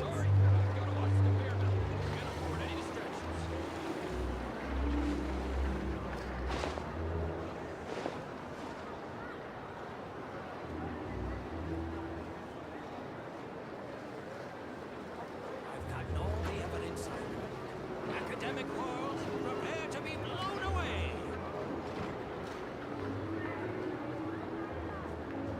Guess we can rest a bit. Fresh honey, fragrant and sweet.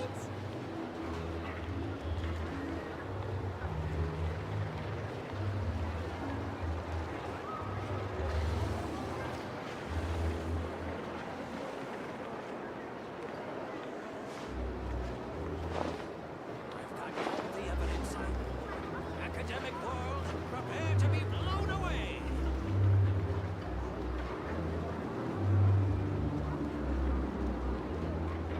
Fresh honey, fragrant.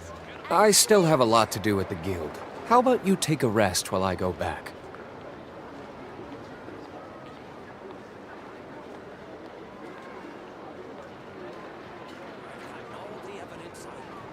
Academic world, prepare to be blown away.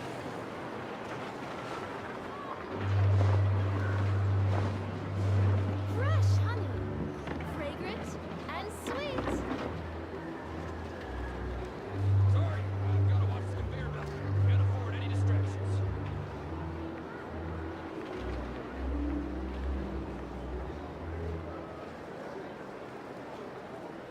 You should really bring the Knights of Favonius with you next time.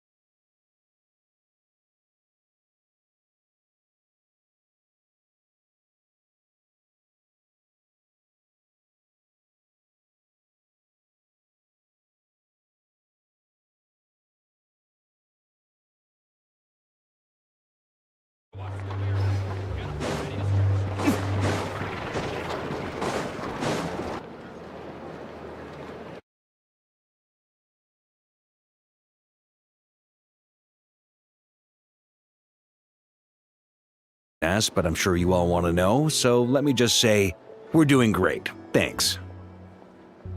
Well, great, but not perfect. Starting to lose my mind from boredom. Can't drink a drop of alcohol while I'm waiting for my wounds to heal.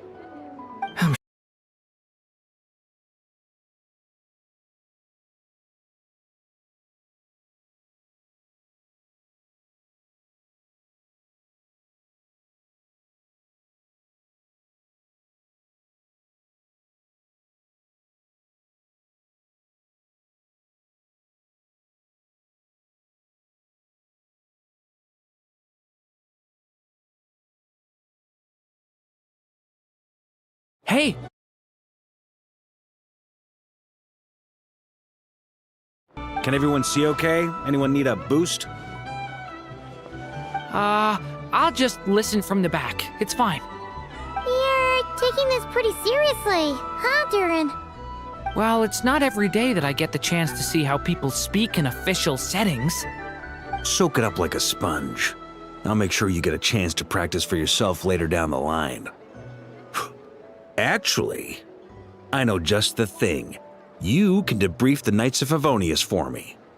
Mr. Varka, are you forgetting that I'm not a Knight of Favonius? I can knight you. Any particular title you'd like? Is he joking? I really can't tell. You'll have to figure this one out for yourself. It'll be a good learning experience.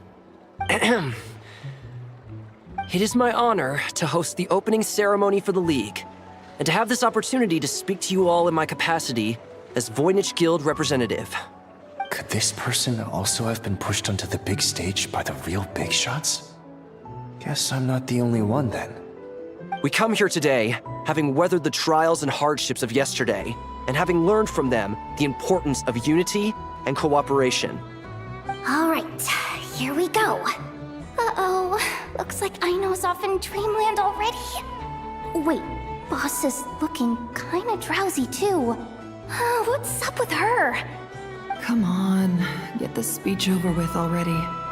Nodcry is our home, the land we rely on for survival. And as we chart a course for the future, may we persevere through the storms ahead as we sail towards a new era of prosperity, freedom, and hope.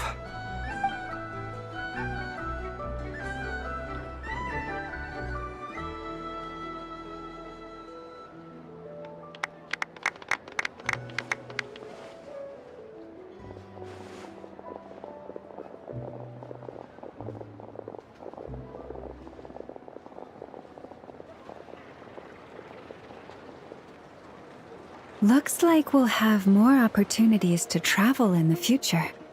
I'm sure you'll cope, Lady Moonchanter, given how fleet of foot you are. Unfortunately, I suspect I'll be too busy at the curatorium to act as your host. We have a busy schedule, not to mention an international network of contacts to manage. It'll be all right. I'll just check your schedule with Yehoda well in advance. And if she's not available, I can simply ask Ashru. So giving my employees extra workload isn't enough for you? You're really going to drag my cat into this too? I thought you'd approve. Aren't you forever increasing your employees' workloads? That's a bold statement. Are all the Frost Moon Scions feeling more audacious now that your moon goddess has returned? Columbina's return has brought joy to all who care about her. That includes both you and me. As for the Frost Moon Scions, we are learning how to thrive independently, without relying on the moon goddess. It is up to us to make our home a more livable place. Joining the League is one of the steps we are trying towards that end. I like the word try. It's nice and non-committal. You can opt out at any time and still say you tried. You don't see a bright future for the Frost Moon Scions? Or did you mean the League? I'm just not as optimistic as you. The Frost Moon Scions should count themselves lucky that they have a leader as stubborn and enterprising as you. But Nodcry's a big place, with all kinds of people. Most of them don't enjoy answering to a leader, or even listening to reason. Well, that's where you and your methods come in. Unless the Curatorium of Secrets is only here for appearances. For now, yes. And that won't change until this venture becomes worth my while. What would make it worth your while? Getting out more than I put in. Right now, I'd barely break even, but I'll grant that it's a good start for Nodcry. Then maybe it's worth a try. All right, you can stop now. Or do I have to join the Frost? You'd be very welcome to join us. Hey, you two! Congrats on all your hard work! What are you chatting about? Nefer was trying to dissuade me from adding to her employees' workload. Sorry, what? Your conversations are always the most interesting. Would you two care to join me for some tea before heading to your next destination?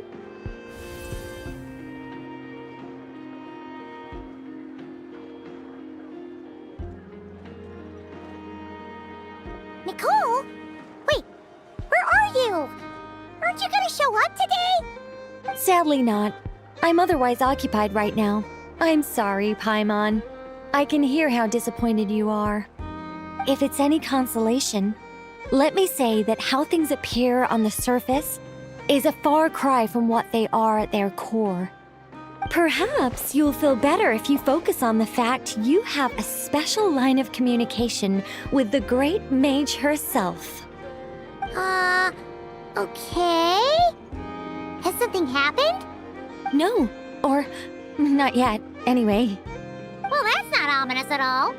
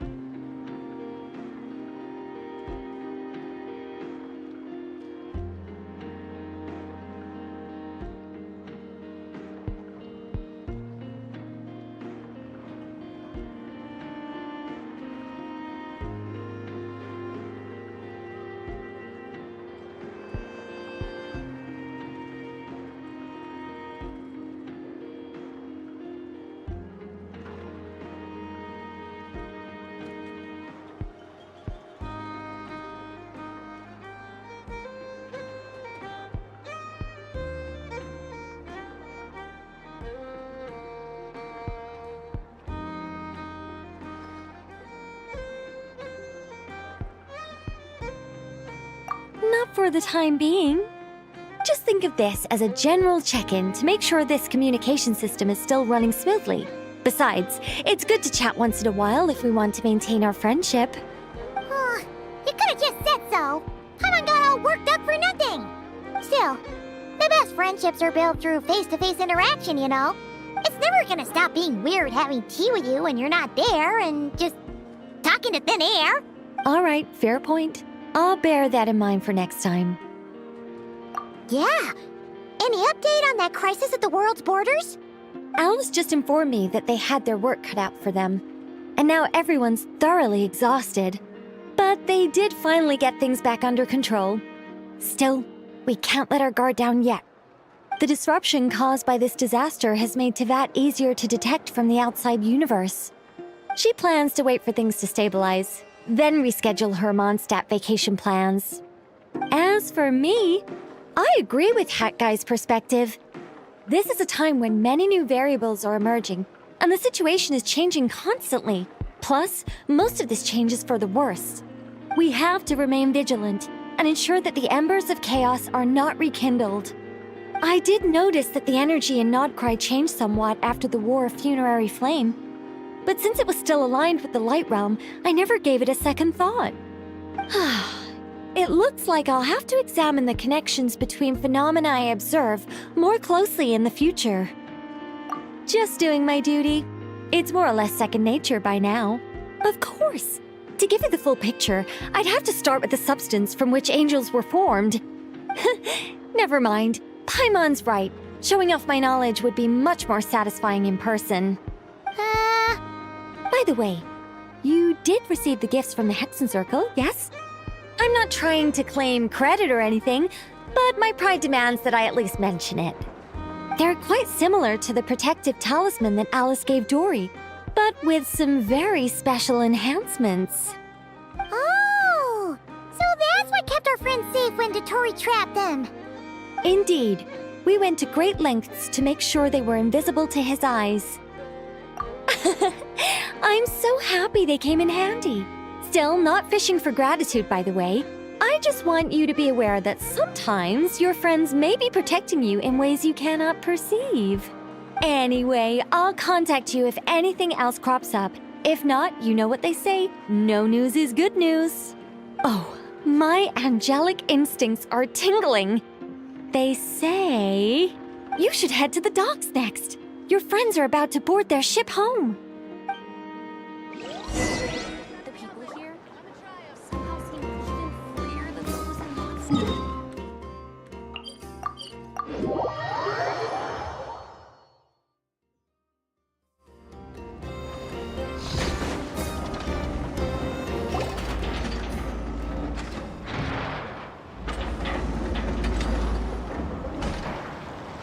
You're here. You're here too, Hat Guy! Are you heading back together? No. I'm bound for Sumeru, and she for Fontaine. We just happened to cross paths at the harbor. Everything seems fine. Sandrone may have an abominable temper, but she's always been very responsible with important calculations, and things entrusted to her by valued friends. You always speak as if you know us inside out, Mr. Hat Guy. Maybe I'm just a good judge of character. I certainly hope that's all there is to it. Regardless, you have been a significant help in this matter.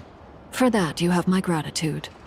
I didn't do anything special. Sandrone's the one who completed a seemingly impossible formula and turned the tide of the entire battle, even giving her life in the process. She's the one we should be thanking. Even we were unaware that Sandrone had hidden the real formula inside Polonia's body. She managed to fool Dottore into thinking the formula was running in her system by installing an identical-looking decoy within her. She probably realized that she didn't have the strength to stop Dottore. But this way, she could at least get him to lower his guard. She always worked like that. Always had a backup plan. Well, that's why I'm traveling to Fontaine. She made a request of me long ago, and the time has come to fulfill it. Think of it as her will.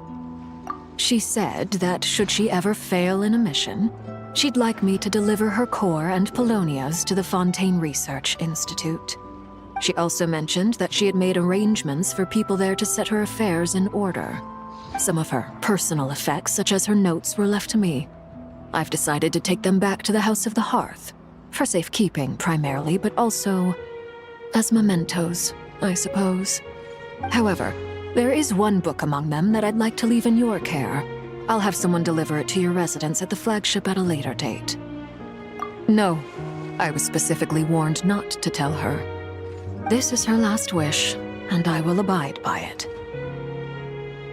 I can only hope so, but none of us here can know for certain.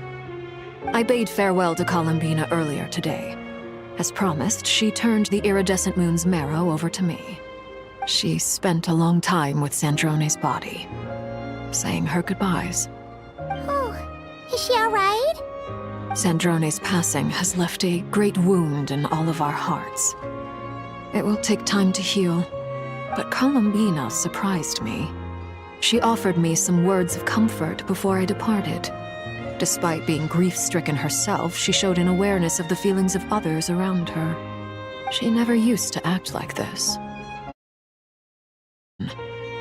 And I suspect that we have you to thank for much of the change we are seeing in her. After these recent events, the Tsaritsa has revoked the Pale Star Edict. Snezhnaya now realizes that the arrest warrant for Columbina was just a ploy by Dottore, who coveted her powers. I shall return to Nodcry to see her as soon as I find the time. I hope that from now on, she too will explore more of the world. Columbina Hyposelenia's journey is only beginning. My ship is here. Traveler, Paimon, we shall meet again. You too, Hat Guy.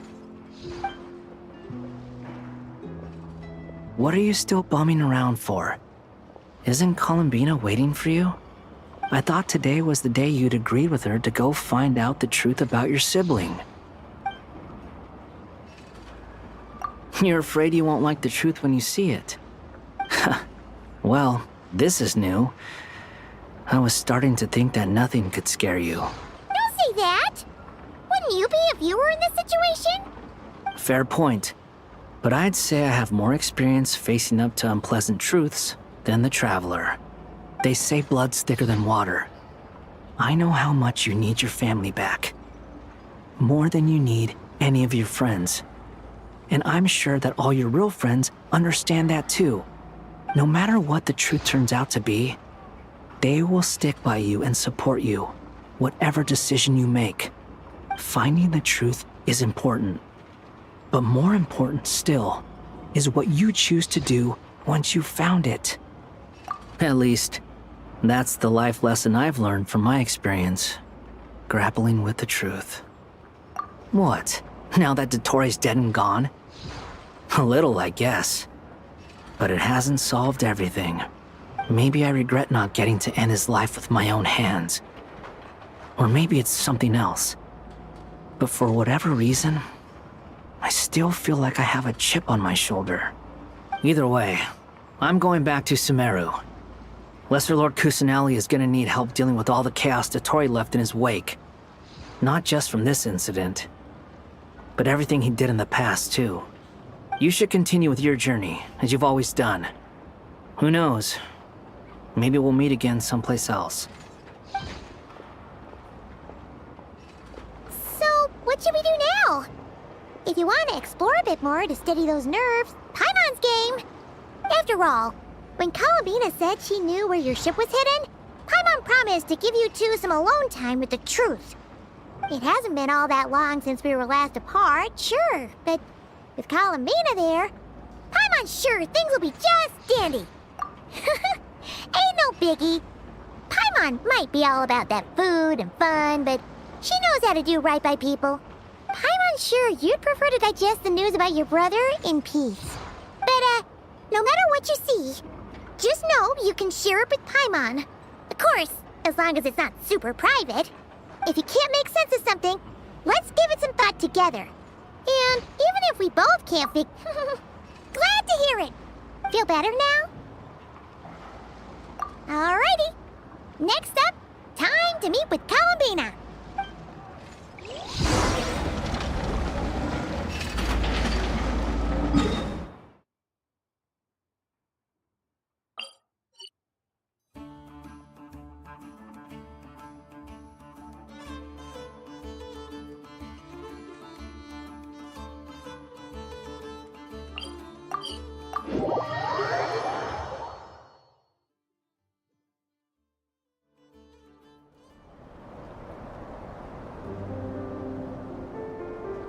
Columbina, we're here! Can't quite believe we're meeting out here. We've gotten used to walking over to Silver Moon Hall whenever we go see you. Well, you're still welcome to go there whenever you want to see me. It's just, now that it's all over, I've decided to make some changes. Try and fit in with the Frost Moon Scions, like Lama suggested. The older generation are still timid around me. They don't dare get too close, and they bow their heads when I walk by. But things are much better with the children. I see more curiosity in their eyes. Hopefully, by the time the next Moon Prayer Night comes around, I can enjoy the festival with them as myself, without having to pretend that I'm only dressed up as the Moon Goddess. You'll do fine, Columbina. Paimon's sure they'll realize you're super nice once they get to know you better. You really think so? When we first met, you thought I was a little up in the clouds. We were just starting out then, come on! So Lama told you, huh? I'm only teasing. I know that I have you to thank for pulling me back down to solid ground. It feels good to finally stand firm on the earth where I was born. Oh, that's great!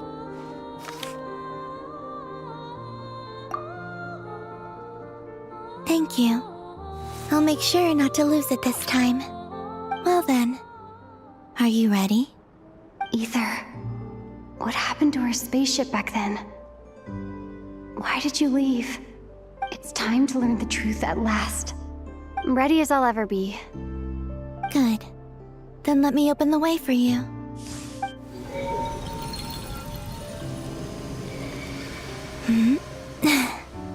Where does this lead?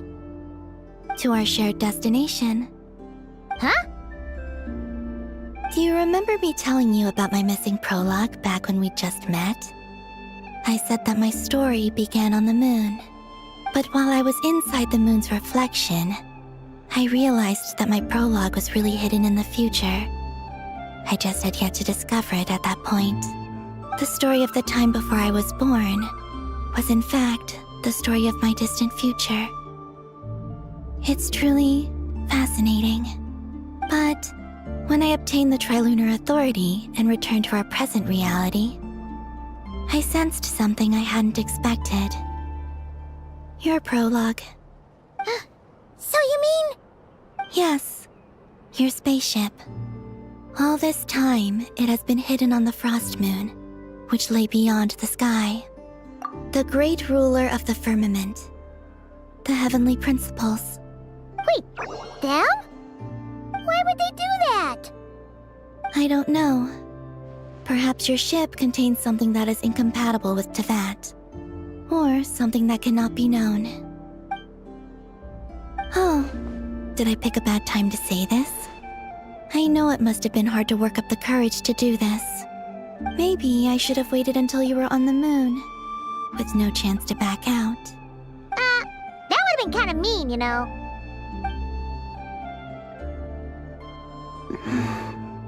Take me there. Oh? Whatever is hiding in that ship, it belongs to me and Ether. Those memories belong to us. No one else has the right to decide whether I should or shouldn't know about it. Not even the heavenly principles. Very well. Then let's go. You two take care, alright? And don't forget to come back soon! Rest assured, Paimon. We will. Traveler, after you. Thinking about the story that we'll find hidden on the moon? Yes. And hoping that it has a happy ending. Stories like that don't exist, you know? You don't believe in happy endings? I don't believe in endings.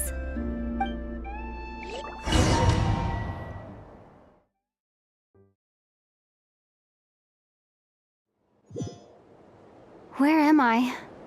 This is the pathway I built between Teyvat and the Frost Moon. The moon is very far away from us, so it could be a long journey.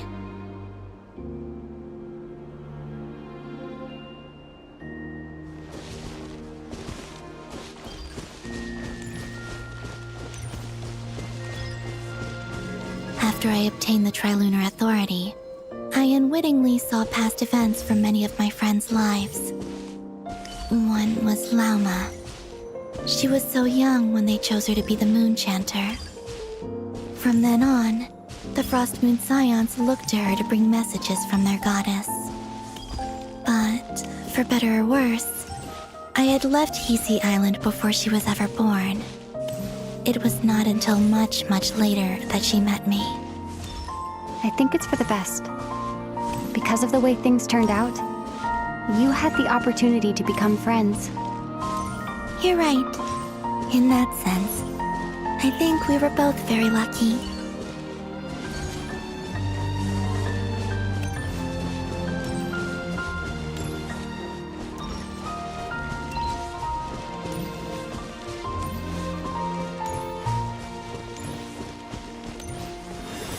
Oh, and about that mage, Nicole. I only recently learned that she has lived in Teyvat since the time of the Three Moon Sisters.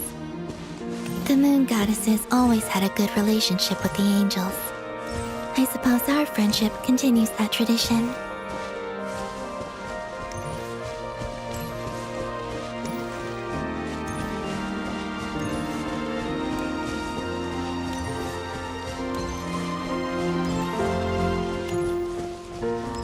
And then there's Sandrone. I never knew that much about her, beyond the fact that she was created by someone called the Lord Artificer. She, too, suffered for a long time before joining the Fatui.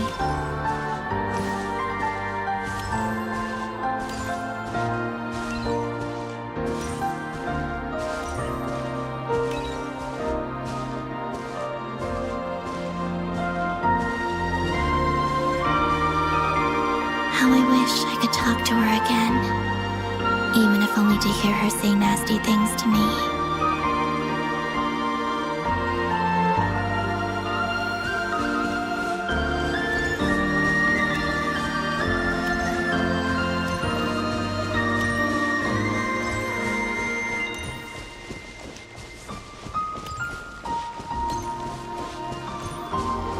Also, I saw your sibling's story.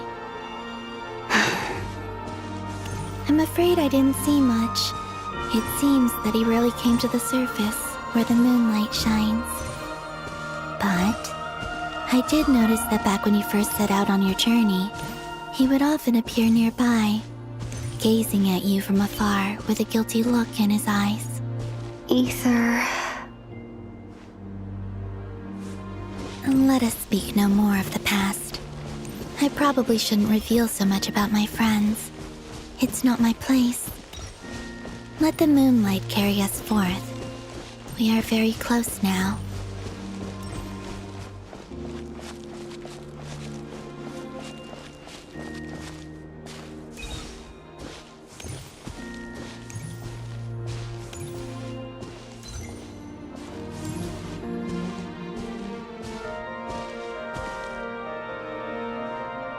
After this, I'd like to bring some kuhenki to the moon as well.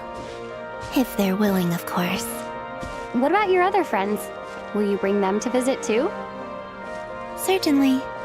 But I'll need to tidy the place up first. This home hasn't received any guests in a long, long time.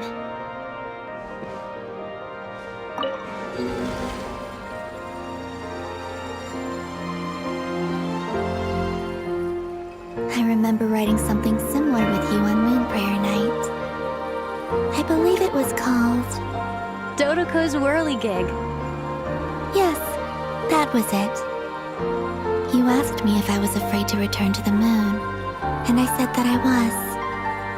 The idea that I had gained something precious, only to lose it so quickly. That frightened me. But I'm not afraid anymore. Besides, this time, we're traveling together.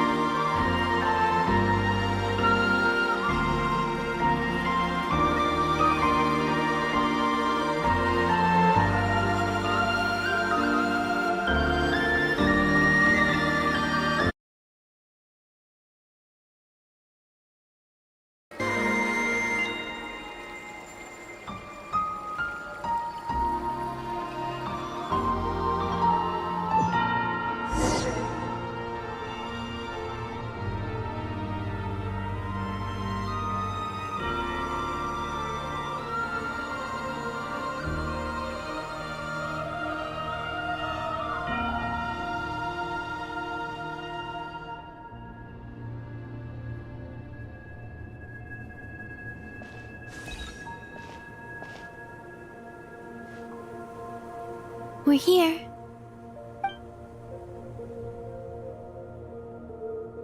Over there.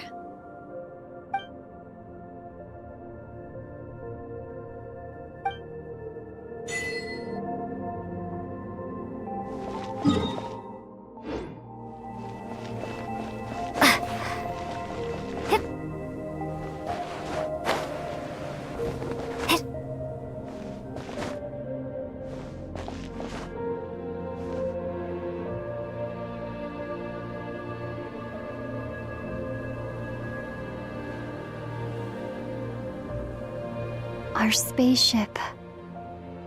It's huge. I suppose that the moon is the only place one could hide it.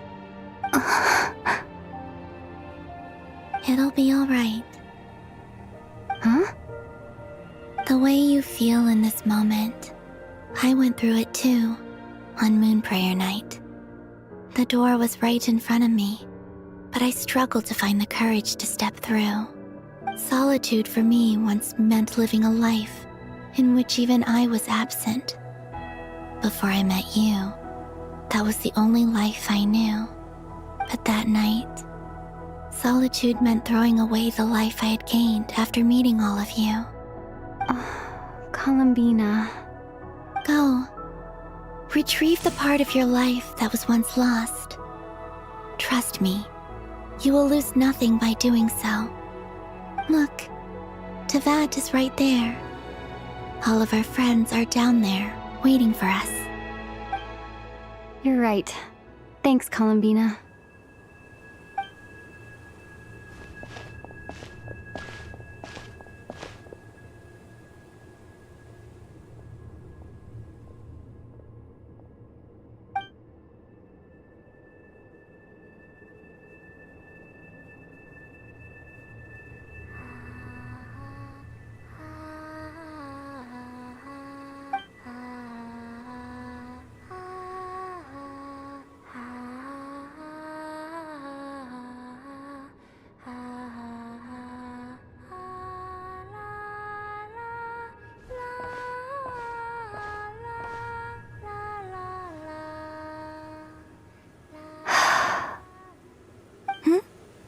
Finished?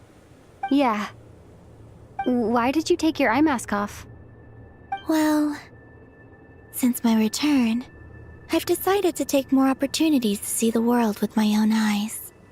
Besides, I've always wondered how Teyvat looks from the moon. And what do you think? It's beautiful. I could spend a whole day here just gazing at it. What about you? What do you think of the truth you found? I haven't looked at another person's expression in a long time, but I think yours is saying it was neither good nor bad. Keep this up, and it won't be long before you give Nefer a run for her money. Oh, I don't think that's going to happen. I'm much more used to sensing what's going on around me with Kuvaki. I think I'll save my eyes for seeing special moments I really want to remember. I read the spaceship's flight logs. I always assumed that this was my first time in Teyvat. I thought that Ether and I must have been hibernating in space for centuries on end, but the logs show that our spaceship flew over the skies of Teyvat once before. A long, long time ago. Flew over? So you didn't land? No. The ship barely came to a stop before flying on again. After that, it continued traveling through space for a long time. Some of the data is corrupted, but I suspect that it kept flying for thousands of years. It was only after that that the ship made a forced landing in Nodcry. When Ether found me, he came from outside the ship. Could this mean that he left the ship long before I did? Maybe even during our first pass over Teyvat? Are you alright? Yes. I can feel that the truth is coming together. Once, I remember Ether telling me that when he first arrived in Conria, he could not recall the past. So this might be something that even he doesn't know. Here, I made some space for you. Your mind must be racing, and this seems like the perfect place to relax and clear your head. Oh, wait, there's one more thing. What is it? Wait here a moment.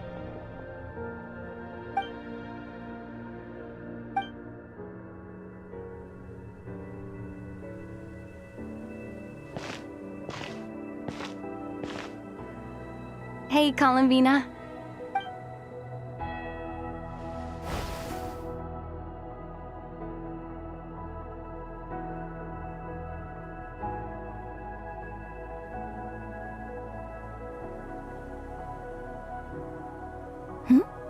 Is that a new outfit? An old one, technically. It's been in a cabinet inside the ship this whole time. It's a matching pair with Ether's. He's always liked this set more. I don't think there's a huge difference. Really? Yes. It's still the same you. You're the same person, no matter what clothes you wear. Only Columbina would make an observation like that. Traveler, do you consider Teyvat your home? Home is wherever ether is. But then, after all the time I've spent here and everything I've been through, yes, I'd say it's my home. Would you change your answer if Teyvat changed appearance? I mean, if the truth about Teyvat turned out to be different than what you thought. I don't know. But I don't think so. The truth is not what matters most to me about Teyvat. When I was first born, I longed for a home.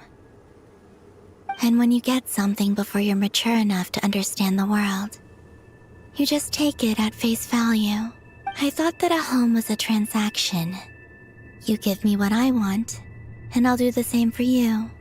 But you and your friends taught me what a true home should look like. You never asked for anything, yet you gave so generously to me. That's because your friendship matters to us. It was worth it. In the past, I thought that my birth in Notcry must have been a mistake. But after journeying to the distant past where the story began, I realized that it was I who chose Notcry to be my future home. Now, I am glad that I made that choice. I'm sure your friends are just as glad. In fact, I intend to make the same choice today as I did back then. What do you mean? Well, I've given the Eternal Moon's Marrow to Lauma, and the Iridescent Moon's Marrow to Arlecchino. And now, I shall return my Kuvaki to Notcry again, that it may continue to protect my chosen home. Wait, but what about your body? Oh, are you worried that I'll disappear again? I won't. Not this time. The Frost Moon has now entered the false sky, and I am the Trilune Goddess. I am only returning to Notcry the part of me that it needs. I am giving what I can, because my home is worth it. Oh, and I have something for you, too. For me? Yes. Come closer.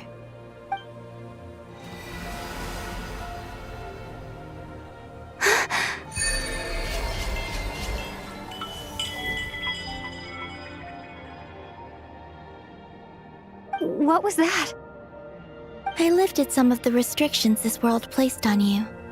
I trust this will help in your future adventures. My power. It feels like it's grown. I can use the elements more freely now. Thank you. This will be a great help. You're welcome. I see you as family, and after everything you've done for me, In fact, no. It's not because I owe you. It's because you're worth it. Here, this flower is for you.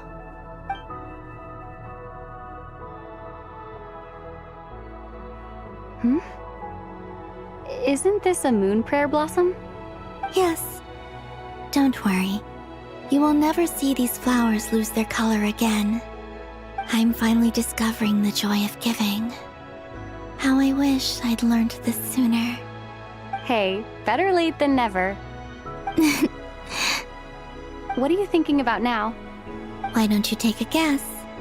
You get one shot.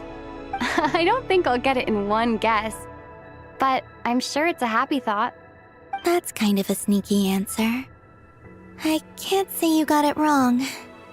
Down in Teyvat, the moon seems so far away. I felt it might always lie beyond my reach. But on the moon, everything feels so close by. The haze that once enshrouded the skies has finally been dispersed. I feel like a traveler on a winter's night, starting a new chapter in my tale by the warmth of a bonfire. I don't have a lot of luggage, but I do have a lot of hope for the future. Well, what's next? Next? To start with, I want to stay here just a little longer. After that, let's return home and continue our journey.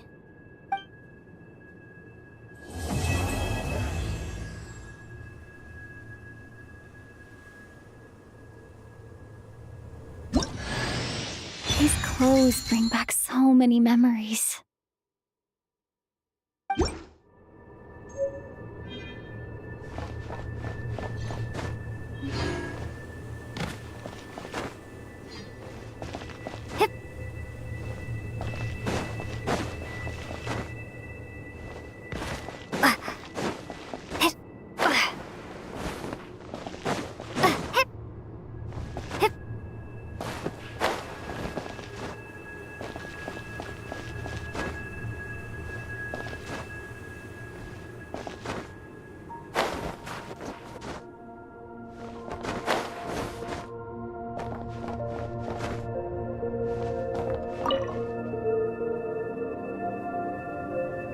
The journey goes on, for you and for me. Like I said, this is not the end. I don't believe there has to be an ending. Oh, is that your next destination? Most people would probably tell you to pack some warm clothes. But I experience things differently than most people, so I can't know how cold it is. In fact, it is home to quite a wondrous heat source. I think they call it Kreshnik's torch. Every city in Snezhnaya is built around one of those. I sensed the energy it gave off as I was passing by on a railway train. It felt grand and distant. I also recommend the Korolievsky troupe in Snezhnograd. They give performances quite regularly, and entry was free for harbingers. I liked them a lot. Ice cold and sharp. Crystal clear in some ways, yet profoundly unfathomable in others. Like the thick layer of ice on top of a frozen lake. That's just the impression that Tsaritsa gives me. I was never able to glimpse what truly lies beneath that icy exterior. In fact, I don't think the people of Snezhnaya even know what kind of power their god wields. Maybe that's because the Tsaritsa herself has never acknowledged, nor accepted that power. There's Regrator, the Rooster, and the Jester. Between them, they control a lot of what happens in Snezhnaya, but I can never wrap my head around how exactly power is split between them. I just know they are each responsible for many specific domains. I noticed that the Rooster and Regrator often appear to get along on the surface, while working against each other in secret. And theirs is not a friendly rivalry. But I wasn't particularly interested, so I tended to keep my distance. Now that I think about it, the term Mistelton often seemed to come up in connection with Project Stuja. Once things settled down in Notcry, beyond Snezhnaya, you've told me so many stories about the other places you've been to, and all the friends you've made there. I'm curious to visit those nations and see them for myself. It would also help me learn more about the journey that has made you into the person you are today. Okay. As you continue on your journey, don't forget to gaze up at the moon once in a while. It is, after all, no longer an illusion. It shall cast down its true moonlight, connecting us in truth.